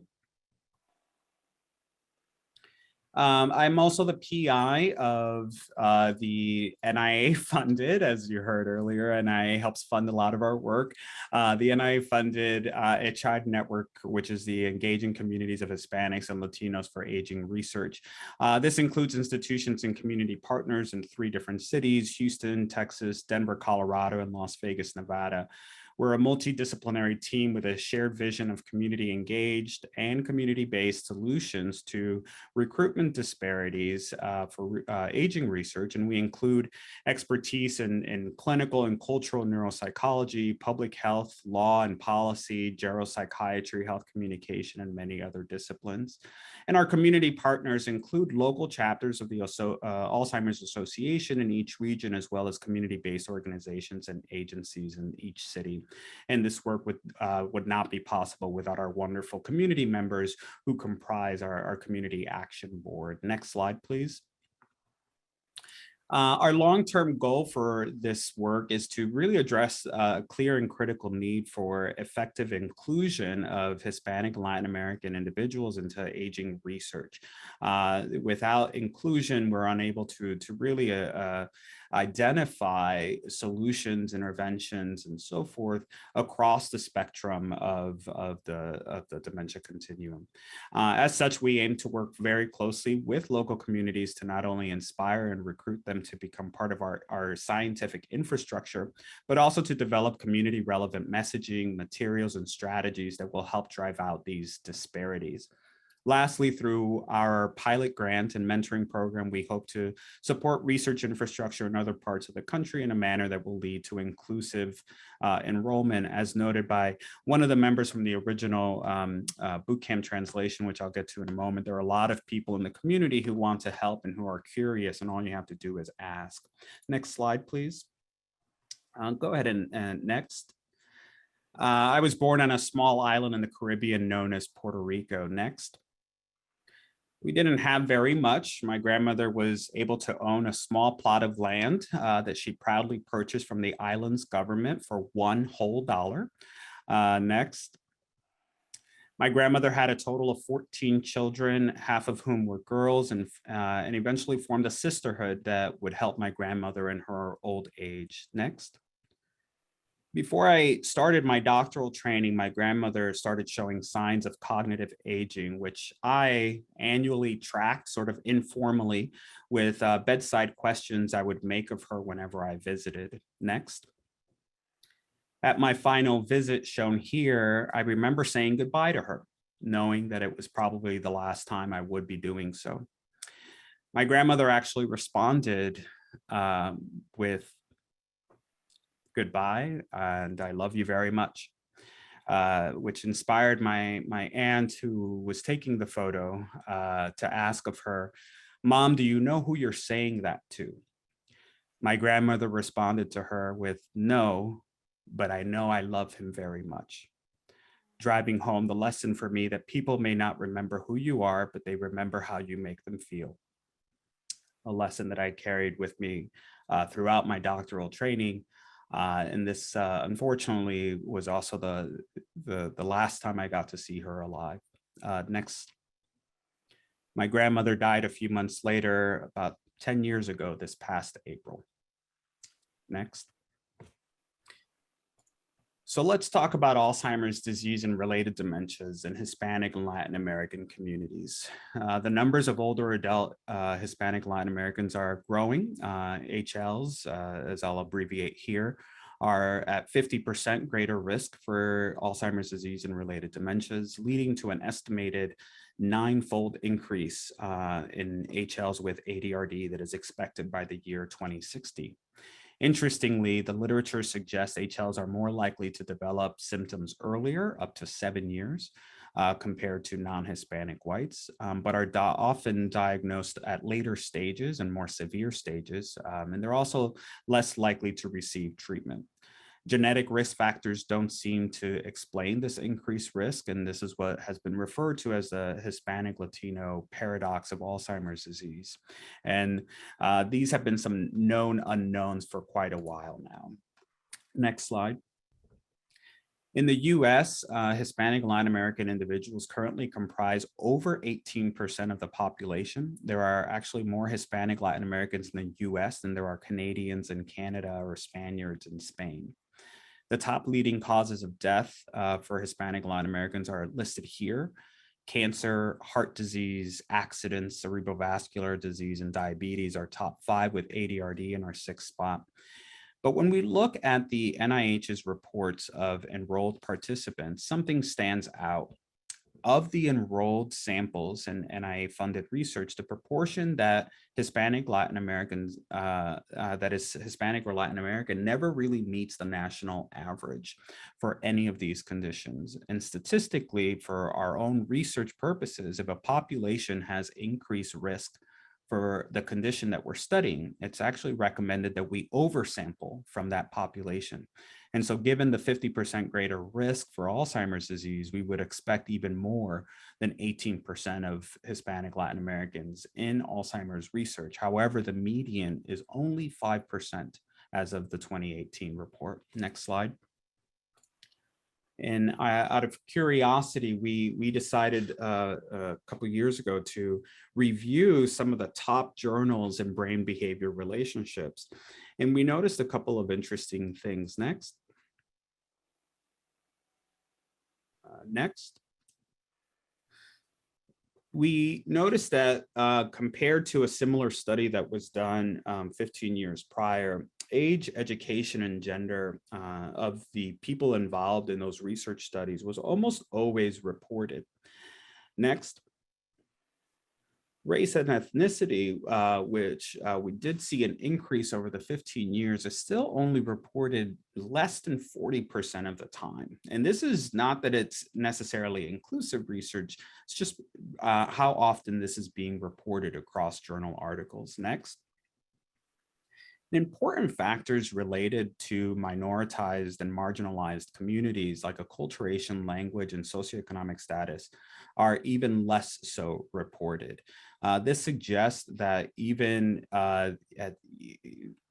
basically at its best, we only know 20% of the time what language people are even tested in terms of things like assessing memory and thinking abilities. Next. So going back to how this is all related to these Hispanic and Latin American communities, I emphasize that these communities are also not monolithic, as the previous speaker suggested with African American and Black communities. Notably, over 20 countries in the world have the language of Spanish as an official language, suggesting they can be categorized as Hispanic countries. Hispanic Latino individuals come from many geographic regions with diverse histories, versions of Spanish, sociopolitical climates, cultural traditions, and more. Next slide. These diverse histories make us also diverse in our appearances. There are actually more Black individuals across Latin America than there are in the United States. And Black Latinos or Black Latin Americans living in the United States exist at the intersection of identities that experience heightened levels of marginalization. Next slide. This complex tapestry of identities and histories reflect a complex ancestry that can be viewed even in our genetics. Indeed, genetic admixture studies highlight this tapestry, as can be shown on the right.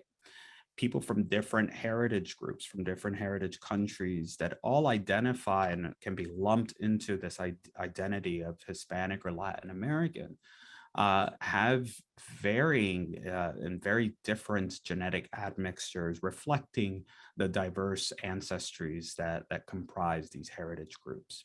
Next slide. Social factors also vary across groups. Language proficiencies in both English and Spanish, as shown on the left, differ across age groups and heritage groups, as does educational attainment, which is shown on the right. And the reason that I highlight these factors, not so much to sort of look at a bunch of numbers and nuances between each of the heritage groups or age cohorts, I highlight these factors mainly because they have large implications on access to care, as well as the quality of the care received by members from these diverse communities. Next slide.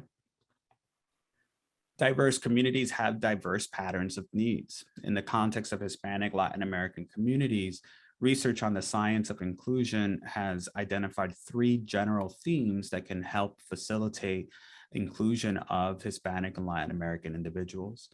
Effective research teams need to really build trust with local communities, as well as providers. Providers need to also build trust with these local communities, as well as improving communication with the local communities. The effective teams will also continuously work and strive to develop cultural competency, which is an aspirational goal. And so we've shifted more recently to highlighting, developing or working on our cultural humility, knowing that there are many intersections of identities. And so becoming fully competent across those may not be viable, it may not be feasible, but maintaining that openness to learning more about the intersections of those identities really emphasizes that cultural humility and can get us far. We note here that addressing communication barriers is not only directly related to inclusion, but also plays a significant role in building trust and developing cultural humility and competency. And communication is not only across languages like English and Spanish, but also in the context of professional jargon versus the lay language we use when working with caregivers, patients, and their families. Next slide. So I do want to emphasize that communication is dependent on the target group and the messaging that will resonate and be more effective when it's tailored and adjusted accordingly. We've been spending a lot of time excuse me, we've been spending a lot of time in our own work trying to identify how best to address culturally responsive language. And so we've teamed up with a lot of community members in each of our 3 cities that vary in heritage groups, socioeconomic status, age, education, and health literacy, because the communication depends on that. And so if we're best to have sort of a neutral communication about dementia, it's best that our groups that are informing us and educating us reflect those differences. Next slide. And so what we have found is that in order for us to enhance communication, we really need to be aware and informed about the barriers of health literacy. And so health literacy is this ability to find, understand, and use information to make health-related decisions. There are individuals with high levels of education, formal and informal education, who may have low health literacy, and vice versa. Individuals who've been exposed to family members or loved ones with dementia, regardless of their actual formal educational attainment, may have higher health literacy. And this exists at both the individual and institutional level. For institutions, we are determining the extent to which an organization facilitates the decision-making process for individuals. And again, this is different from the literacy we know and most commonly talk about, which is just knowing how to read and write, but more about actually communicating and understanding the information related to those health-related decisions. Recognizing and acknowledging that the range of health literacy varies between ethno-racial groups and among Hispanic Latin American populations is critical, especially for communicating health topics such as dementia and caregiving. We've found that the Spanish word for dementia, shown here as demencia, differs only by one letter. However, it differs conceptually in very key ways. While some characteristic symptoms of dementia are often misunderstood as part of normal aging, many individuals from Hispanic Latin American communities associate dementia with stigma, believing that dementia is a type of mental illness. So therefore, it's not something that we talk about. Similarly, the term caregiver, translated to Spanish, simply is cuidador.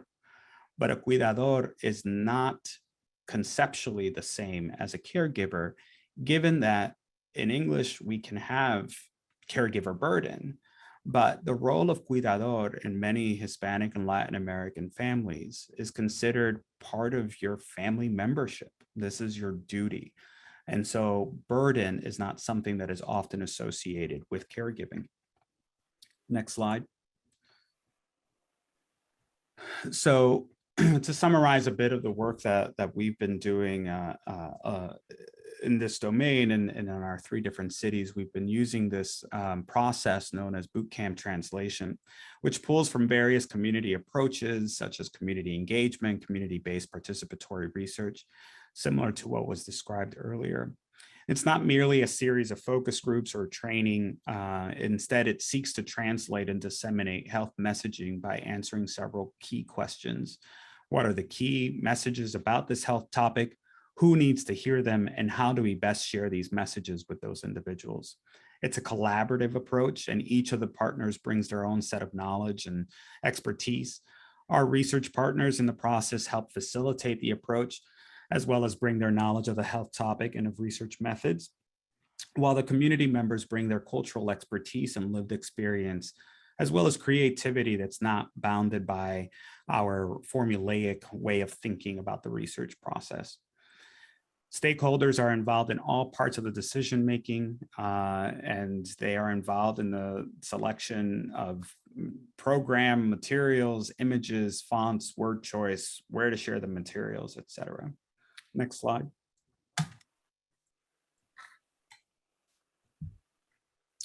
So what we have so far learned from this process is that our community members are letting us know that we need to ensure that Hispanic and Latin American individuals are exemplified both in the materials and how the materials are presented. It was actually challenging for us to find stock-free images online that showed Hispanic and Latin American individuals in diverse roles. Oftentimes, just even finding a provider, a care provider who resembled somebody who was Hispanic and Latin American was extremely challenging to find as we searched for suitable images. And so therefore, we've had to kind of go out of our way to even develop some of these images ourselves. Pictures should reflect the community, both in physical features and cultural factors, and ones with people who are in closer proximity are more desirable, as noted by our community members. Shorter messages that are easier and quicker to read facilitated communication across levels of health literacy. So short comments like this, what is good for your heart is good for your brain, was received pretty well by our community members. Next slide. Interactions between Hispanic and Latin American families and health services also interface with multiple other factors that can help facilitate or act as barriers to high quality care. Factors such as migration history, cultural values, literacy, as I mentioned, Acculturation, education, generation, and health factors all contribute to these interactions. And so we need to be aware with Hispanic and Latin American patients and families about these various factors. Next slide. Because of the important role of families in these communities, my team has been also exploring the role of intergenerational information transfer, or IGI abbreviated here. This is how information is transferred within a family across generations, from older to younger and younger to older family members. Often young family members who may be more acculturated, educated, fluent in English, or have higher health literacy are asked by providers to be language brokers or health brokers for their older family members. They act as intermediaries for their family members, essentially. However, research from my doctoral student, Andrea Ochoa, finds that often these family brokers may not feel competent enough at fulfilling this role, but will do it out of family pressure to do so. And while this is considered a noble duty and task, it can lead to breakdowns in communication between the healthcare institution and the family, leading us to further underserve the already underserved. Next slide. However, formal brokers like community health workers, which I believe will be discussed more extensively later in the agenda today, have been shown to be a huge asset in bridging the obvious gaps in care. These are individuals with competency, both in the cultural aspects of the community. They are members of the community who have gained special training to navigate the healthcare system and provide health education to that community in a culturally relevant manner. And so we have been working closely with several community health workers and liaisons in each of our 3 cities as members of our Community Action Board. And our Community Action Board also brings other members who may not be community health workers. And so we're learning a lot more about how best to leverage and address many of the institution's features and barriers that may impede the work that our cultural brokers and community health workers are doing. Next slide. I'll start summarizing now. So what does this mean for the health of Hispanic and Latin American adults with dementia and their loved ones? Remember that family takes priority. So family financial security is greater than the individual well-being. And so many decisions are made within the context of the family. Duty towards the parents, the adult children are closely involved in the needs of older family members. As a clinician, I've had moments where we actually had to remind the family that the patient needed to be in the room as part of these discussions as well, because oftentimes the families would try to make those decisions even in the absence of the patient. Diligence equals affection. Caregiving is not described as burden, but rather as doing right by the family. And health providers are highly respected and rarely questioned. And so sometimes having our patients tell us back or teach back what they learn from their encounter with us is necessary for us to assess that they actually understood and that they don't have questions. There is no I. The well-being of one strongly influences the well-being of the others. And when in doubt, the best equipped speaks for the rest. So a family member who is unable to engage with the world as needed, someone else might step in. However, this is not always ideal. Next slide. And so I present here, with these slides, only a snapshot of what is needed by Hispanic and Latin American caregivers and their family next. But this sits within a larger system of disparities, as well as the diversity and heterogeneity of the Hispanic Latin American population. And so I only present these recommendations based on some of the work that we've been doing more recently, as well as the literature that is out there. But with the sense of leading with compassion and leading with a sense of cultural humility, we hope to be able to build trust and communicate more effectively with our communities. Next slide. So with that, I thank you, and I believe Dr. Bonds Johnson has some points on the next slide. Thank you all.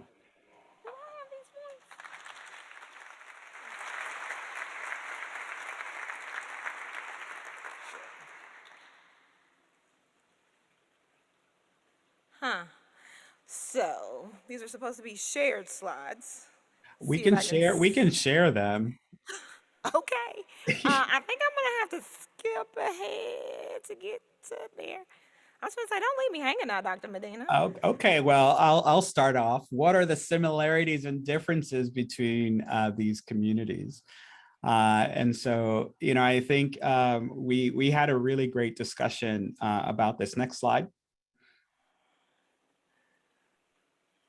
And out of full disclosure, I don't have control over the slides. So next slide.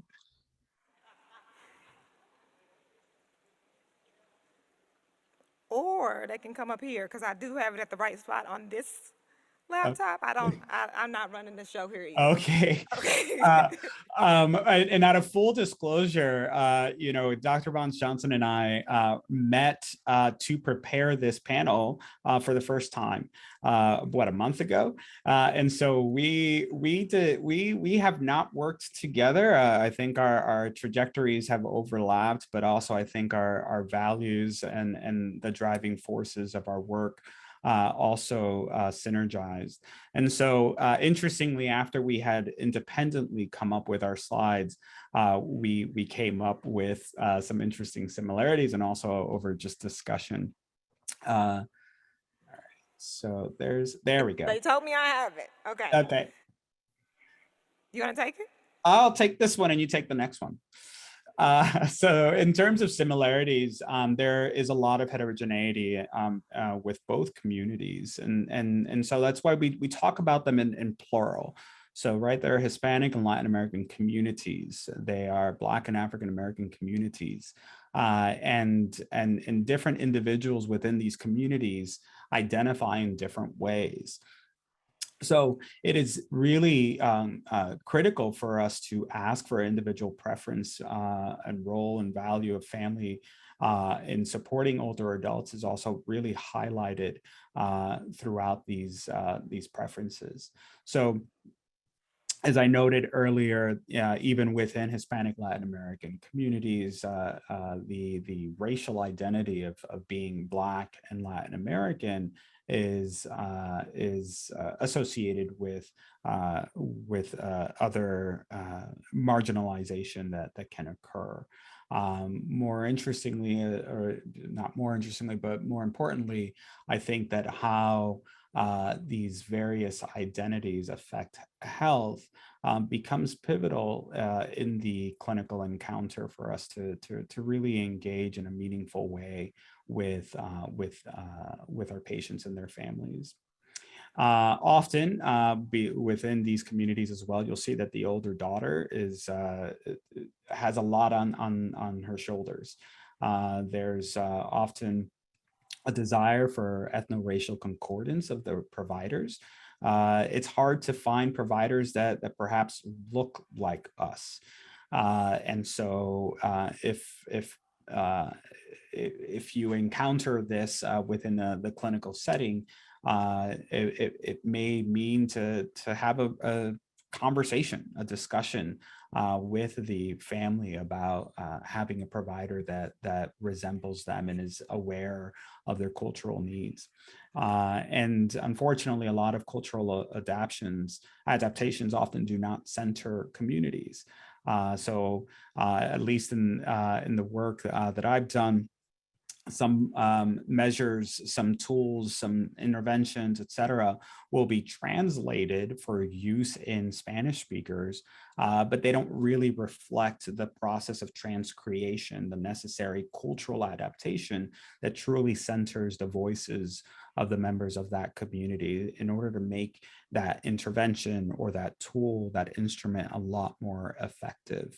And as we discussed, some of this has also been shown in Black African American communities. Anything you want to add? No, I think you did a beautiful job. Oh, thank you. You're welcome. And I will just end with differences in both communities. Distrust or mistrust. So with African Americans, there is often a distrust due to longstanding mistreatments that we do not have time to get into today. In Hispanic and Latin American cultures, I will also put the Black diaspora in that in this category, in that there is often sort of a mistrust, be it about immigration, language, insurance, understanding the different, navigating the healthcare system because it's different because they're from a different country. I think that is it for our presentation. I don't know if there's any questions. Dr. Medina, you still there? I am. You kind of sound like God in the room because we can't see you. Just saying. Well, thank you so much, both of you, Dr. Medina, Dr. Bones Johnson. Even though you only met once, you did a wonderful job. Even with the technical glitches, awesome job. We do have one question. Dr. Medina, more recently, a new gender-neutral pan-ethnic label, Latinx, has emerged as an alternative used to describe the nation's Hispanic population. Studies have shown that most Latino adults have never heard of the term. Given this issue, should organizations refrain from using it to describe Hispanic communities? That is a great question, and one that I addressed in a webinar I gave about 2 years ago. But I try not to be the language police, and that's something that my community action board and other community members have indicated, is that it's not about policing language, but really about listening to what language is preferred by the community. And so the research from the Pew Research Center suggests that a very small number of older adult Latin American individuals are even familiar with the term Latinx. And so in terms of using it as an inclusive term, that it may kind of miss the mark. There's been criticism, arguments back and forth regarding using Latinx in Spanish, because the combination of letters can't exist in the Spanish language. And so in Latin America, the term Latine has been proposed as a Spanish inclusive term that's non-gendered. However, and again, this is why I brought up the whole point of intersectionality. With regards to intersectionality, a lot of the folks from Latin American communities that are using the term Latinx or Latinas tend to be young Hispanic Latin American women with high education. And that was, again, shown from the Pew Research Center. When we have asked our community members, our older adult community members from the Hispanic Latin American communities, what they prefer, a lot of them will first identify as whatever heritage group they're from. So I'm Puerto Rican, or I'm Mexican, I'm Colombian. When it comes to using a general term, it really depends regionally where you are, where some folks will say I'm Hispanic, and that's perfectly fine. And others will say, no, I'm Latino. So what we have ultimately concluded is that you kind of have to ask your community, who are you serving, in order to use the terminology that they prefer. We love to use check boxes on our questionnaires and our intake forms because it's so much easier to just check off a box, enter that data into a spreadsheet, and add things up. But ultimately, it doesn't take much for us to just have an open-ended question of how do you identify that would allow folks that space to use a terminology that they prefer. But I'm against trying to impose language onto individuals. But I do agree also with the spirit of inclusion, and that our folks who prefer gender neutral terminology should have the option to use that terminology as well. Thank you. Yeah, as Victoria Panzer online said, wonderful quote. It's not about language, but about listening. Thank you. A question from our in-person attendees. Is there an educational campaign that encourages recording heritage identity to help us gather better data? I've heard that many Latinx don't record their heritage on government documents. I don't have a great answer for that one. That is a good question, though. There's a large and long-standing sociopolitical history in terms of why heritage group is not always recorded. From a research standpoint, I think we're trying to do a better job of collecting those data. The All of Us program and the Latinos Against Alzheimer's and so forth is a large research initiative that is trying to gather more of those data. And there are other large research enterprises that are trying to do a good job of collecting heritage data. From the perspective of care providers and so forth, I think we have a lot of legacy traditions, forms, customs within institutions, however, that will take a while before they kind of catch up to the need of us tracking these granular data. Thank you. We're a little bit over time, but given that we started a little bit late, I suggest we take at least one more question. When considering the most appropriate path to reaching and successfully working with African American, Black, Hispanic, Latino audience, would you prioritize resolving mistrust over promoting health literacy? And how? Really? I'm laughing with you.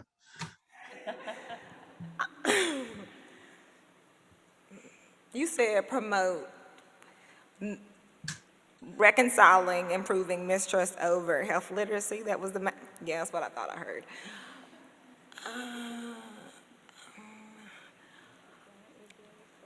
This is gonna be Cleisha's own opinion, but I think you have to address the elephant in the room. Like, I think it's important to acknowledge what has been done. Slavery wasn't good for anyone in the United States, really, if you think about the long-standing implications it now has when you are trying to engage with someone and don't want to be offensive. So I think you have to acknowledge it. One of the things, so I did my PhD in Portland, Oregon, and I needed to know the history of Portland, Oregon before I started recruiting in the community of African Americans. And so learning that Oregon entered the state not as a free state or a slave state, it entered as a no blacks allowed state until they needed African Americans to help with the shipyards during the war, or the ships during the war. So I needed to know that information. So when I went into the community, I was able to have dialogue around the hurts that they felt, the gentrification that's happening. It didn't matter that I was Black and they were Black. I think sometimes that helps, but that's not the only thing. You really do have to acknowledge your privileges and disadvantages. We all have both. And really, I think I heard the term be culturally curious, which is really just trying to understand. I don't get everything right.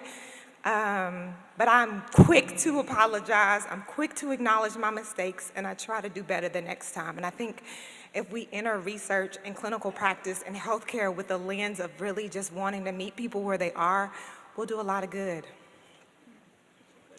Dr. Medina. That was beautifully stated. Yes, round of applause. Without trying to sound like God in the room, Your face is on the screen now. Okay, good.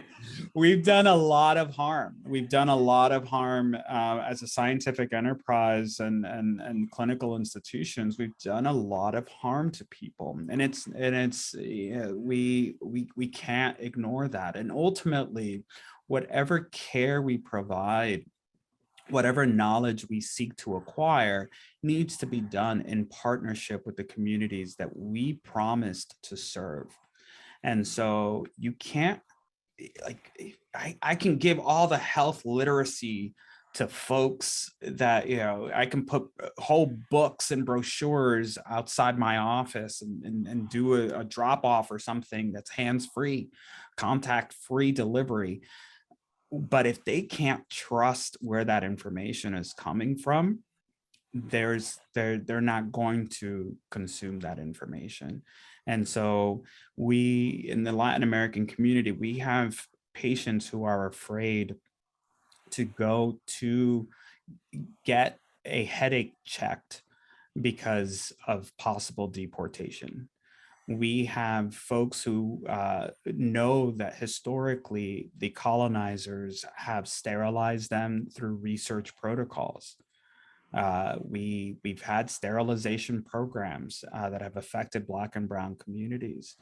Even the birth control pill, I was born in Puerto Rico, as I mentioned, was tested without proper IRB consent on Puerto Rican women because they were deemed very fertile. And all of this was done with approval from scientific institutions and enterprises.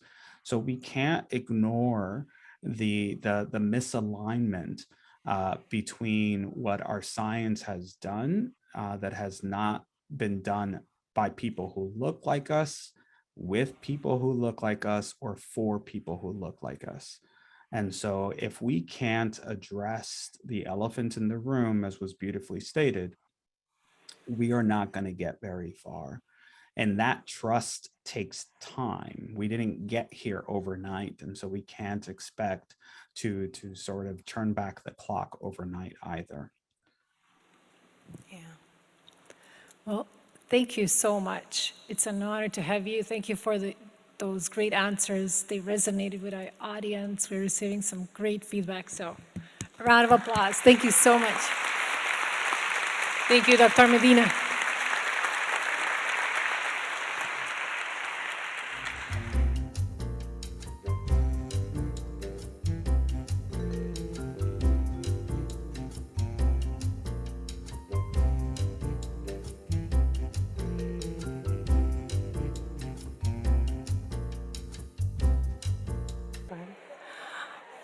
Good afternoon, everyone.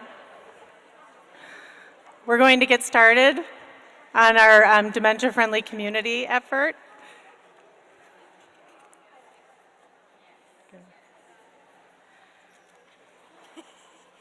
So my name is Mary Eck, and I have the privilege of being the director of Dementia Friendly America.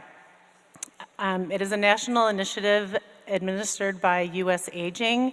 U.S. Aging is the national association that represents and supports the network of area agencies on aging and advocates for Title VI programs. I was sitting in my chair over there, changing my script and with everything that was being talked about, and I was thinking about when I began this work with Act on Alzheimer's, which started in Minnesota, and it's a state initiative from which DFA emerged. We replicated the state model, and much of that work happened here and with Robert Kane and a number of you in the room, and it's just exciting to be back here and see that this work is continuing. I also found that I was feeling very overwhelmed, like in both a good way and kind of what do we do now? What do we do next? It's hopeful to see that there are so many good things happening, but it's overwhelming to think about the tasks that lie ahead. But my goal today is to leave you with even more hope than you might already have after learning today all of the great things that are happening to support dementia caregiving. With me today, well, before I introduce the panelists, I'm going to just share one more thing about hope, because Sharon, you made me think about this when you talked about caregivers and the stress, and I was thinking about when I feel overwhelmed by all of this and the tasks that lie ahead, I think about how do I manage being overwhelmed, and I manage it with hope. And doing this work brings me such hope. Being part of Dementia Friendly America gives me hope. Gatherings like this today gives me hope. I'm a mom, I am a full-time employee, I am a caregiver, a long-distance caregiver for 2 aging aunts, and I am a caregiver for my father-in-law who is living with dementia, along with my husband and my children. And it's a lot of work. And I'm saying that as someone who has flexibility in my work. I work with people who get it. I have many of you in the room. I have been called away for a caregiving crisis, and you understand. And I think that that's so much of what this work is about, is raising awareness, decreasing stigma, and just holding each other up through all of this. And I think that is done through public health. So with me today is Don Simonson from Trellis, a AAA that serves the Twin Cities metro area of Minnesota and serves as the administrator of Act on Alzheimer's. Amanda Mosier from Indiana University Health and Dementia Friends Indiana, and Beth Wiggins from Family Means, a nonprofit multi-service organization that serves the Twin Cities metro area, southeastern Minnesota, and western Wisconsin. Before we hear from our panelists, I'm going to share with you more about Dementia Friendly America, why this work is not only important, but necessary, the resources we provide and how we support dementia-friendly efforts. And I think it will leave you with hope. The work that you'll hear from the panelists, the work that you'll hear about Dementia Friendly America, it's a hopeful message. So I won't go through all of the stats, you've seen many of these today, but I will highlight just a couple of them that drive the work of Dementia Friendly America. 1 in 5 people living with dementia live alone. 80% of people with dementia live at home or with family as compared to the long-term care sector.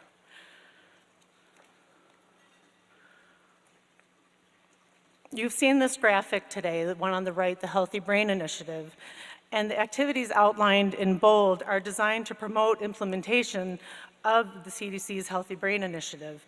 Within that roadmap, dementia-friendly community efforts are in that roadmap, and so it is recognized as part of the initiative. You've also seen the social determinants of health graphic today. And you'll see here that our goals, our dementia-friendly goals, directly align with the social determinants of health. We have the same understanding that the conditions in the environment where people live, learn, work, and play, worship, and age affect a wide range of health, functioning, and quality of life outcomes and risks. So Dementia Friendly America believes it takes a village to support individuals with dementia and their care partners. Our vision is that every part of the community plays a role and can work together to take steps to create a dementia-friendly culture. As I mentioned, DFA was modeled after Minnesota's Act on Alzheimer's, and you'll learn more about that today when Don Simonson speaks. As you can see in the cloud image, a dementia-friendly community includes everyone. It includes businesses, teaching them how, customer service at banks, financial, legal services, including healthcare systems to promote early diagnosis and options for ongoing care and support. Communities of faith can provide welcoming and engaging environments for those with a disease and caregivers. Local governments plan and implement housing, transportation, public spaces. Certainly first responders They need to be prepared to encounter people living with dementia, and many more, neighborhoods, communities. The Adrd Dementia Friend, and I'm sorry, all of these sectors of the community can be part of the effort and can be Dementia Friends. And we'll learn more about another program under DFA called Dementia Friends in a bit. But every sector of the community has an impact on the health and well-being of its members. And if that's not public health, I don't know what is. So our DFA network reach. We have 41 states that have communities that are members of the DFA network. And there are over 400 DFA communities across the country, with 20 states having state-led efforts. When we gave this work to US Aging to be the administrators of, we had 6 pilot communities, and that was back in 2016. Yeah, about 2015, 2016. So look at how far we've come. 41 states having communities that are members of the DFA network. That gives me hope. As I look in the crowd, I'm seeing a lot of familiar faces. Can you raise your hand if you are part of a dementia-friendly community effort or Dementia Friends? Oh, I love it. Love it. So we've been throwing around the phrase dementia-friendly community. I can't seem to get my slide to advance.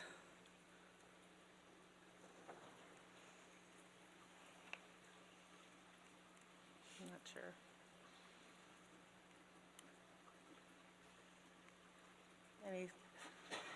Let's see, maybe I can do it manually.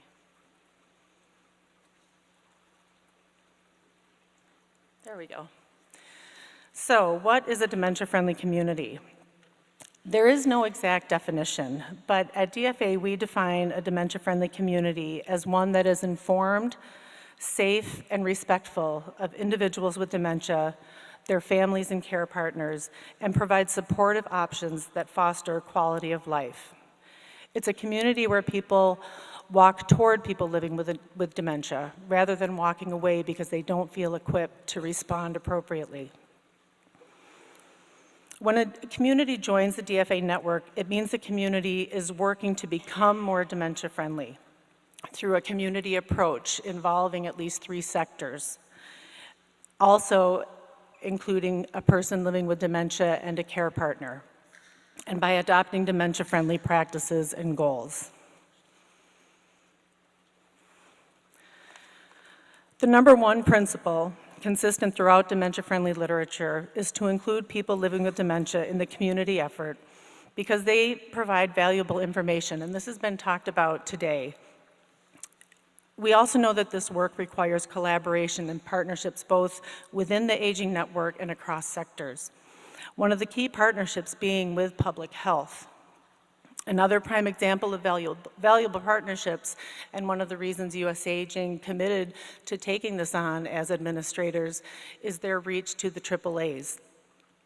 When a community reaches out to us to apply to join the network, one of our first questions is, have you connected with your local AAA? Sometimes it is a AAA that's reaching out to start a community-wide effort. How great would it be to be able to say, and we've connected with our Department of Public Health or our Department of Health, and to have that engagement at the onset. We offer resources for our communities to support their dementia-friendly efforts, and I'm not going to go into great detail on those, but you certainly can reach out to us or go to our website to just read more about them. But we do provide technical assistance and tools and resources to assist communities and individuals in taking action. Our goal is to help communities create a roadmap for their dementia-friendly efforts. We have sector guides, provider tools, a community toolkit. The toolkit is a step-by-step approach, very detailed and comprehensive, and some communities choose to go through the entire toolkit, when other communities might pick and choose pieces of the toolkit that meets their needs. We also have sector guides that are sector-specific, actions that a sector can take to become dementia-friendly, and that might be how a community begins their dementia-friendly work. The action team. As I mentioned before, no matter what approach a community is taking to work toward becoming dementia-friendly, they need an action team made up of a number of sectors. And you'll see here on the wheel, of course, we have in the center people with dementia and family caregivers. But surrounding that circle, we look at all sectors across the community and know that this effort can't move forward without that engagement from those sectors. Some actions that communities are taking, and you'll learn more from our panelists, but working with local healthcare experts to promote early diagnosis, offering training to faith communities, hosting memory cafes, raising awareness through Dementia Friends sessions, which I'll talk more about on this next slide. Dementia Friends USA. So you've heard me mention Dementia Friends, and so I wanted to explain that this initiative, it falls under Dementia Friendly America and is often a catalyst for dementia-friendly community efforts. It's a global movement to change the way people think, act, and talk about dementia. So if you think about Dementia Friendly America as the community effort, you can think about Dementia Friends as the individual effort to action. A dementia friend is someone who learns about what it's like to live with dementia and then turns that understanding into action. At the end of each session, after you learn about dementia and how it affects your brain and communication strategies, you're asked, what will you do as a dementia friend? And then you commit to take action as a friend. These sessions are offered by a dementia champion. It's a 1-hour session where anyone can attend. It came out of a program out of Alzheimer's Society, but it did start in Japan. We have 29 states and territories and have another state coming on board in a month. And we are thrilled to report that we have over 117,000 dementia friends in the US. We have a great group of dementia-friendly leads that have modified the curriculum. We offer the curriculum in over 18 languages, and you'll be hearing from Dr. Henderson and Dr. Jolie Crowder, I believe tomorrow. They modified the Dementia Friends curriculum to serve the Native American and Alaska Native communities when they realized it didn't work as it stood. So they had focus groups and figured out how to make it speak to those groups more, and it's been very effective. And that's what this is about, making it work for your community, with the uniqueness that comes with all of the communities that we serve. And I think with that, I will hand it over to Don. We will have time for questions afterwards.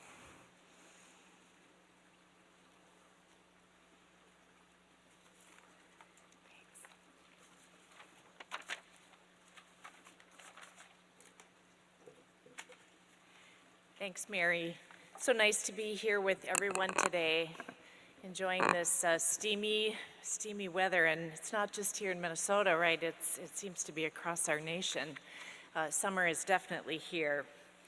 I just wanted to start off by saying that Mary Eck was on the ground level in Minnesota when the concept of Act on Alzheimer's was conceived, and Mary had a very important role in managing Act on Alzheimer's for many years. And it's just been so amazing to see Mary's work both here in Minnesota and now at US Aging, and there was a little bit of interim work too on the national level. But Act on Alzheimer's is something that we feel really proud of here in Minnesota, but we are even just in awe of the work that's happened across the nation, and Mary and US Aging and area agencies on aging across the country have been a part of that. So let's move forward a bit. And I'll spend just a minute or two talking about how the dementia-friendly community work began in Minnesota and then has been translated nationally. It really began with a group of private citizens and our executive director at the time at the Alzheimer's Association, who basically maybe 13 or 14 years ago said, we are not prepared for the impacts of Alzheimer's disease in Minnesota. What are we going to do about it? And the first step was that our state legislature accepted a study that really outlined the impacts of Alzheimer's disease, economic, social, financial, and other impacts, and then laid out a series of recommendations. And it was these same leaders who then invited a few others to the table who just, again, said, we have to do something. We are not going to let this good work, and these recommendations just sit on a shelf. And so at that point, with just amazing leadership from the Collective Action Lab, Olivia Mastry, Mary at the time affiliated with the lab, and with Mary Leonard Burchard, our executive director at the time of the Alzheimer's Association, and some private citizens, this notion of a statewide movement to create dementia-friendly communities across Minnesota was born. And folks got busy and did some pretty amazing fundraising, which included funds that came from healthcare, from government, from private individual gifts, to develop a collective impact initiative where, I don't know, 65, 70, 75 people came to the table initially. We all put up our goals, you know, what are we doing in this space to help people with dementia and their family caregivers thrive, to live well with dementia, and found then the commonalities. And those commonalities became the goals for ACT on Alzheimer's. Now, funny thing, we first called the project Prepare Minnesota for Alzheimer's 2020. It became clear a few years into the work that that was not it wasn't an action-oriented enough title, but we also knew there was not any chance in you-know-what that we would get this work done by 2020. But we did consolidate these stakeholders from across healthcare, long-term care, aging services, government, and other sectors, private business, to agree on these 5 goals and then develop leadership teams that really took the work to undertake the work that was necessary to achieve the goals. So 1, identify and invest in promising approaches. This is primarily related to looking at an economic model that would really make a big difference for family caregivers and would save the state of Minnesota money on its Medicaid side. And the Mary Middleman New York University model was chosen, and a significant study done by health economists and others to look at that model and see what it might bring if we developed it at scale in Minnesota. Now, that was never undertaken, but the study is available and you can find it in a number of national journals. I believe Health Affairs and the Gerontologist. The second goal was to increase detection of Alzheimer's disease and improve ongoing care and support.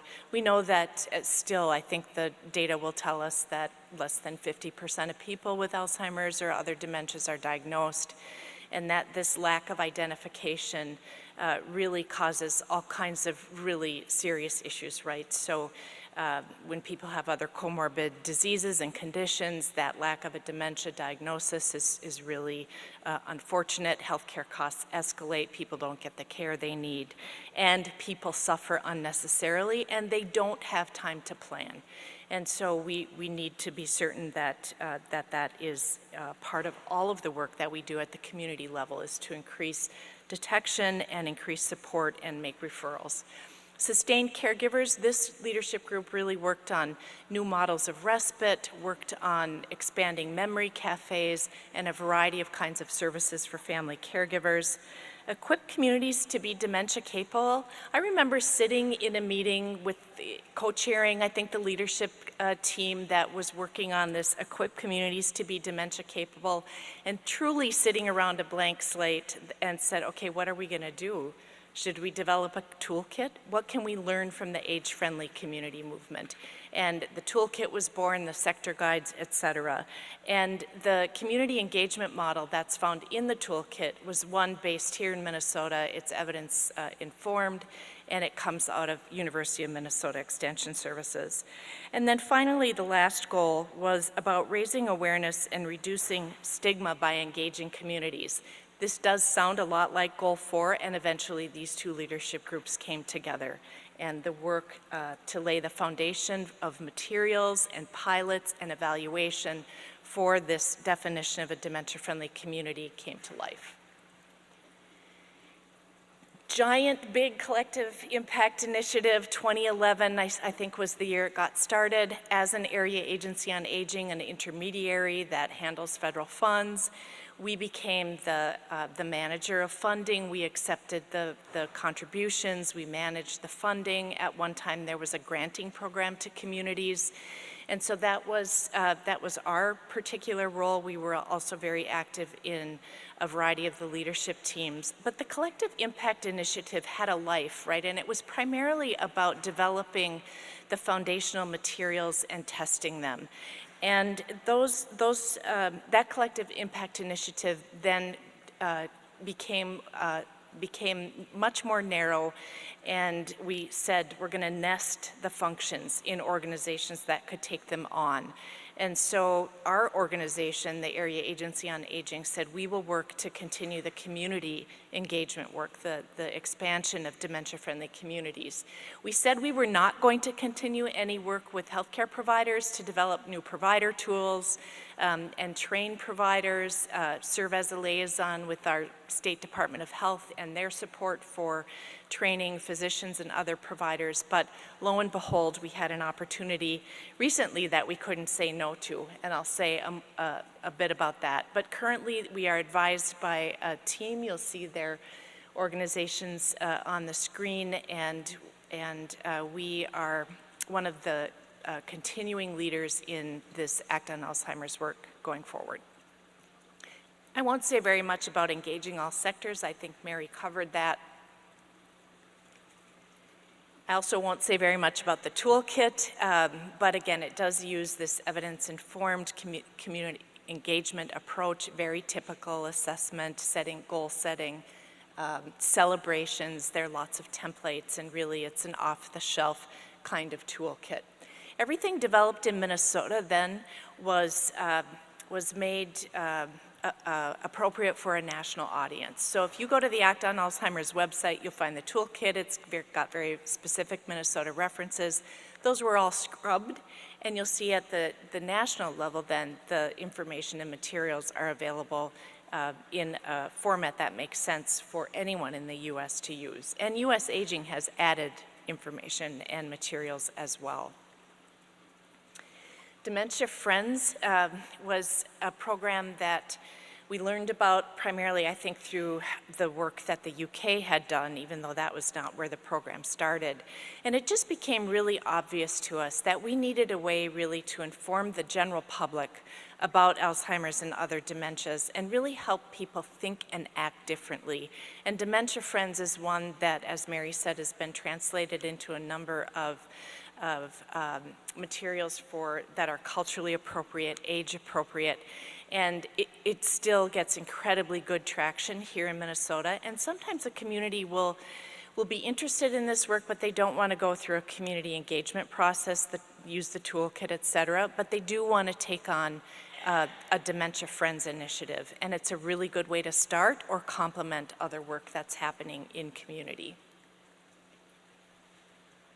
So what we found with communities in Minnesota is that, you don't suddenly become dementia friendly. It's not a yes or a no. It's a continuum. Sometimes the work ebbs and flows. We've had as many as 75 communities at one time. Now we're down to maybe 40 or 50 that are active. New communities come online. Some communities move out. But what communities often want is they want something new to offer to people who are engaged in this work at the community level and to their community as a whole. And so we've got 2 initiatives right now that we are putting out in community. At some time, we hope to translate those to the national level too. One is called the Remember Project. It's branded separately, but it uses one-act plays that can be done either live or can be done virtually, and is a way then to bring people together to learn about dementia in a very non-threatening way. And then we have a very specific facilitated model to have a conversation about what people just saw, what that means to them, and to answer their questions about Alzheimer's and other dementias, and very important to connect them to community resources. We've reached over 3,200 people. We started this work about at the time the pandemic became a reality for us, and even the virtual presentation of the Remember Project has reached over 3,000 people. And most in Minnesota, but we're active in other states, and we've even had participants in other countries. And then finally, in a really deep partnership here with the University of Minnesota School of Dentistry, we are co-developing 2 training opportunities, one for an entire dental practice to become dementia-friendly. We've defined that with an advisory committee of dentists and other oral health practitioners. We have a model of training for the entire dental staff, and then a clinical practice training that the University of Minnesota is developing and leading and piloting. And we have tremendous excitement across Minnesota for dementia-friendly dental practices. Dental practices in Minnesota are hungry for this information. This is the definition that the advisory committee developed.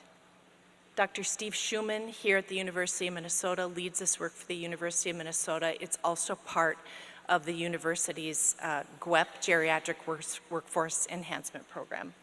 Our role as an area agency on aging is to bring it out to dementia-friendly communities so that they can go to dental practices in their communities and say, are you interested? This is available to you. And then just a word or two about partnership with public health. So public health has been a partner of Act on Alzheimer's. I mentioned earlier they provided funding to help disseminate the provider practice tools developed for physicians and other providers in primary care using a train-the-trainer champion model. More recently, they have participated in what we call our community of learning, where we're bringing dementia-friendly communities together virtually for learning and networking. They've also provided some financial support for our September 29th Dementia Friendly Communities Summit. Please join us, we'd love to have you. And then we are working with the Department of Health to think about the role of community health workers and think about additional training that community health workers may need in understanding dementia and interacting and supporting people with dementia and their caregivers, as well as this broader training in principles of aging and normal aging. And the Minnesota Department of Health has been a great partner there. That's my last slide, and so I'll turn it over to Amanda. Thank you.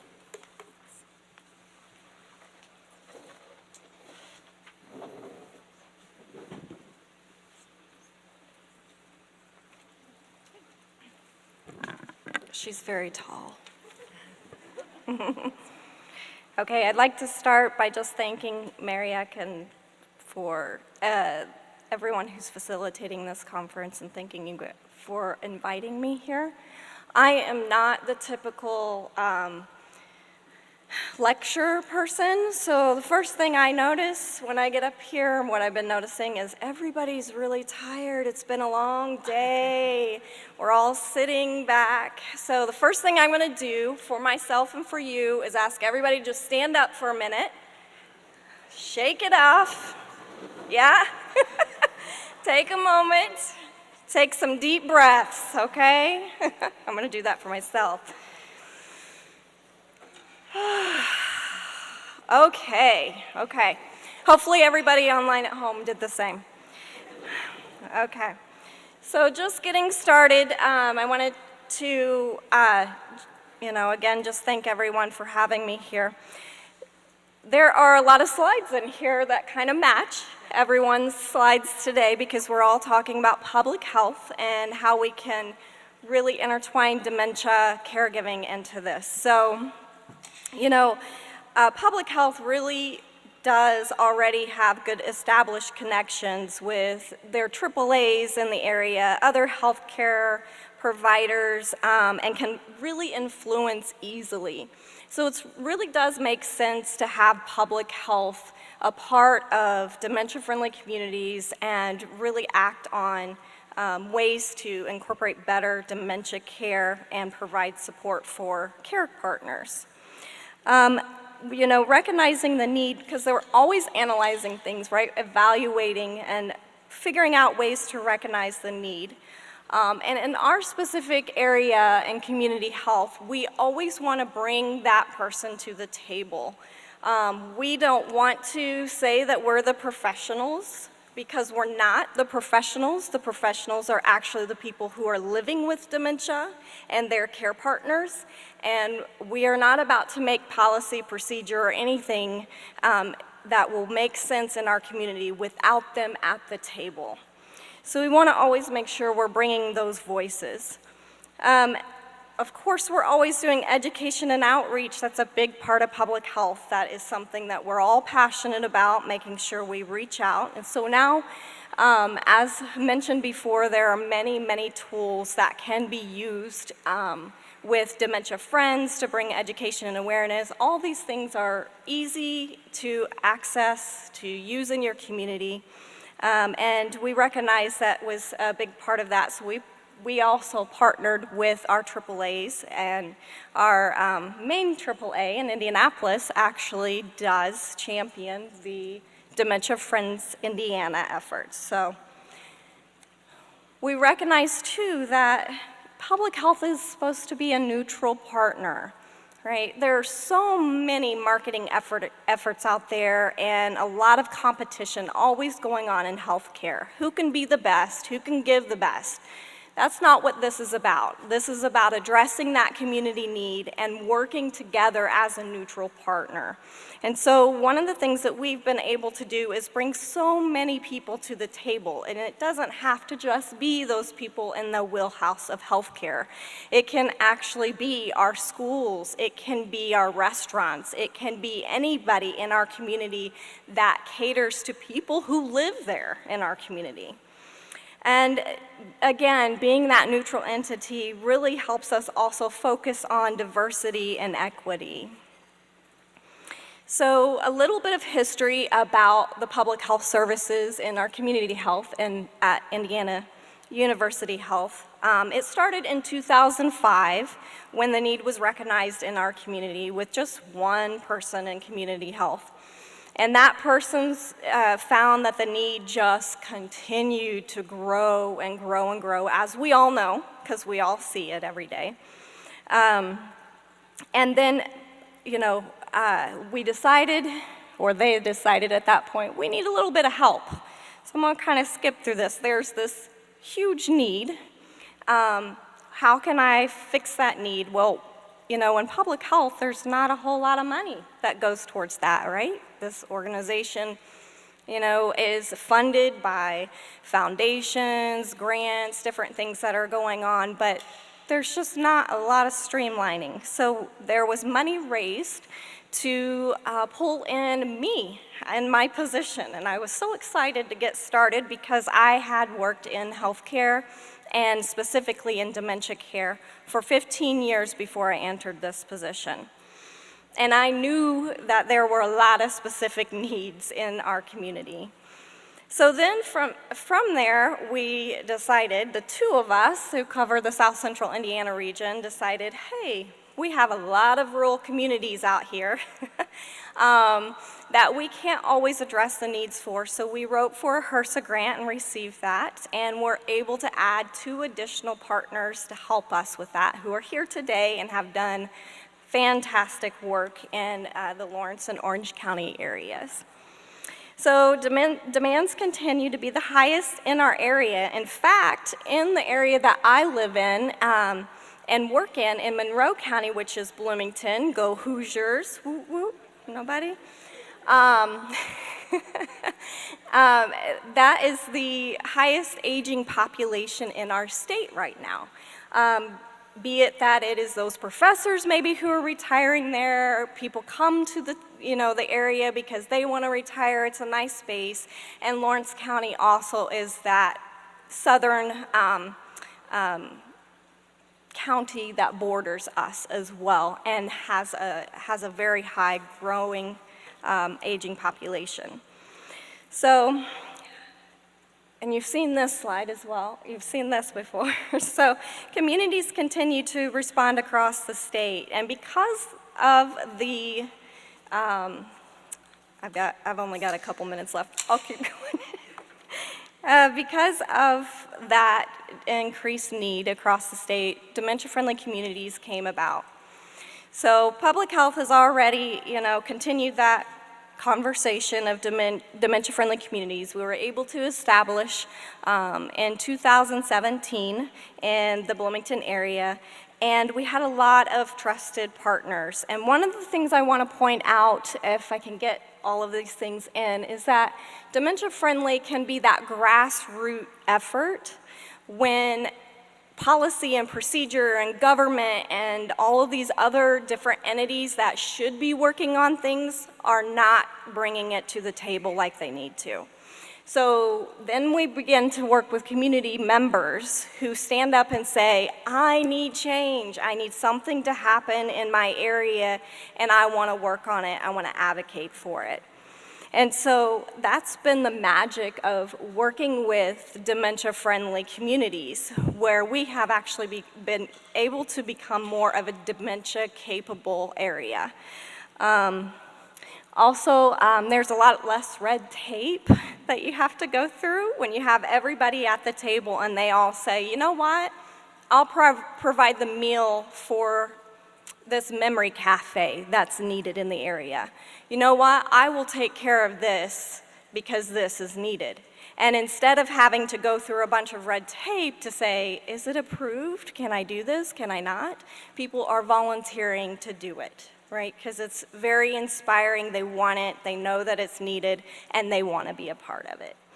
So, Dementia-Friendly America, again, we started, or Dementia-Friendly Bloomington, we started in 2017. Our mayor was a part of that. A lot of great things came from that and many different committees. So,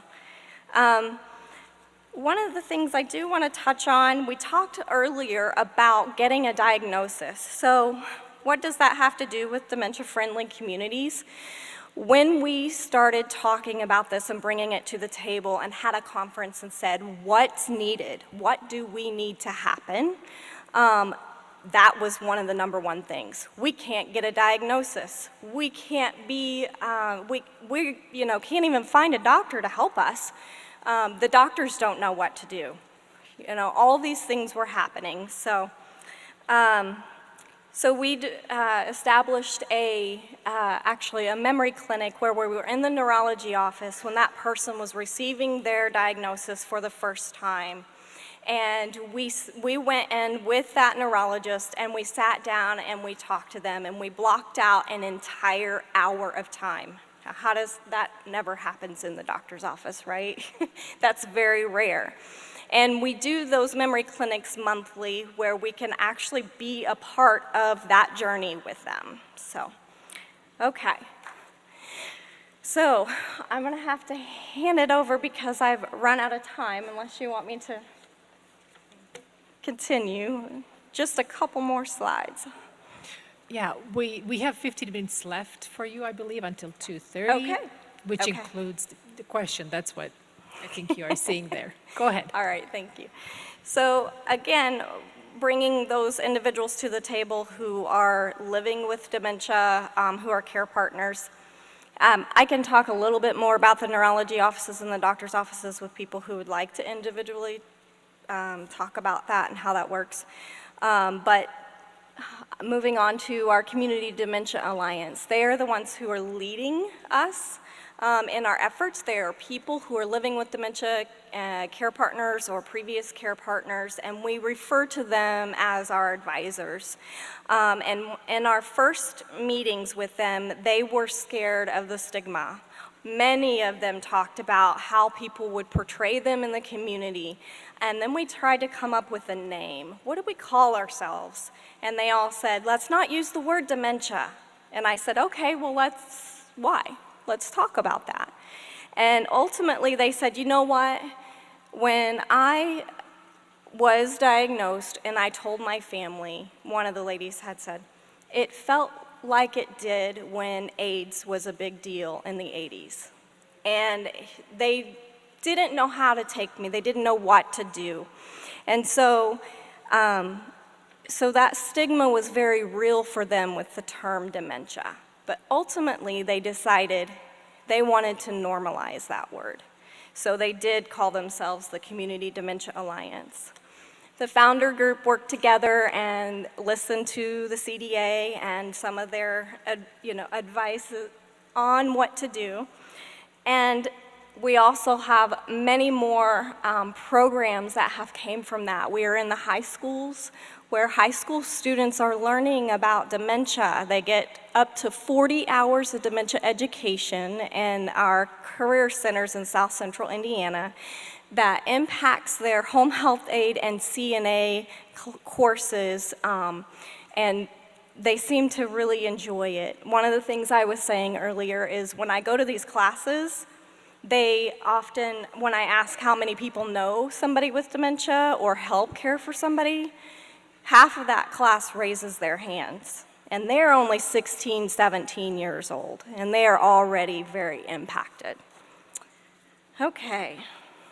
So I'm not going to go through Dementia Friends, since we already did that. We do have some more programs with dementia-friendly businesses in the area as well that I can talk about later. But I want to leave you with, we have brain health. I want to leave you with that passing the torch across Indiana has been a really great effort. As you can see in that second picture, the first picture is somebody living with dementia passing the torch to a caregiver. The second picture, they are both caregivers. And yes, that little girl, Rosie, is 11 years old, and she is a huge advocate for the state of Indiana to try and make things happen in her county. And she received the torch and has been able to speak several times on what to do. So just know that it doesn't matter the age, we're all impacted. So I'll hand it off to Beth now.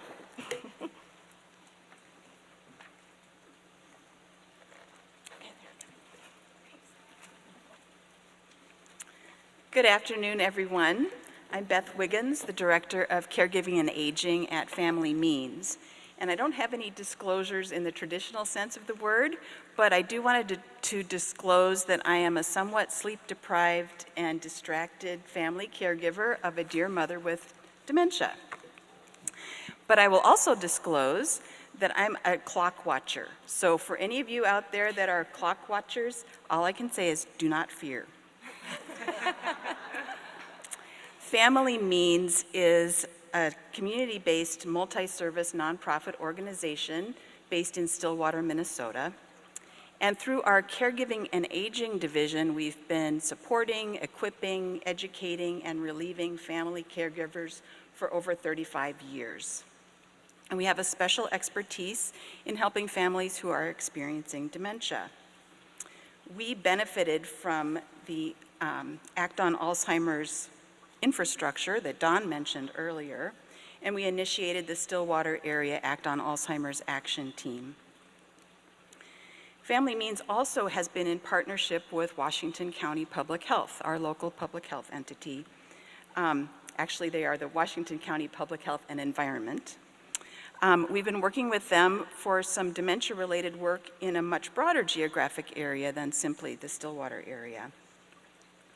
Washington County is on the eastern edge of the Minneapolis-St. Paul metropolitan area.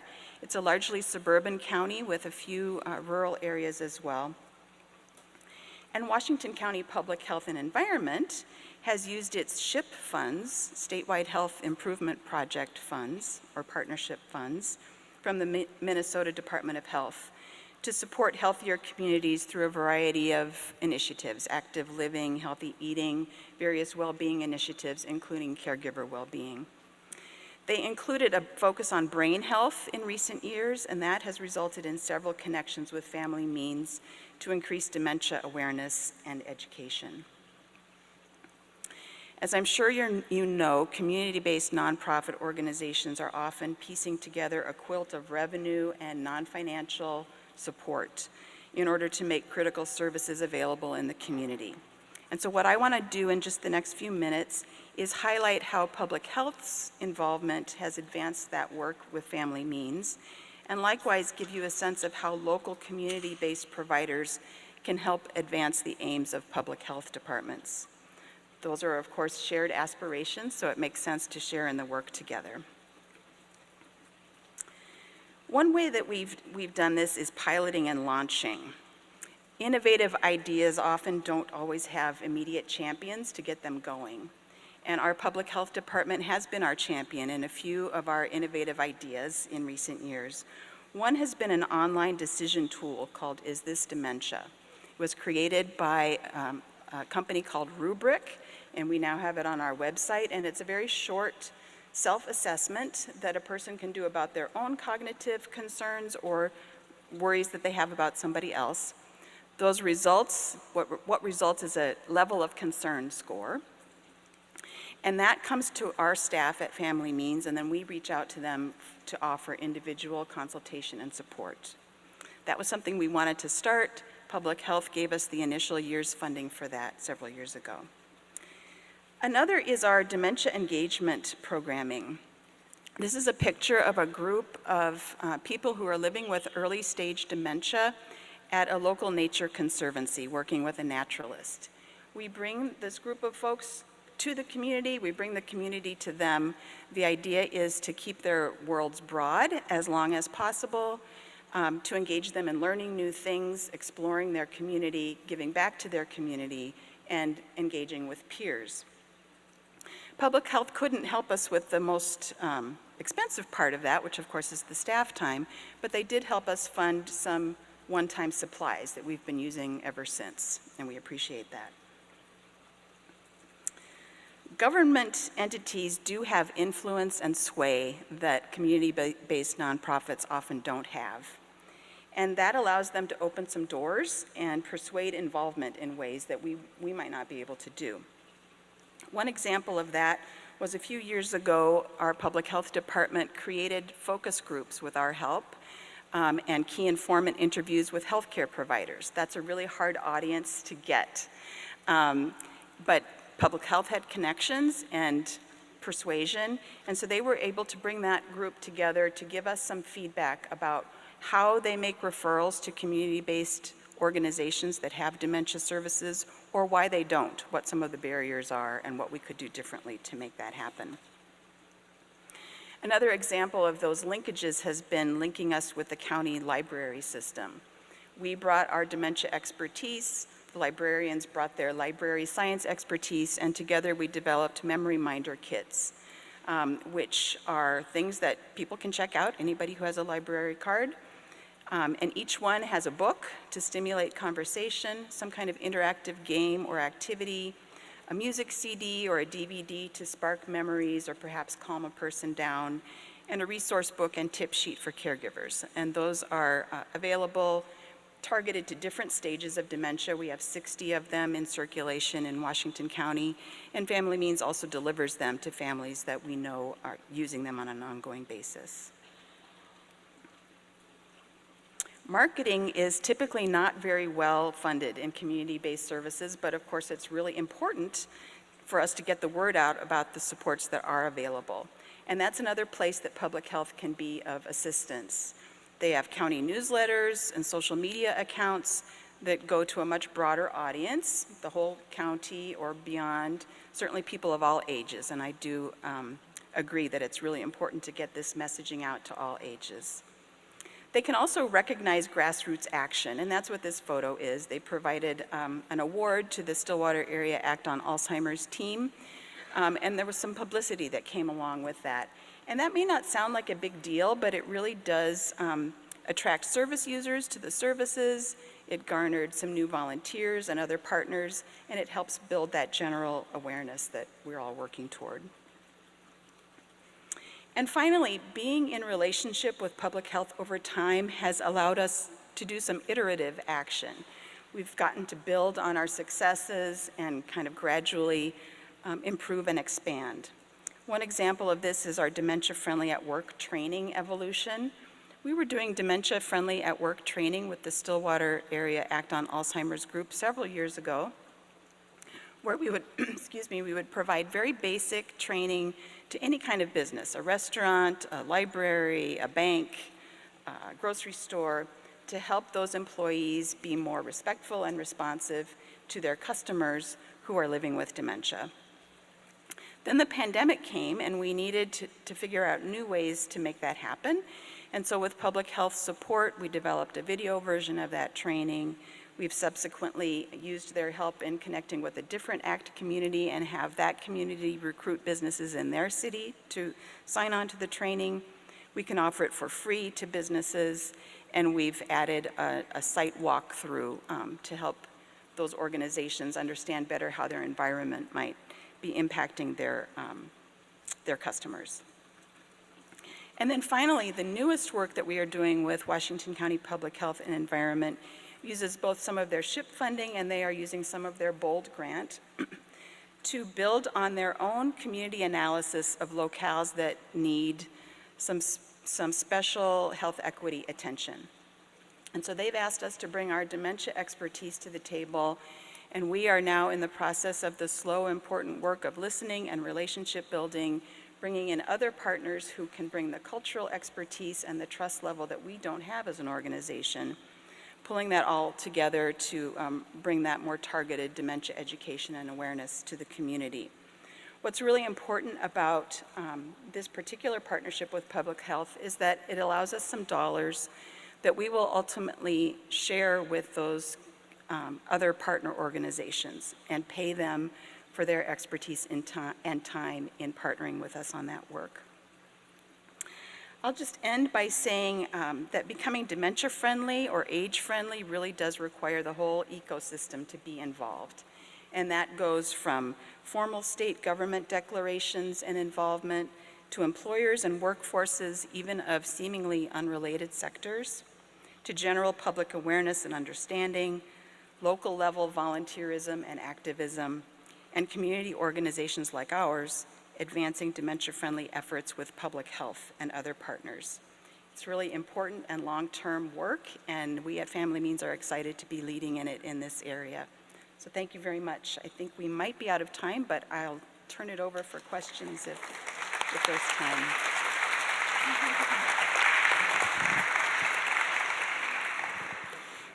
Thank you very much for these great examples of how grassroots work really happens and gives us specific examples and also space to imagine what public health can do to support that work.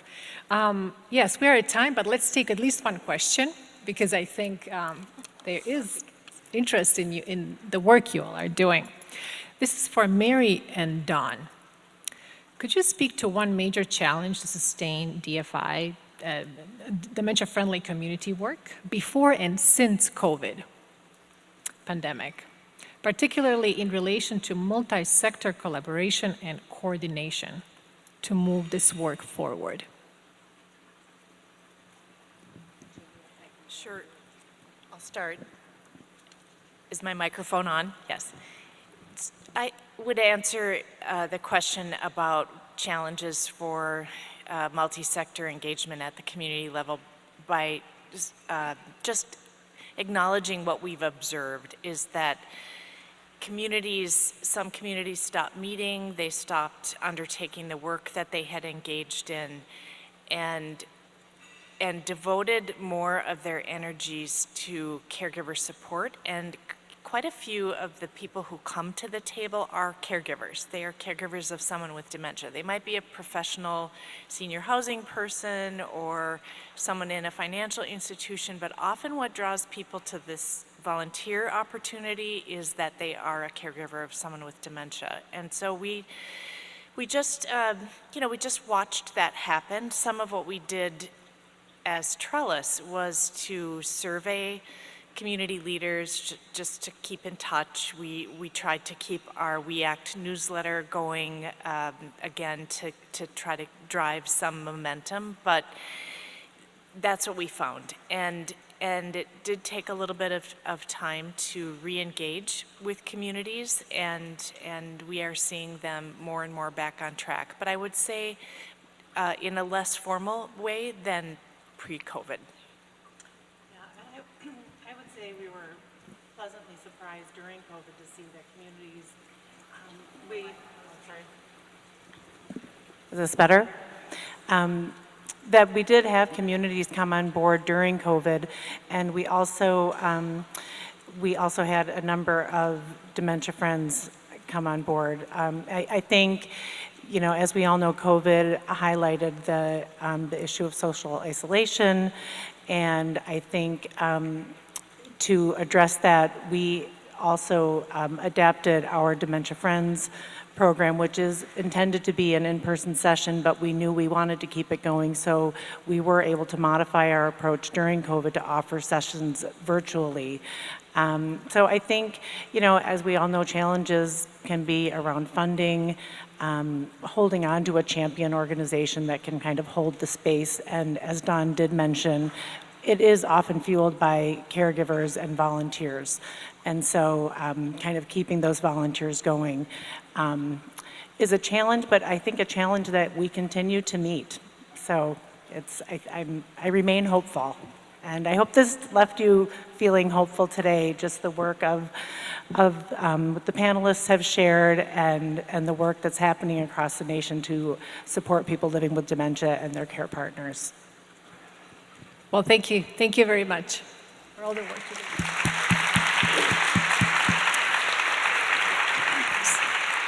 So we're going to use the next couple of minutes to transition to the roundtable discussions.